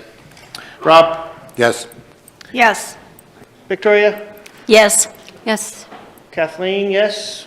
Dwayne, would you like to continue past 3 hour meeting? Yes. Thank you. Rick gives me a thumbs up in the back, so we're unanimous. Let's go forward. Sorry for the interruption. I just kind of think we should stick with protocol. No worries, Mayor. That's great. All right, so the first one, and if you'd like to pause and then take public comment and make a decision, or however you'd like to do it, that's fine. But the first one is the Collaborative Economic Development Committee. This is an advisory committee to the City of Grants Pass and Josephine County. It's responsible for the implementation of the Joint Economic Development Strategic Plan adopted by Grants Pass City Council and Josephine County Board of Commissioners. Target areas include services, infrastructure, and workforce development. The membership consists of, I think it's 15. It's 5 are appointed from the City of Grants Pass, 5 are appointed by Josephine County, 1 is appointed by Cave Junction. 1 represents Grants Pass Josephine County Chamber, 1 represents Rogue Community College, 1 representative School District 7, and 1 representative from a destination marketing organization. I'll pause there. That's your Collaborative Economic Development Committee. Do you guys, anybody have any specific questions on this committee? I do. Question would be what is your average staff hours to maintain and continue this committee? I'm going to refer that question to either Bradley or Karen, who has a better eye on. And I'm not going to stick you to a hard number, just kind of a just general idea. Because each advisory committee, you're correct, Mayor, does require staff time and resources for minutes and for distribution, and then actually the staffing of those committees. Second part of that question would be, can you just inform us on how many times a month this committee meets? Sure, they meet once a month. Dana Pierce, our Economic Development Manager, is the staff liaison. She does the minutes and the agendas. She meets with the chair. There are typically, issues that arise out of these committee meetings that she does do some research on, some follow-up on. To do that, that kind of varies, obviously, depending on what the topic is, depending on how much research is required. But it's several hours a month. Okay. They're usually not more than that. So, last stupid question.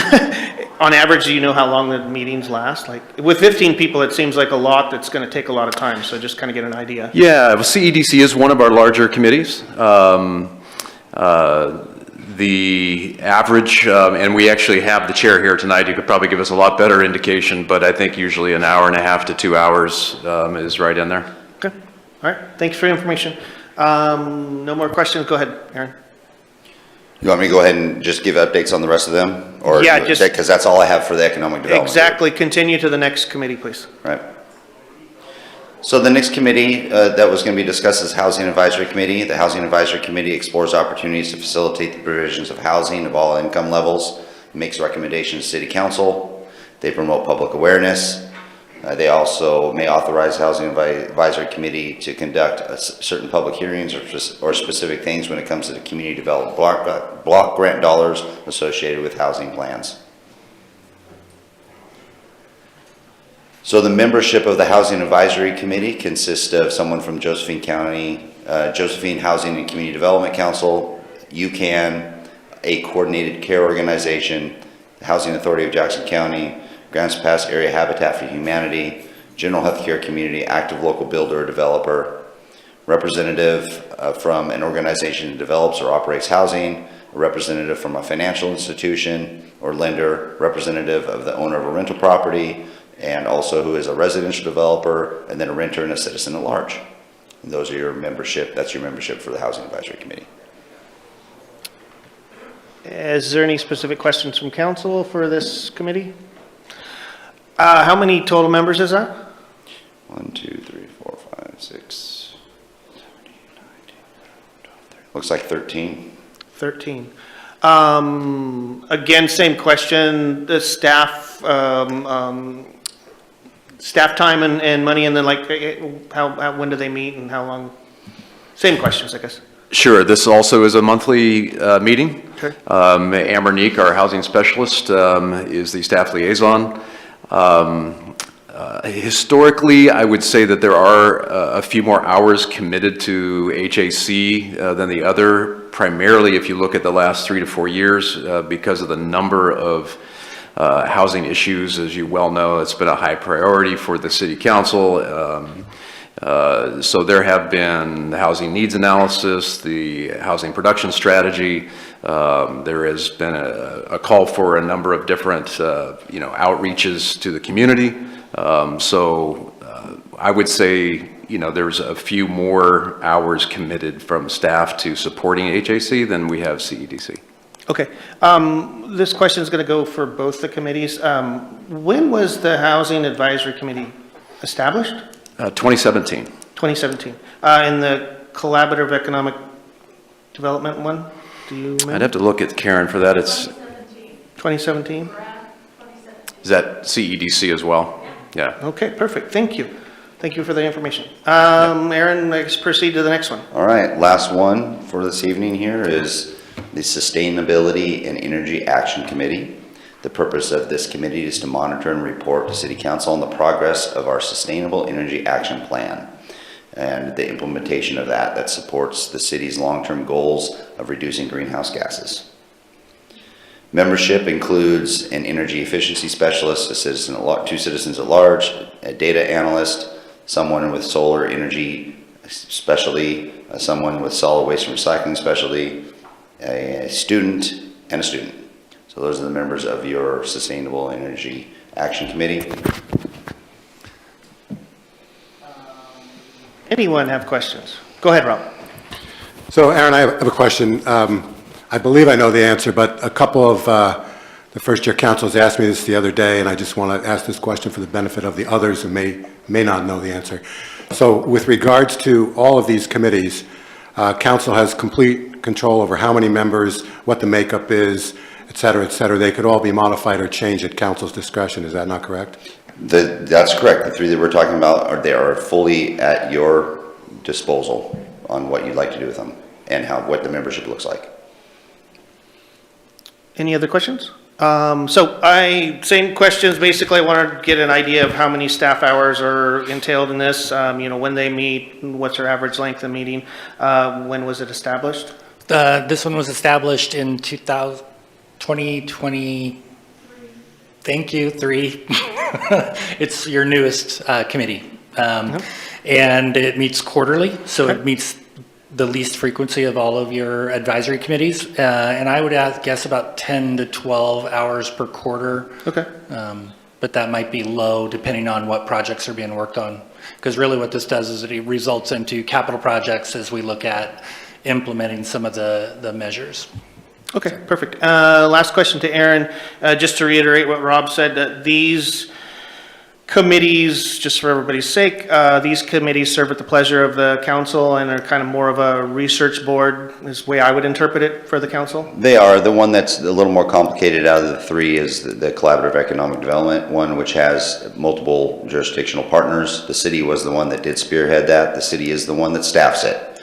So if the city decided to step down from that group, that doesn't prevent Cape Junction or the county to continue that in a different form or fashion, or the city could even potentially participate if they wanted to continue, but in a different form or fashion. But right now, we are the housing of that group. That group does make recommendations to City Council, and it was developed for the primary purpose for City Council. City Council, at the birth of that, wanted to make sure that we were as regional as possible because if you do economic development out at the airport, it might not be within the city limits, but it does benefit the residents of Grants Pass also. So we thought it was important to have some kind of regional approach, and regional from a standpoint of Josephine County when it came to our Economic Development Committee.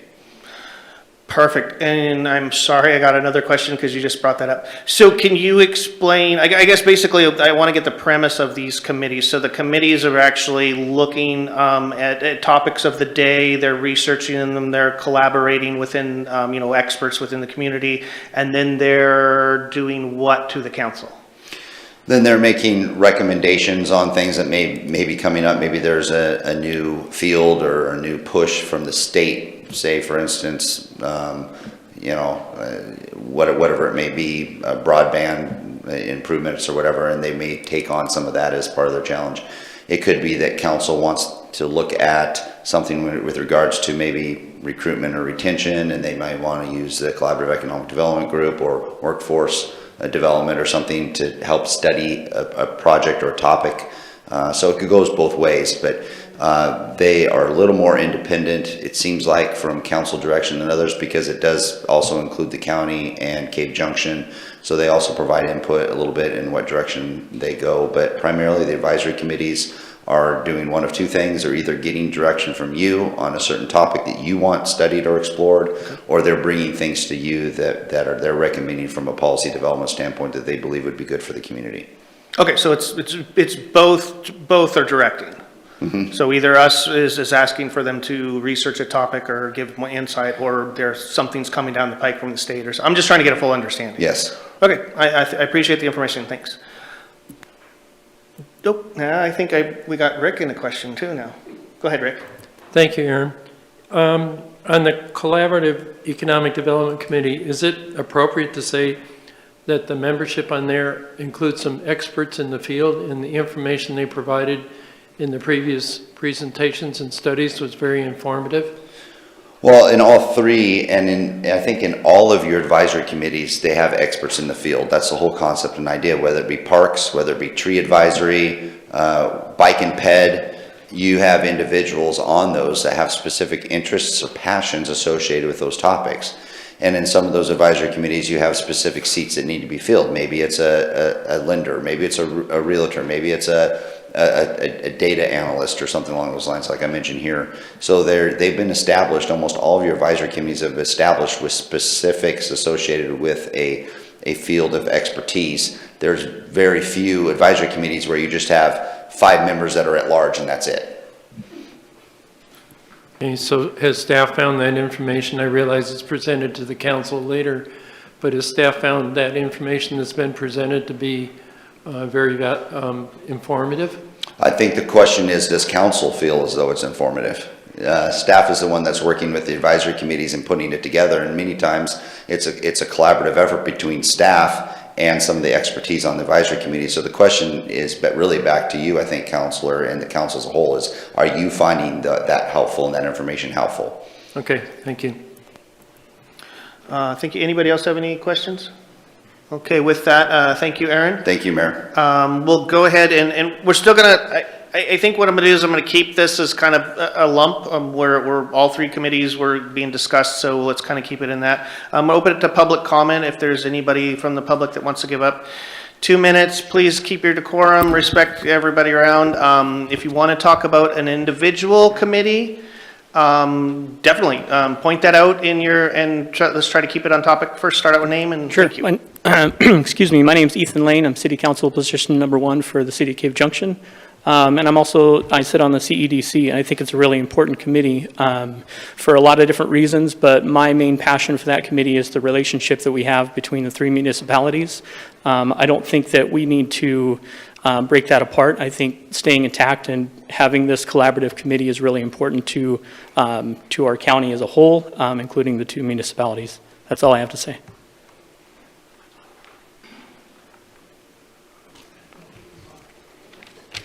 Hi, my name is Dorothy Swain, and I live in Grants Pass, and I'm also the current chair of the Sustainability and Energy Action Committee for the city. So I'm going to start by expressing my appreciation for all of your willingness to step up and serve on this council, which is not an easy job, as was apparent tonight. And I also appreciate every individual, both here and earlier, who stepped up to express opinions. And that's not an easy thing to do either. But I think it's so important that we're all here talking together and representing the different perspectives that are found in our community. So my main focus today is the Sustainability and Energy Action Committee, and I humbly request that you allow this committee to continue. The city's energy costs have gone up $150,000 per year, or 10%, since we began our work as a task force in 2021, and are projected to continue rising as Pacific Power looks at a rate increase around 10% or even more for 2025. With the city's main revenue stream from property taxes capped at just 3%, there is a challenge ahead. Our committee is well positioned to monitor and report on cost-saving alternatives for the council's consideration.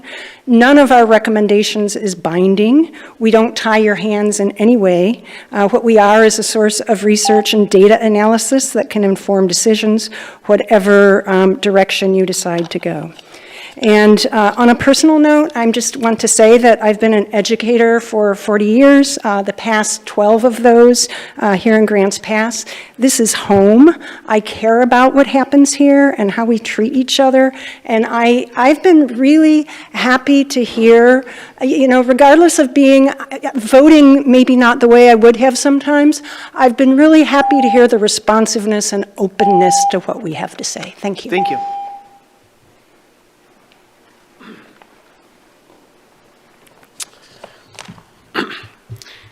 Thank you. My name is Bob Schaller, Josephine County, and I am Member at Large and current Chair of CEDC, Collaborative Economic Development Committee.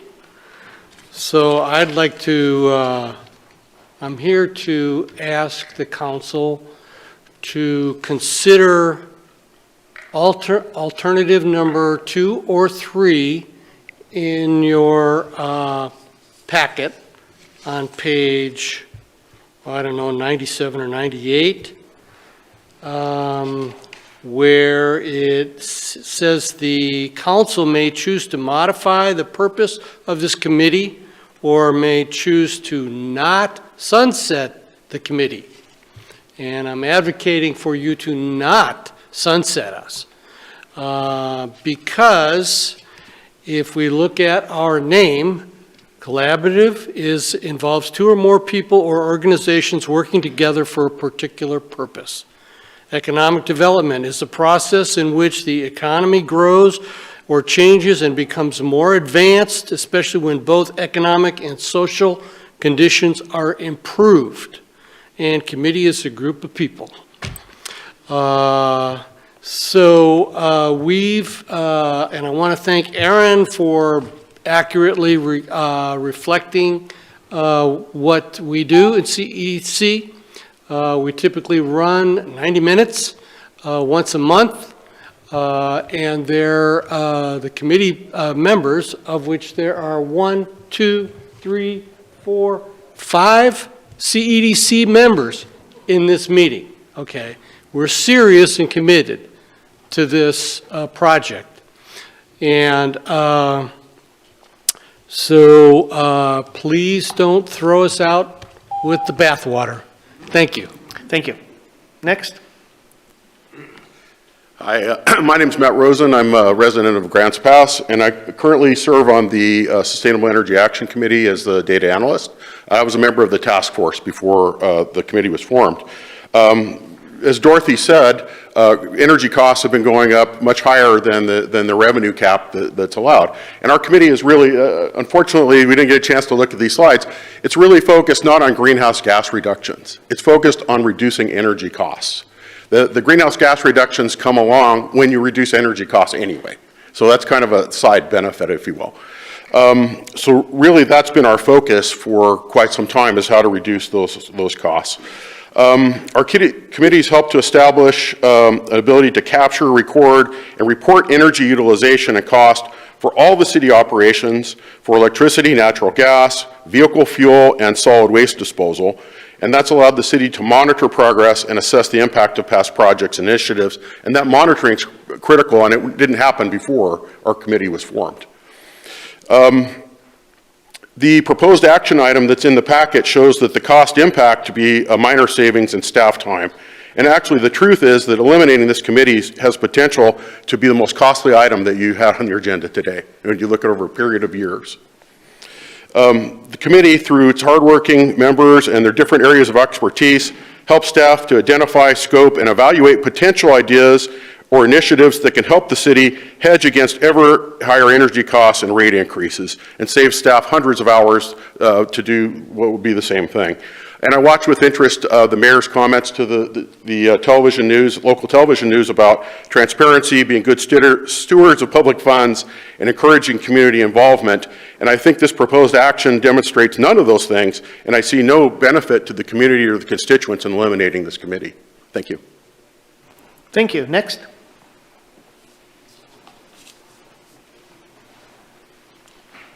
Mayor, Council, thank you for the opportunity to speak tonight. My name is Tom Bradbeer. I'm a resident of Ward 4 in Grants Pass. My family and I are heavily invested in Grants Pass, and we care as a family a lot about this town. And I'm involved with the Housing Advisory Committee because we want this to be a good, comfortable place for people to live. The Housing Advisory Committee is made up of experts that Mr. Kubik identified for you, and we have a process that we use that takes time, that takes research, and we collaborate with city staff to develop recommendations for council that we believe will help government policy to support the market for housing, that will adopt, hopefully, that the city can adopt policies that help address the entire continuum of housing, from transitional housing to starter homes to finally owning a home and realizing the American dream of building wealth through home ownership. We recognize that that continuum needs to be addressed consistently, both with policy and as a result of market investments. Our goal is to facilitate that process and to make recommendations that are congruent with continued housing development in Grants Pass. We are working on a policy recommendation now that we hope to bring to you early this year that is called the multi-unit property tax exemption. We believe it would be a very important stimulus to multi-unit housing, and as we address the mechanics of that policy, I believe that we can deal with the issues that are unique to Grants Pass, but also provide an incentive for infill development and more multi-unit property development. Thank you for your attention. I urge you to sustain the Housing Advisory Committee. Thank you, sir. And next. Hello, Mayor. Hello, Council. My name is Richard Sobolewski. I'm a resident of Grants Pass. I'm looking to become a member of the Sustainable Energy Action Committee. I have 10 years of experience in the sustainable, in solar energy specifically, power electronics. One of the main focuses I think this committee should entertain is, the rising cost of electricity. And the point of this committee is to reduce the energy use and also bring up ideas how to, have a more resilient infrastructure when it comes to power. Solar energy is gaining traction across the whole United States. Texas alone, if they wanted to, in the next 5 years, they could completely secede from the United States just based on the solar energy they have and produce alone. Circle back on the very neat repeater station, to put things in perspective, a mile of transmission lines going up a mountain could very well cost $200,000, plus, the reoccurring costs of the energy to power the repeating station. Something like a battery system and solar ground mount up there would pay for itself and wouldn't have such a large reoccurring costs of energy distribution. I hope this committee stays, and I hope to be a member of it. Thank you. Thank you. Next. Good evening, Mayor and Council. I am Kimberly Lowe. I'm a resident of Grants Pass. I have worked for the Josephine Housing and Community Development Council for 38 years, working on 39, as a part of serving the population who is in need of affordable housing for many years. The creation of the Housing Advisory Committee was instrumental in assisting the city with advancing development of affordable housing, not just for persons in need of affordable housing, but for middle-income housing. Not just housing for the wealthy, but housing for the people who are working here. My experience demonstrates that many families who are working in this community have 3 generations living in one home, if they have housing, in order to afford to live in that one unit. It takes at least 3 full-time workers at minimum wage to afford housing. Our program assists our citizens in doing that, and the Housing Advisory Committee is a way for housing to be developed for our citizens at an affordable level. Thank you. Oh, there you go. Come on back up. Hey, Brad Converse, Grants Pass, and actually a member of the CEDC. You can't fault me for not being involved. So just a couple things I want to bring up. Staff time. I get that. You guys are looking, where can we save money? Where can we support public safety? Totally get that. But also consider the value of having that many experts in a room. You know, with the CEDC, there's 15 people. There's a lot of really good voices in the room, and I will be the first to say we have not been utilized as well as possible. I mean, I've sent all sorts of motions that don't really go anywhere, and I feel like there's been times where we have said things in front of counselors that are liaisons, and then they have taken into mind, and then they don't present it because they've thought about it, so they don't present it. So I get it. They're not the most efficient things. Historically, moving forward, I think you guys can take these and make them better. I do have a concern that, you know, special meeting, I get why we might do that for funding things. Big money, you know, 1.2, 6.5, yes, like you guys are showing that you're actually doing things. That's great. I would love to hear some discussion around why are we getting rid of committees at an emergency meeting. What I would hope to see is that you would table this and give the committees a chance. There are great things that can happen. I volunteer a lot of time, obviously. If I had committees that would run things down for me and get information, I don't have to go call 15 people because, hey, they're all going to be in a room at the same time. I can just go ask a question right then. You will save time by having them volunteer their very expensive time every month. That is if you kill it and try to build it again, which I would hope you would build it again once you see, hey, this was actually kind of valuable, that's going to take a lot of time to do and to build that trust back. I would just hope to hear discussion around why these specifically are an emergency. Thank you.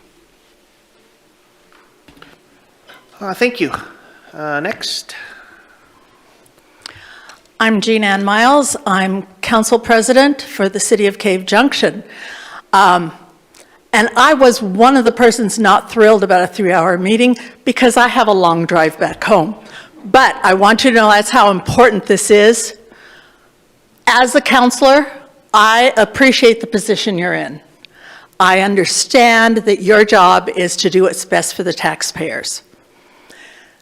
I serve on the Collaborative Economic Development Committee. I serve on the Josephine Housing and Community Development Committee. I have also served for a short time on the Housing Advisory Committee in a subgroup because we know that regionally is how we get things done. And housing is a priority for obviously for our area. Otherwise you wouldn't have had 2 hours of discussion earlier today. The Economic Development Committee was begun in 2017. I know because I was one of the original members of it. I have been there the entire time. I'm a volunteer. I do not get paid.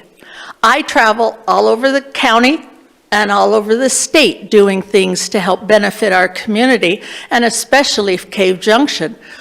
The Collaborative Economic Committee helps all of us to network, to learn from each other, and it's the only place where we get a commissioner, a liaison from 2 cities, and experts in the same room. It's just a very dynamic group.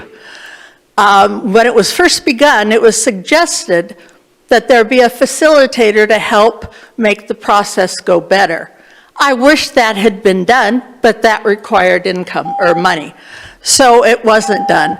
I just want you to know, I invite you to come to a CEDC meeting before you choose to sunset this committee. And I think you would enjoy it. Thank you. Hello, Mayor. Hello, council members. My name is James Tadlock. I live in Medford. I am the Business Development Manager for So Ready. We cover both Jackson and Josephine counties, so I also participate in the CEDC meetings. I come over and support on all the economic development questions that come through. This is a great organization where, well, excuse me, a committee where I'm able to get contact with our regional partners. Sometimes that's difficult coming into a community and finding people to work with. So my goal coming in here tonight is to ask to keep the committees going. These are important committees. So Ready in our role, we are that interface between public and business sector, and we're here to commit to the community and support our region by being here tonight. Thank you so much. Thank you. Looks like we got one more. Hey. Come on up, bud. Bud, yes. Trevor Yarish, citizen of Grants Pass. Only 3? I mean, there's 14 advisory committees. You're only cutting 3 of them? That's that. I guess the question I have, though, is each one of these committees, I would echo basically everything Brad said. Each one of these committees is full of incredibly dedicated people who have expertise in different areas that maybe you don't have.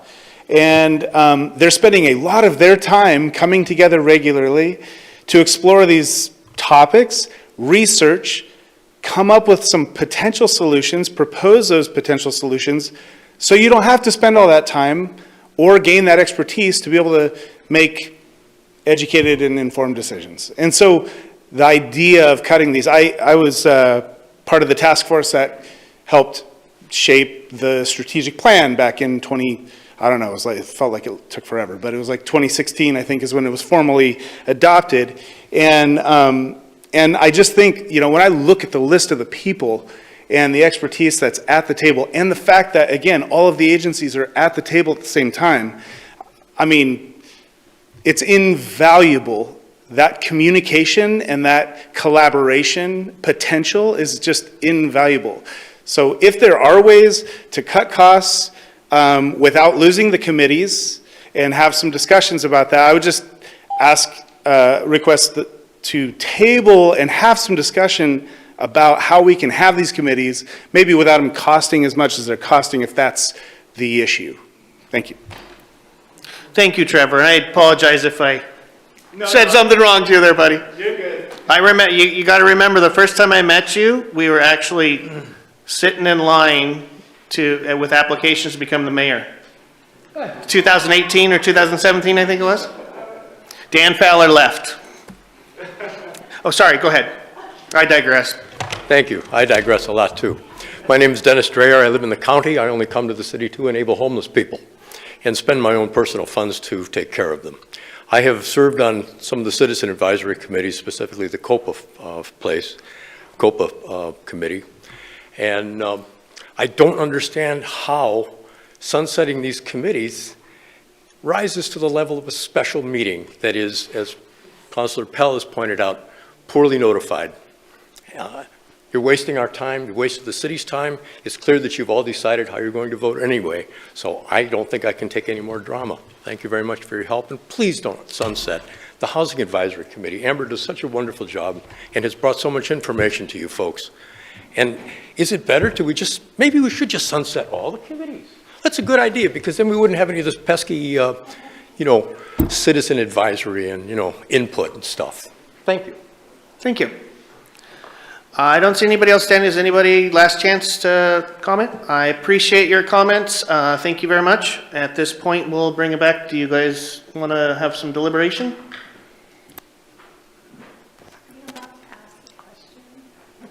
This is kind of a time for deliberation, but yeah, you can post some questions. I didn't see it. When was the Housing Advisory Committee formed? Do we know? 2017. Yep. And how often, I guess with all the committees, do you make recommendations at like every meeting there's a recommendation, or it just depends? It really depends. This is Brad, sorry, and maybe the city manager have it too, but community development has 8 committees of your 13, so we're very involved with these. To answer your question, Councilor, it does really depend. As Aaron said earlier, sometimes the council's faced with a hot issue and you want to get some feedback. That will often come in the form of a recommendation. Other times, it is driven by the market or some other hot issue that's happening in the community, and that comes before you. But to say that do they make recommendations every month, no, that is definitely not the case. It's really more driven by by need or by analysis or research or something else that's going on. Just one more. So was 2017 kind of a hot year for forming committees, or because the council then decided to do a bunch, or what? Well, on the housing side, that kind of emerged out of a lot of demand for and need in this community, and of course across the entire West. There was a couple of recommendations that were sort of coming, within the community. So, well, maybe we just need a formal committee to organize. CEDC kind of emerged more out of a third-party study. There was a firm that came in and did a kind of an audit of the city in terms of how can we as a community who work regionally on economic development, collaborate better. And so they came in and looked at city and county services related to economic development. That was one of the things that emerged out of that study, was the potential for forming a committee so that they would be a little bit more organized. Kathleen? From the three committees, which committee have you taken most of the recommendations from? Are you referring to which ones did the council take recommendations? Or that the city has used in the past? Well, that's a tough one. If you look, we'd have to probably just go into the record to kind of see. I mean, I think off the top of my head, it wouldn't be accurate. Does anybody else have any questions or want to discuss? Rick? In the discussion, what we've seen, we appreciate the input from the committees, but in the past, the council still has a discretion as what direction they want to go, and they consider that information appropriately. Do we always go with what the committee recommends? No. So you still, as a council, you still have that ability. Dwayne? Yeah, I've just, obviously, as Brad said, I get to say my own 2 cents.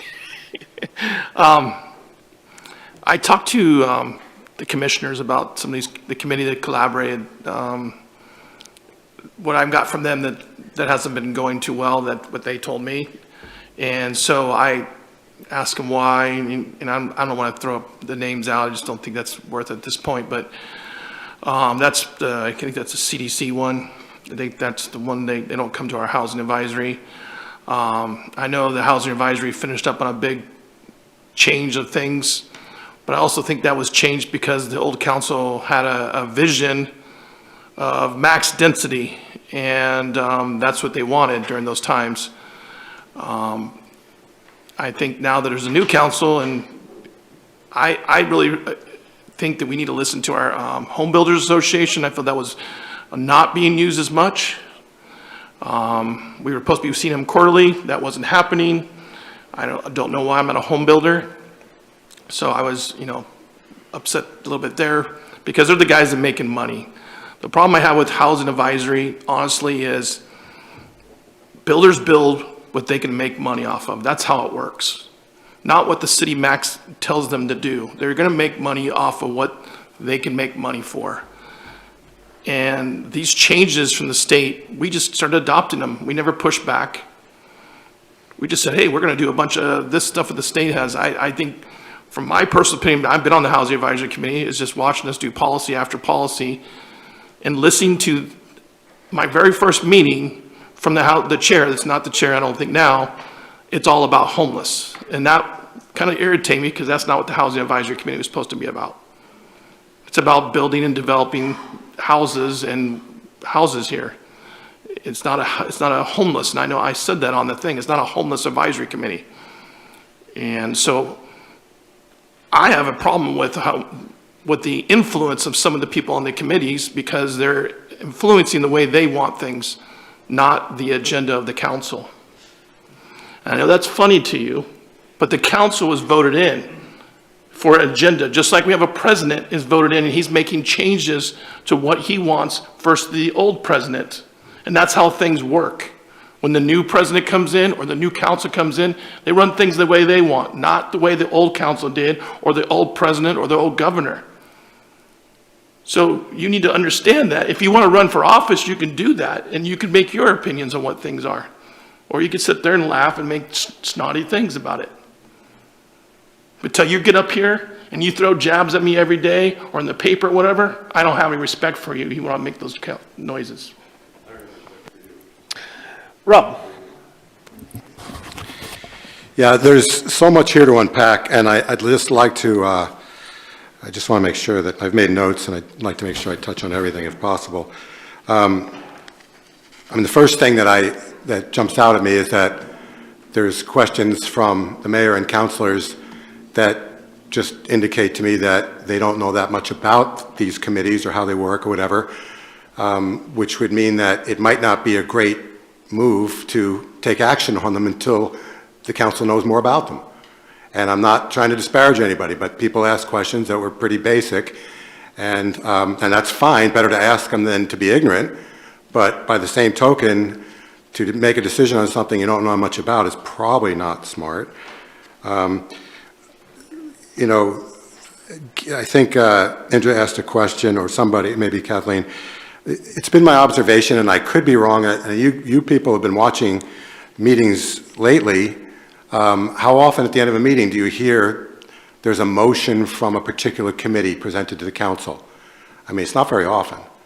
I mean, I would say that most of them, and I could be wrong, and Brad or anyone else can correct me, it seems like most of them, maybe it's 1 or 2 a year at the most. Some of them don't even have that much. And that's fine with me, you know, that's fine. Others make a motion that is presented to the staff liaison, and then they bring that to the council. And that may or may not it may be of consequence, it may not be of much consequence. Council may or may not act on it. But, you know, first, I'd like to say, just for instance, you know, Dwayne brought up about the membership of the Housing Advisory Committee. Well, first, actually, I'd like to ask Brad a question. Brad, could you, off the top of your head, ballpark, how many housing units is Grants Pass behind right now and projected out in the next 20 years? Theoretically, we're theoretically way behind and have, what, the lowest occupancy rate in the state, you know, correct. How many housing units are we behind? Was it 4,000? Was it?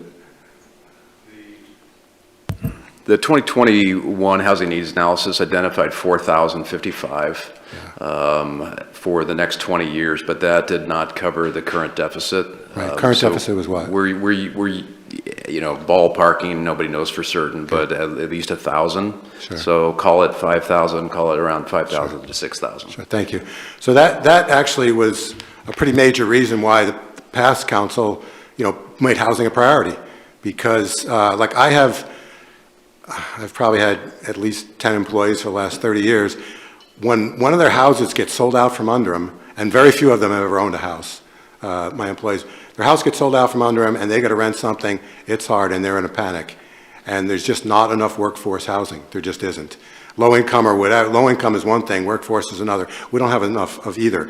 And to me, when I look at the Housing Advisory Committee, frankly, it's very heavy on nonprofits, to Dwayne's point.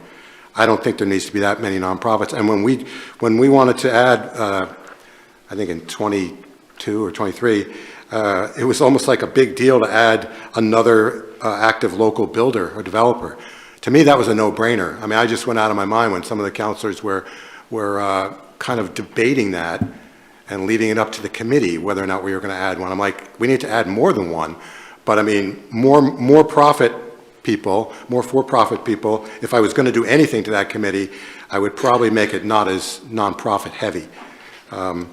That's what I would do if it were me.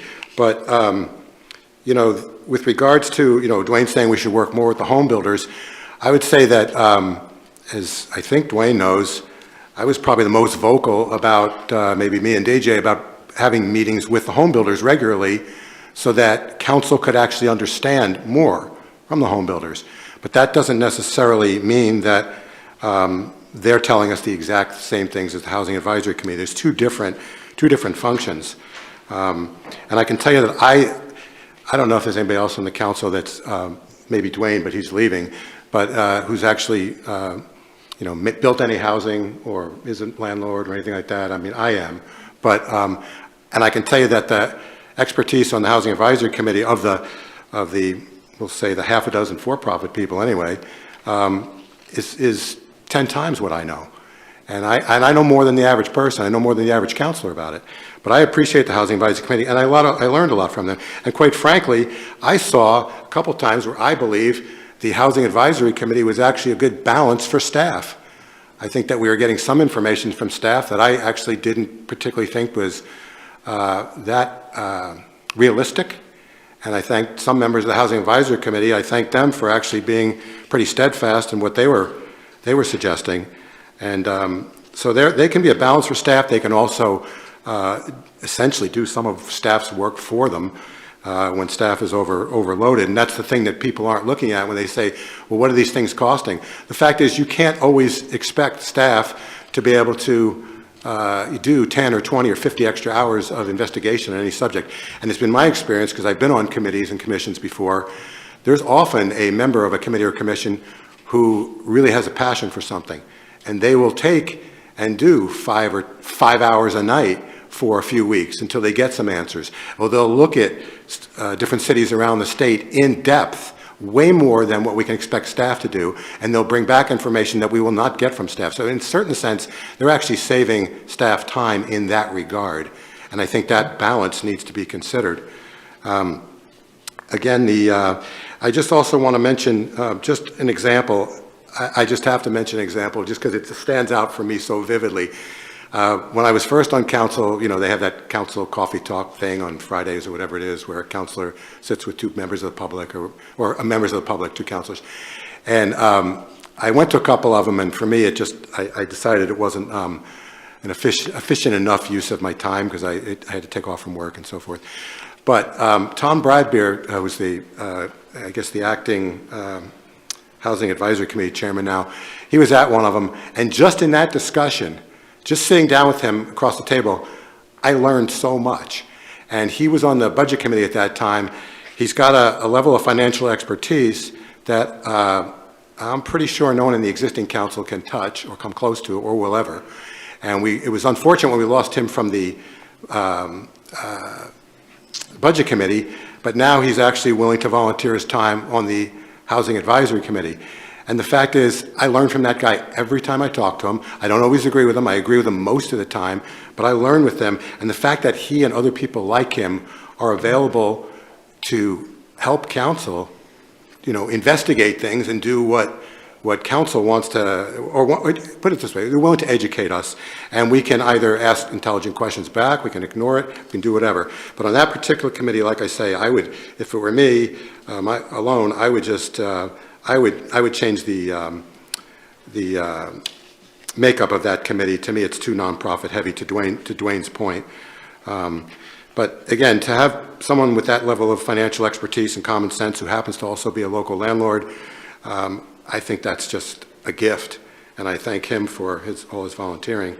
But I think that's what I would say. To me, sunsetting these committees, I guess, you know, the energy people, you know, you can divide that into two groups, but one guy pointed out how the two are related. You know, the greenhouse gas thing, some people look at that as a very real threat. Other people look at that as more green hoax. But as far as saving dollars and cents, that's black and white, you know. And if that members of that committee can do some of staff's work for them, or maybe even do it way more completely because they have extensive expertise, that's really good for the council and that's really good for the city. Bottom line, like to just get rid of that, to change their mission statement to, you know, to focus it more on saving money or whatever, that might be a smart move if people have problems with some of their mission statement. But there's a lot of intelligence there that can be used. There's a lot of intelligence there that can be of financial benefit to the city, even if it has to be tweaked some once the council learns more about what the committees actually do. To just throw that out is just really, it's short-sighted, and it shouldn't be done hastily, in my opinion. Thanks, Rob. I'm going to give you a second, Rick. I just want to point on something that Rob pointed out there. I love the fact that you went into detail in some of these committees, which is, again, it's educating everybody that's sitting up here. That's what our job is to take in all the information. Some of my rudimentary and poignant questions are for the same objective. I was appointed to this position to help lead you guys in a proper direction, and sometimes I feel if I don't think you have enough information, I might ask stupid, poignant questions to actually get that information out into the public. So I appreciate your comments, Rob, and I think we were both on the same mission to get everybody educated. So with that, Rick, you had some more comments? I just really appreciate the comments that Rob made. but also I feel the makeup of the current committees, I would be in favor of maintaining the same status. Thank you. Okay, anybody else have any comments? Indra? I guess I would start by saying, obviously, you all love being on the committees. You've stayed here so late, and thank you for that. And I do appreciate your expertise on the committees. I did do a little research, and I do feel, as Dwayne stated, that there are agendas on these committees, and maybe the three probably maybe we'll look at more later. I don't know, and I'm not saying that we wouldn't resurrect a committee or a different committee, but frankly, that housing advisor, I don't really see what's been concretely done for the city for the benefit of the residents with that, and it does appear to be mostly helping the low income and homeless, and that's great, but I'm a big advocate. Someone got up and said, and I loved what you said, for the working people. And that's what I'm like, the people who are working but just can't really make it, because as we know, the well-off have all the money they need to do whatever. The low income get a ton of help in this community, and it's the ones that are working hard, working two jobs, and they can't get ahead. And I don't see that happening with the Housing Advisory Committee or the Economic Development. It's look around. So I'm in favor of voting to sunset these. Victoria? I just couldn't go by this without saying thank you to each and every one of you for your volunteer time. It's amazing, your passion for your committees. I hear it. It's just the passion to volunteer for your city is amazing, and I appreciate it. And if any one of the committees is voted to be sunsetted and they are recreated, I hope that they could be, if they are brought back in another form, that people would consider coming back and volunteering their time again, and that the trust would be rebuilt. I heard it. But I think some of the rudimentary questions, I think were more questions of clarification, that people already had some ideas about what they thought were the outcomes of some of the committee, the time commitment on staff and all of these things. And they were just to say, I want to ask this just to be clear on what it is I'm thinking about this. So I don't think it's a matter of not understanding the issue. I just wanted to make that clear too. It's definitely not an issue of not having looked into it. So if any one of the committees is sunsetted, I hope the community involvement will come back. But mostly, I really just wanted to say thank you so much for being so dedicated and to volunteer for your community. Thank you. Thank you. Dwayne, do you have more comments?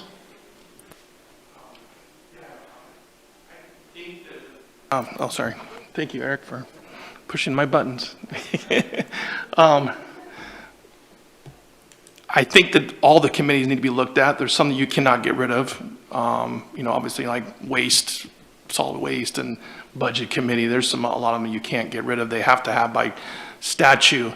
And I would push back on the CDC a little bit more. I see businesses leaving. I don't see them coming. We just lost Dutch Bros. I've talked to another major business here in this town that's getting ready to leave. 50 employees. And it's not really as much of, it's a state level that's really causing a lot of the problems. And there's not much you guys can do about that, really. So, what are we doing? We can't keep them if the state's causing the problem. You know what I'm saying? They're going to leave. So you really need to be advocating at the state what they're doing to us here, because they think we should all be tourists. and tourism, and that's the only thing we should have here. We shouldn't have industry here anymore, or anything like that. They don't think we should do any of that stuff. They don't think we should be developing rock out of the ground, which you can't build a house without rock. That's the kind of things you see at the state level, which is ridiculous. You can't build a house without rock. So I think you guys, I mean, I would encourage everybody to push at the state level, because that's what's hurting us, not here locally. People want to stay here. I do have a question, though. Are we going to go through these one at a time? Because I mean, I would like to do a motion at least one at a time or all together. I would advise, and I think Aaron would advise we do one at a time, because you are talking about 3 different committees. I think we just. So, I mean, it's the same motion for each committee. If the resolution is the same for each committee, but let's hit it. Let's be fair to everybody, and we'll go one at a time. So if you do make a motion, please be aware it should be a motion for each individual committee. I'll do the first one. Thank you. I move to sunset the Sustainable and Energy Action Committee. Motion on the table. Do we have a second? Second. Eric to second. So without, we've had a bunch of discussion. Does anybody else want to have any more discussion on this specific committee? Indra. I would just say in general, just if a committee is sunset, it does not mean that you can't come to me or one of us and talk about whatever it is your expertise is or want to talk about. Rob. Yeah, I'm trying to figure out now. So why is it that, what benefit are we getting by sunsetting any of these committees? It would be to save a couple hours or a few hours a month of staff time. Is that the big advantage? Why is it that we're doing this? Is that a discussion or a question? Well, it's discussion. It's not, I'm not asking staff, I'm asking council, so I guess it's discussion. I don't understand. Just clarifying. Okay, so thanks. does any counselor want to answer Rob's question or further the discussion? I see nobody jumping. Oh, Kathleen? Well, I think we've heard some of that already. I'm sorry, what? I think we've heard some of that already. Okay. I guess was it other than staff time? Yeah. Okay, so staff time. No, other than. Oh, could you just repeat it? I'm sorry. I don't remember. I'm sorry.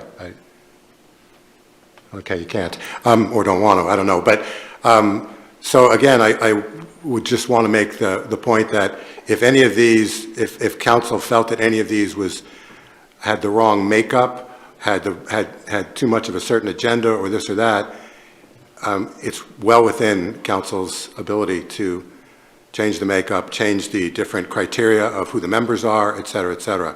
So we can throw the baby out with the bathwater, or we could adjust if there's benefit to be had, just so that everybody understands it. Thank you, Rob. With that, Dwayne, would you like to amend your motion any or go forward? Okay, motion on the table, seconded. I'm sorry, Dwayne, which committee were we talking about? Sustainability. Sustainability. So I guess we'll just run through vote unless last call for discussion. See none. Dwayne? Yes. Eric? Yes. Rob? No. Indra? Yes. Victoria? Yes. Kathleen? Yes. Rick? No. Okay, so we got 5-2, still resolution still passes. Okay, so we still have 2 committees up for discussion. Is anybody want to continue to discuss? Or is there any more motions coming down? Any more motions coming down? I'm just teasing you, dude. Yeah, go ahead. Dwayne. I move to He's eager. Sunset the Housing Advisory Committee. Okay, Dwayne has a motion on the table to sunset Housing Advisory Committee. Is there a second? Second. Victoria seconds. One last call for any more discussion. Rob. Okay, I just like to know if anyone on the council has an idea or a plan of how we get the 5,000 housing units that we are behind now. Now, we basically just, the home builders or the house, the home industry, they've been building what's profitable for them and what seems to work for them. And, because the town has grown, we're 5,000 units behind potentially projected out over the next few years. Does anyone on the council have any concept or expertise of how we're going to get there, or we're just going to continue doing the 3-bedroom, 2-bath house that the home builders would prefer to do? That's a lot of 3-bedroom, 2-bath houses, because that's what they want.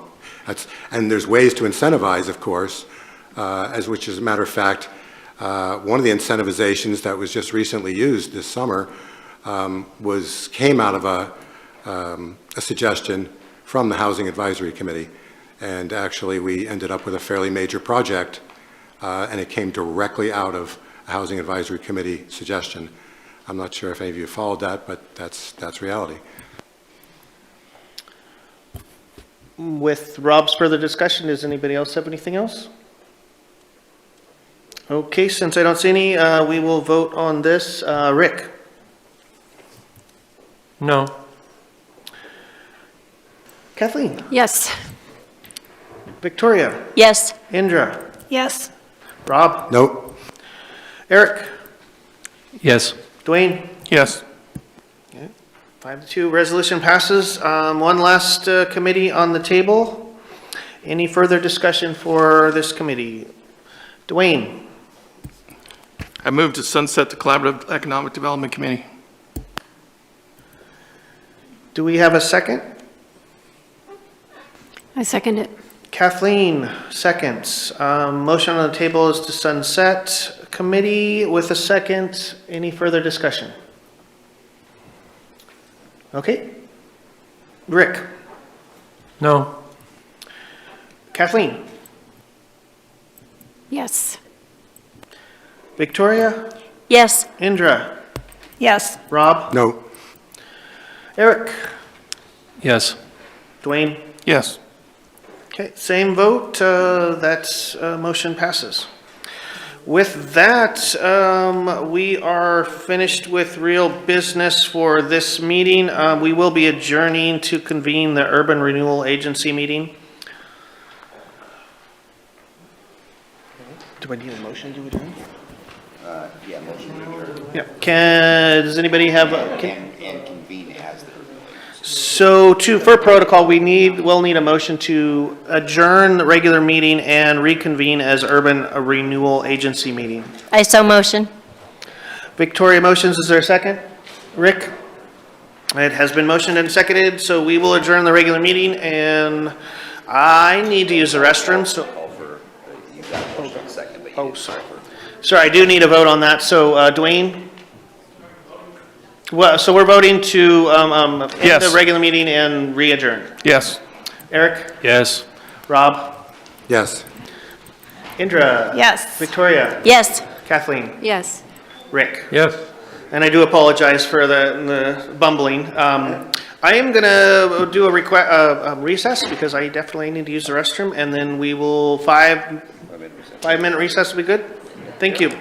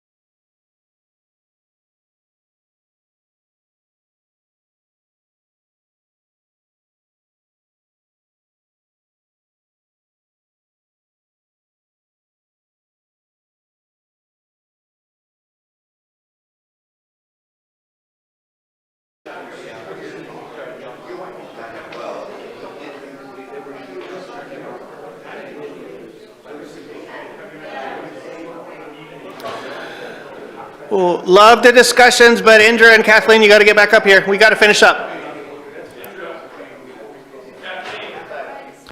And if you guys did want to stick around for a little while to just talk with them later, you guys are more than welcome, but let's get this thing on the road and we'll finish up. So we just start. Yeah, is there a renewal agency? Yep. Okay. All right, so we got majority of everybody here. Rob did duck out, gives his apologies and said that he did have to duck out, but we will continue. We're going to start up the Urban Renewal Agency meeting, and we have one action to go over. And that is a motion to suspend the use of Urban Renewal Agency funds to fund the Caveman Pool project. And I will pass that over to Brad for our educational piece. Thanks, Mayor, members of the council. So this item is very closely related to your two items on your regular meeting agenda related to the Caveman Pool. So if approved, the motion would suspend the use of Urban Renewal Agency funds for the pool. Just a couple of short background pieces. It was December 2020, Council adopted a minor plan amendment. That's when several items in the urban renewal plan were looked at. Boy, this mic is hot, isn't it? There was the most significant, there was a convention center project that was allocated for $10 million. And the Urban Renewal Agency Board at that point decided to reallocate all $10 million for the convention center to other projects. $5 million of that $10 million was decided in 2020 to go to the pool. Then in June 2022, the plan was also amended to actually bring that pool property over by Grants Pass High School into the boundaries of the district. You can't spend any urban renewal money on a project if it's not within the boundaries of the district. So that action was taken in 2022, and then just a month ago, Council adopted Resolution 247512. That was a 5-year implementation strategy for the Urban Renewal Agency, and there was a Caveman Pool remained a priority in that plan. So far, there have not been any URA funds spent on the pool. The only funding, as I mentioned before, is about $150,000. That was all general fund money. So if the motion is adopted, there are really 3 key implications for you to consider. One would be an amendment to the plan to remove the pool property out of the boundary. Again, you don't have to do that. You can choose to suspend the money without taking the pool out. That would basically reserve the option to spend money on the pool later or spend a different amount of money. Second, a plan amendment to reallocate the $5 million for the pool. If you choose not to spend the $5 million on the pool, then where do you want to put that money? And then finally, the potential amendment to that resolution from last month for the 5-year implementation strategy to remove the pool from that as a priority. So I think those are really the main 3 implications. Most significant, the motion that's actually in your packet is specific to the $5 million of the URA money, but those other 3 implications I just wanted to point out to you. It's at your discretion, and then there's the alternatives that are there on the screen behind me. Okay, thank you, Brad. Does anybody at the council have any questions? Rick? Brad, could you go back one slide? You bet. So the bottom one there, potential amendment to remove Caveman Pool is a priority project. That one, then does that take away both the boundary and the dollars? So that last one is the 5-year implementation strategy for the agency. So you might recall the board decided rather than have just this large list of 18 projects and not having any specific plan for how to invest the money year by year or in 5-year increments. The decision to adopt a 5-year strategy for how to invest the money. The pool is listed in that plan as one of the priorities over the next 5 years. So I think it's, is it critical? I would say no, but I think from a staff perspective, it would be helpful to remove the pool if you are no longer using URA money to fund it. But you did mention if we wanted to still keep the boundary there, even though we take the money away, even though we take the amendment away, we have the option in the future of using some money. Is that correct? That is correct. Okay, thank you. Any more questions for Brad? Okay. Thank you. And you guys all understood what they just said? So basically the way I understand it is there is the option to keep it within the boundary, which gives you future prospects that you can deal with it, but take the funding away. So I'm getting good nods on it. So, okay, I know it's late. I'm just asking the second question just to make sure that nobody gets passed by. With that, we'll open it up to public if anybody wants to have a comment real quick in regards to this funding project. Please be specific to the topic at hand. And you have 2 minutes. Thank you. I'm Nancy Lester. First, I have to say I've never been to the Caveman Pool. I don't swim. But a lot of people in the community do. And I read a lot, I hear a lot, and they think it's important.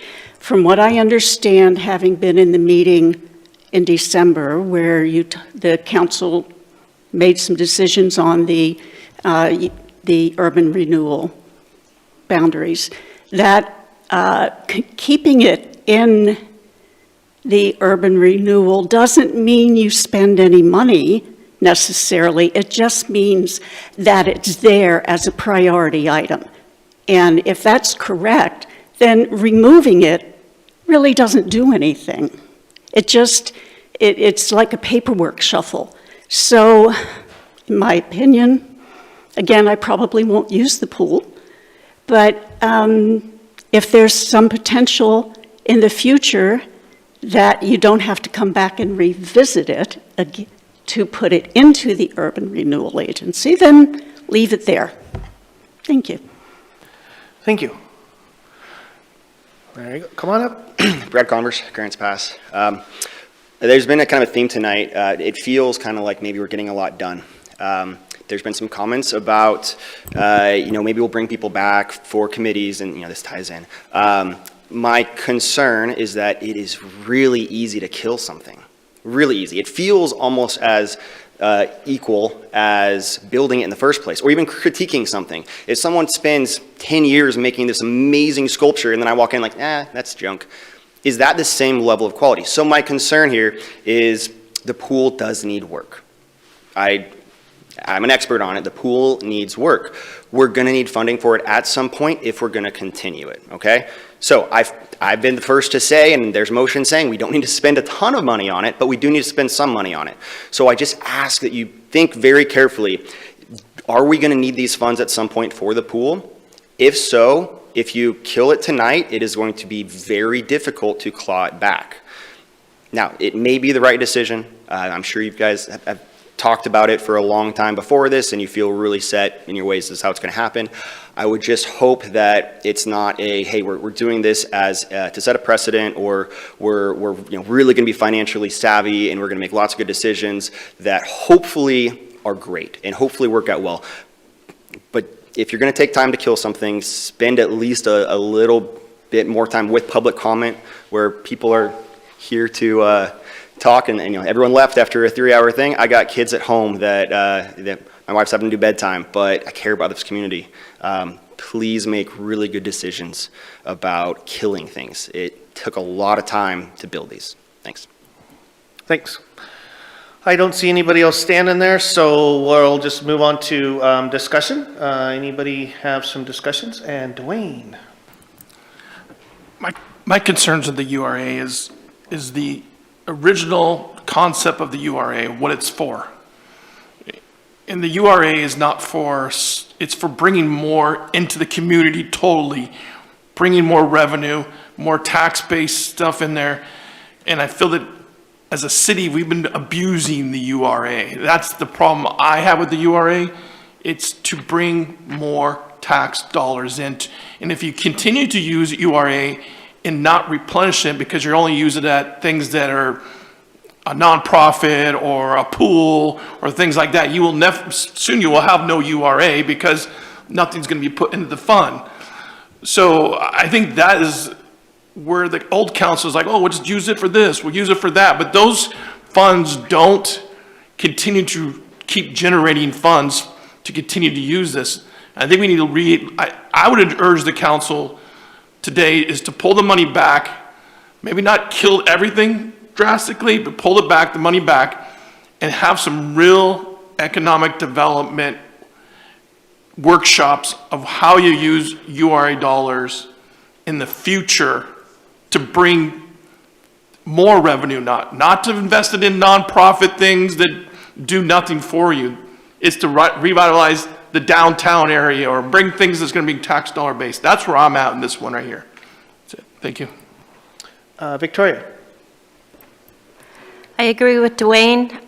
The URA funds need to be used in the district, and these aren't magical funds that come from somewhere unknown. They come from people who are taxed in the district. And so I feel strongly that they need to go back to the people who have paid the tax, because that is the spirit of the URA. That's why it was made. And so I do intend to take to vote to take the funds away from the pool, but that does not mean that I'm against the pool, and I don't want to find some way to fix the pool so that swim teams or whatever can use it and kids can swim in it in the summer. But as far as the Urban Renewal Agency funds, they need to be used within the corridor of the urban renewal to foster business. It's something we ran on. It's something we're very serious about. And so this is one thing we can do to help with that. Thank you. Thanks, Victoria. Rick? With the motion being made, I would like to see an amendment to the motion that the Caveman Pool be brought back to a workshop and sources of revenue be reviewed to support keeping the pool upon a level of repair that the council feels is appropriate. So since there's no motion, would you like to make that motion? Because there is no motion on the floor. Just to clarify, there's no motion on the floor right now. So we're just in discussion. So if you want to throw a motion out there that's fully detailed, you can do that. Okay, I'd like to make a motion that the current allocation of $5 million of public swimming pool be suspended, but that in the future a workshop be conducted to evaluate different sources of income to support renovation of the pool in accordance with the council's desires. Okay, is that clear I enough? have a... Okay, we have a motion on the floor. Go ahead. Could I maybe say a point of clarification? I'm just wondering if we can, if this motion would be better after we adjourn, so it wouldn't be a motion for this, but after we adjourn the Urban Renewal Agency meeting and then come back to a regular meeting, because they're two different business sets, but maybe it's all right. So that was my question.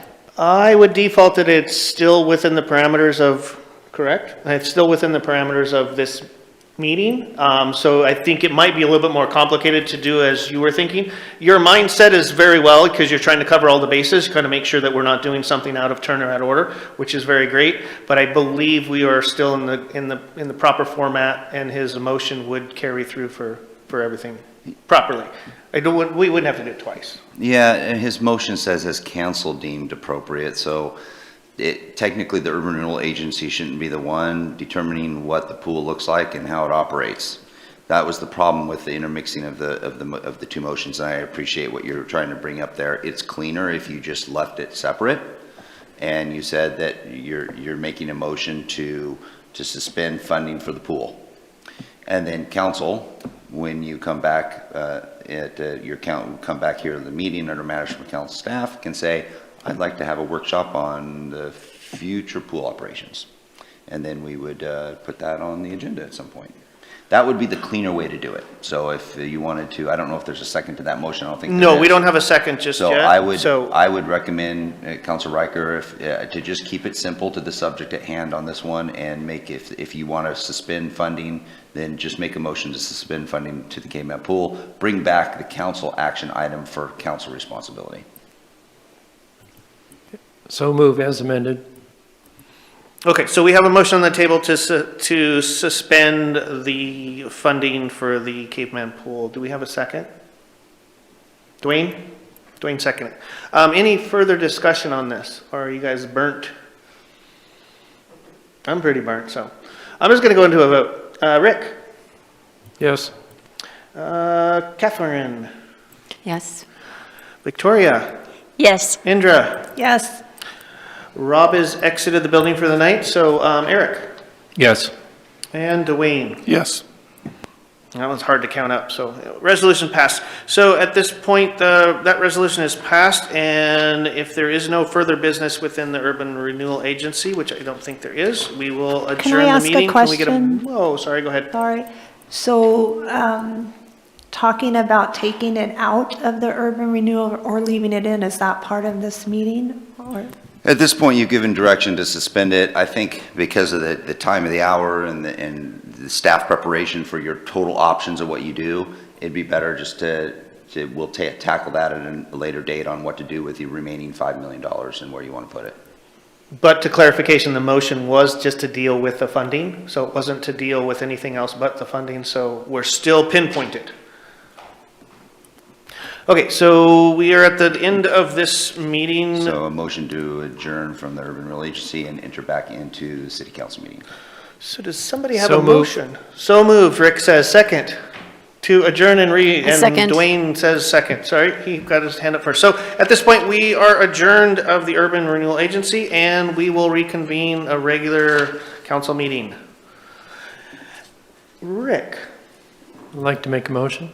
Okay, what is your motion? I'd like to make a motion that there be a future workshop for the city council to review funding methods and the level of improvement to Caveman Pool. That have to be a motion or just a request? He's got it as a motion. He's got it as a motion. You can do it that way, or it could be a request by 3 council members to put it on the future agenda. But if it's Okay. here as a motion, Yeah, that's fine. So if you keep it as a motion, do we have a second to bring this back, Indra?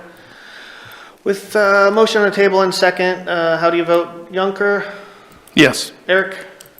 Yes. Indra? Yes. Victoria? Yes. Kathleen? Yes. Rick? Yes. Okay, unanimously.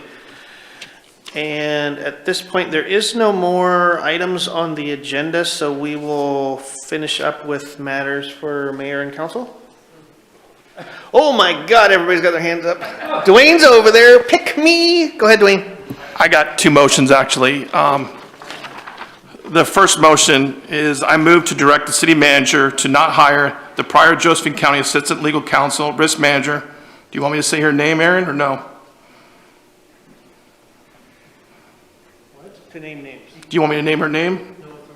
I'll name her then. Stephanie Nuttall, for the purpose of hiring as a city attorney. So there is a motion on the table to. I second it. Hold on, let me get through it, please. Point of order. Yes, Rick. Does the charter allow that? In this situation, for the city attorney, council needs to confirm the appointment of the hiring of the city attorney. But I guess After the city manager has made the direction to hire such That's correct. person. Okay, so. We have a candidate that we're finalizing background, and when that's finalized, we would be bringing it to council to confirm the hiring of the individual that Councilor Yunker mentioned tonight. Okay, I just thank you for the clarification. So to clarify for my own self, is within, you believe that it's within the power of the charter that this motion can be put to the table? Technically, I don't think this motion could be put to the table. I think the motion that would be put to the table is a denial of the hiring of who the city manager is recommending to be the next legal counsel for the city. Correct, and I'm understanding is this is a motion to preempt that? Yes. Okay. I believe that's what the intent is. I could change it to deny the hiring of the former assistant, Josephine County Assistant Attorney. So you're trying to make a motion to deny The hiring of her. the hiring of this certain individual Yes. who is currently. Well, she's not currently, she left on Friday of last week because she thinks she has a job here. I'll just put it at that. I'm going to have to default to the city manager because this is kind of above my pay grade on. Yeah, I believe that at this point in time, that one, the motion is premature, and two, I believe that we should not be at this point in time discussing this individual in an open session.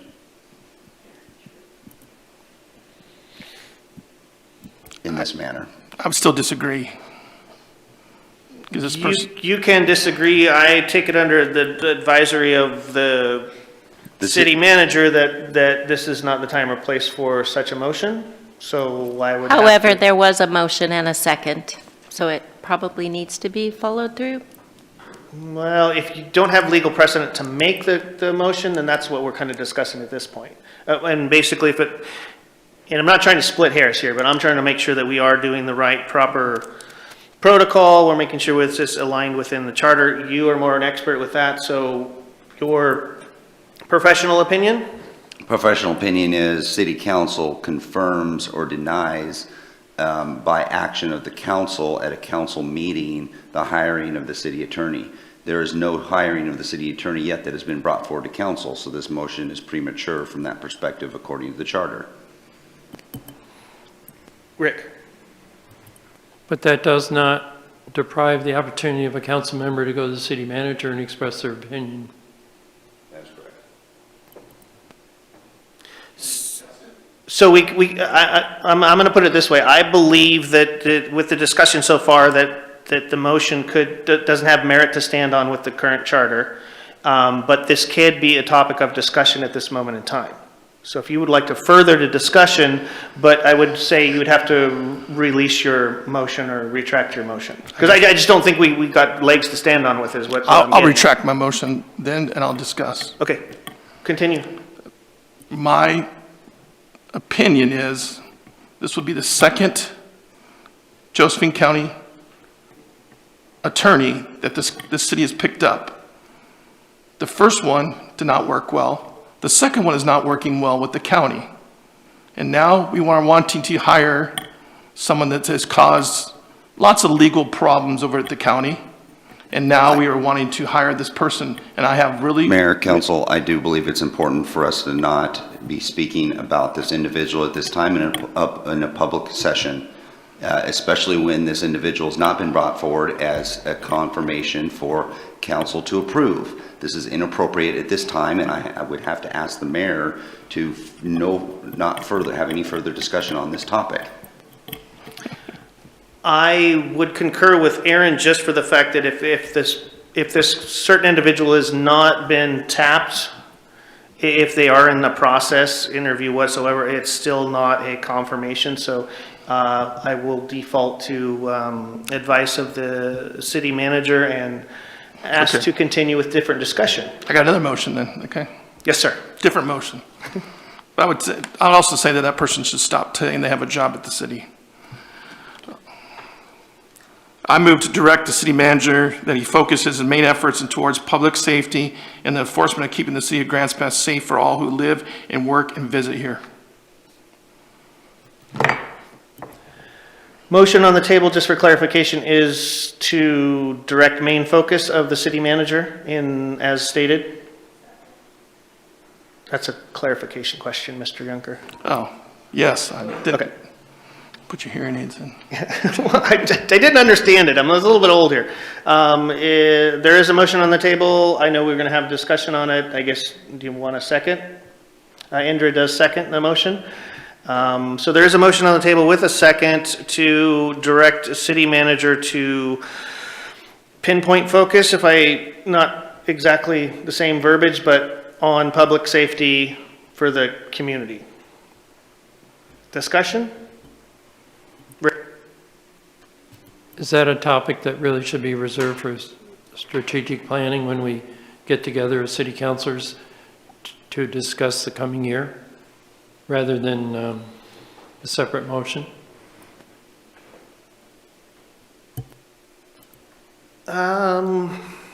I would say it would be a topic of the strategic planning, but unless there is opposition from the town manager with his expertise above mine on what the town charter says, or the city charter says, then I would say it's a valid motion.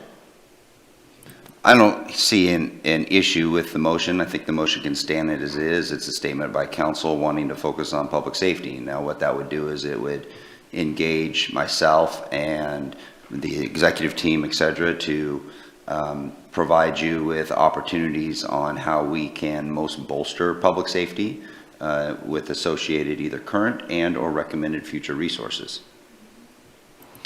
And I would agree with that, meaning that it could be outside of strategic planning, because strategic planning is still a little bit of time away.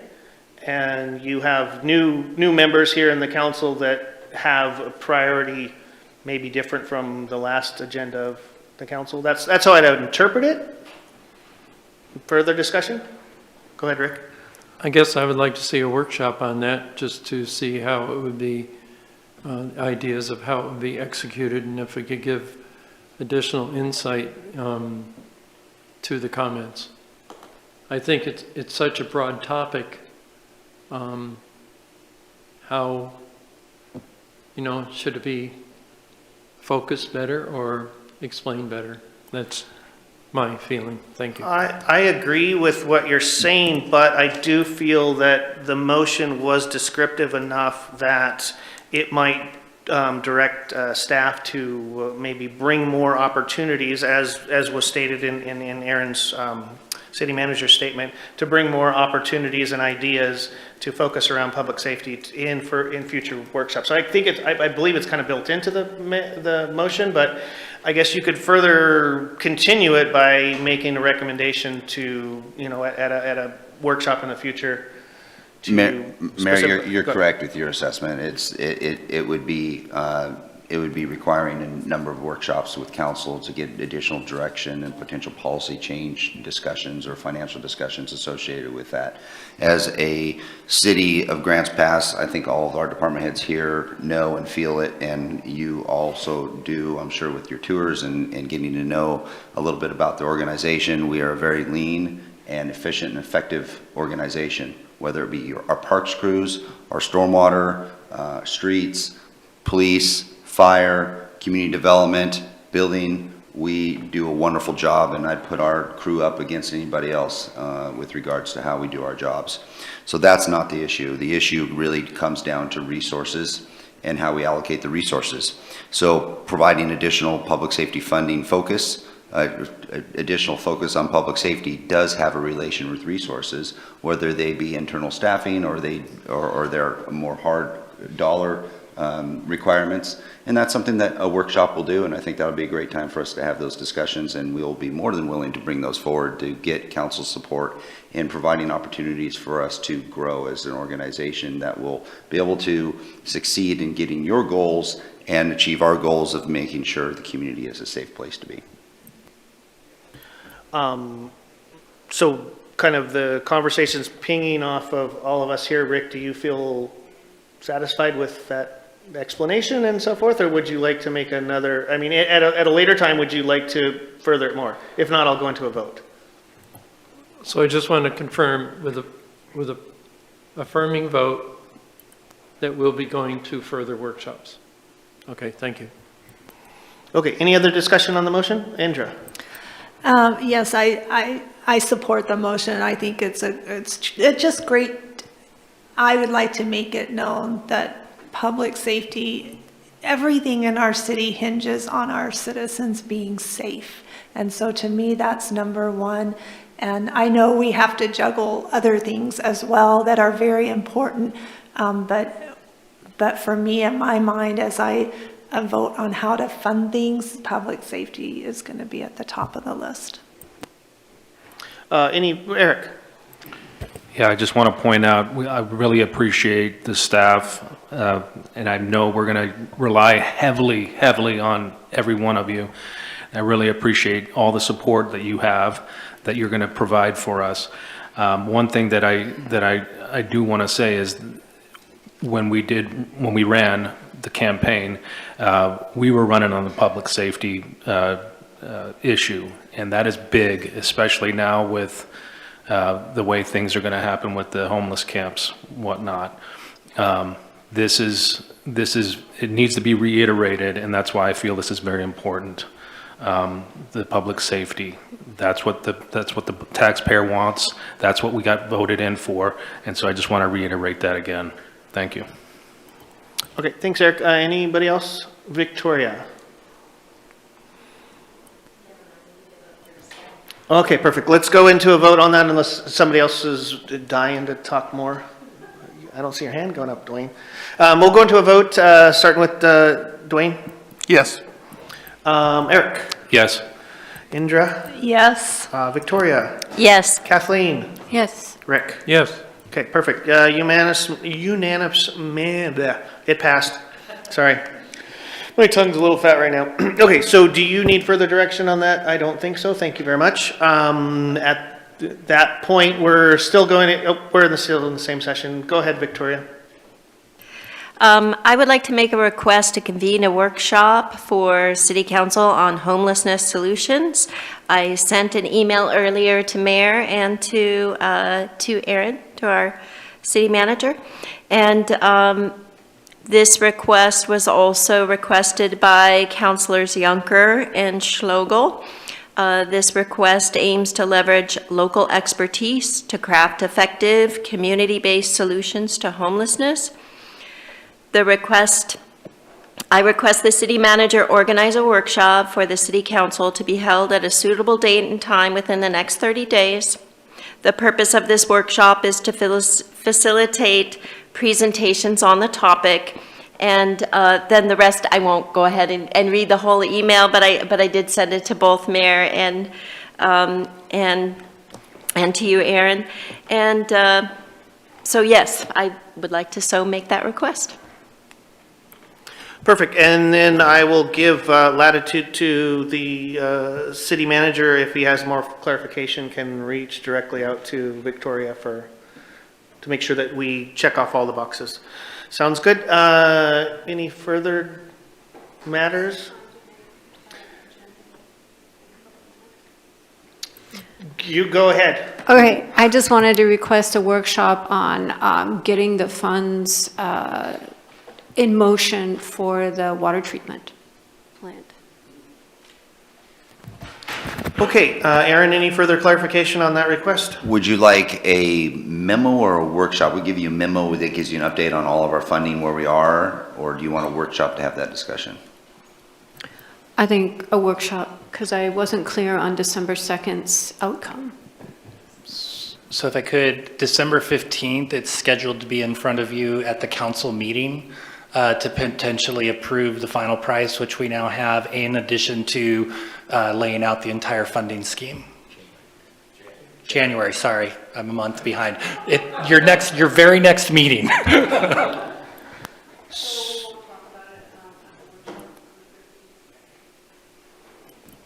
I would give Kathleen some, if you have more questions, won't you set up a meeting with Bradley and he can go over everything? I mean, I think Aaron can facilitate that. If you got more questions, you can go through Aaron and say, hey, can I have a meeting with Bradley or Chief or Candy or whatever, and they can explain all those things in more of a one-on-one. Yeah.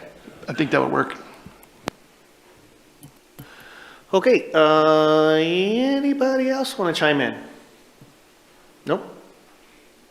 Okay, so I'm just going to go over a couple things. This is mainly about our performance tonight and then our performance going forward. I do apologize if I offended anybody in trying to control this crowd. I do believe that we should go forward as a group, as a community, and try to be civilized to each other. We are all adults, most of us. There were some teenagers in here, but they're in high school, so they're pretty much adults as well. We need to treat each other as we feel that we want to be treated. So I just don't want to tolerate the outburst that we saw tonight. And I take pride and ownership in this house. Whether you think it's arrogant or narcissistic, I don't really care. This is, we were elected to help the community go forward in a prosperous manner, but I want us to champion decorum and civilness to each other as well as to the community people, and I'm going to ask them to do the same to us going forward. And you saw tonight, I'm not going to tolerate it. I will call it out, and if there is disruptions that I feel are unnecessary or harm or put the public in danger, I will ask people to be removed. So that's just a little clarification on how I want to run things going forward. And if there is any other suggestions on how we'd want to change things, or if you had suggestions on things that you want to see differently in the meetings, you can address me directly, or you can go through the city manager, Aaron, and we can have a discussion and see if any changes could be implemented. Other than that, if you guys have any other questions, if not, we're come to the end here, and I believe we need a motion to adjourn. I move to adjourn the meeting. Second. Second? Yep. The meeting's adjourned, and I don't want to discredit or not give the staff an audience, but this was more of a special meeting that was specifically for topics. So they don't want to talk, they want to go home. Thank you all.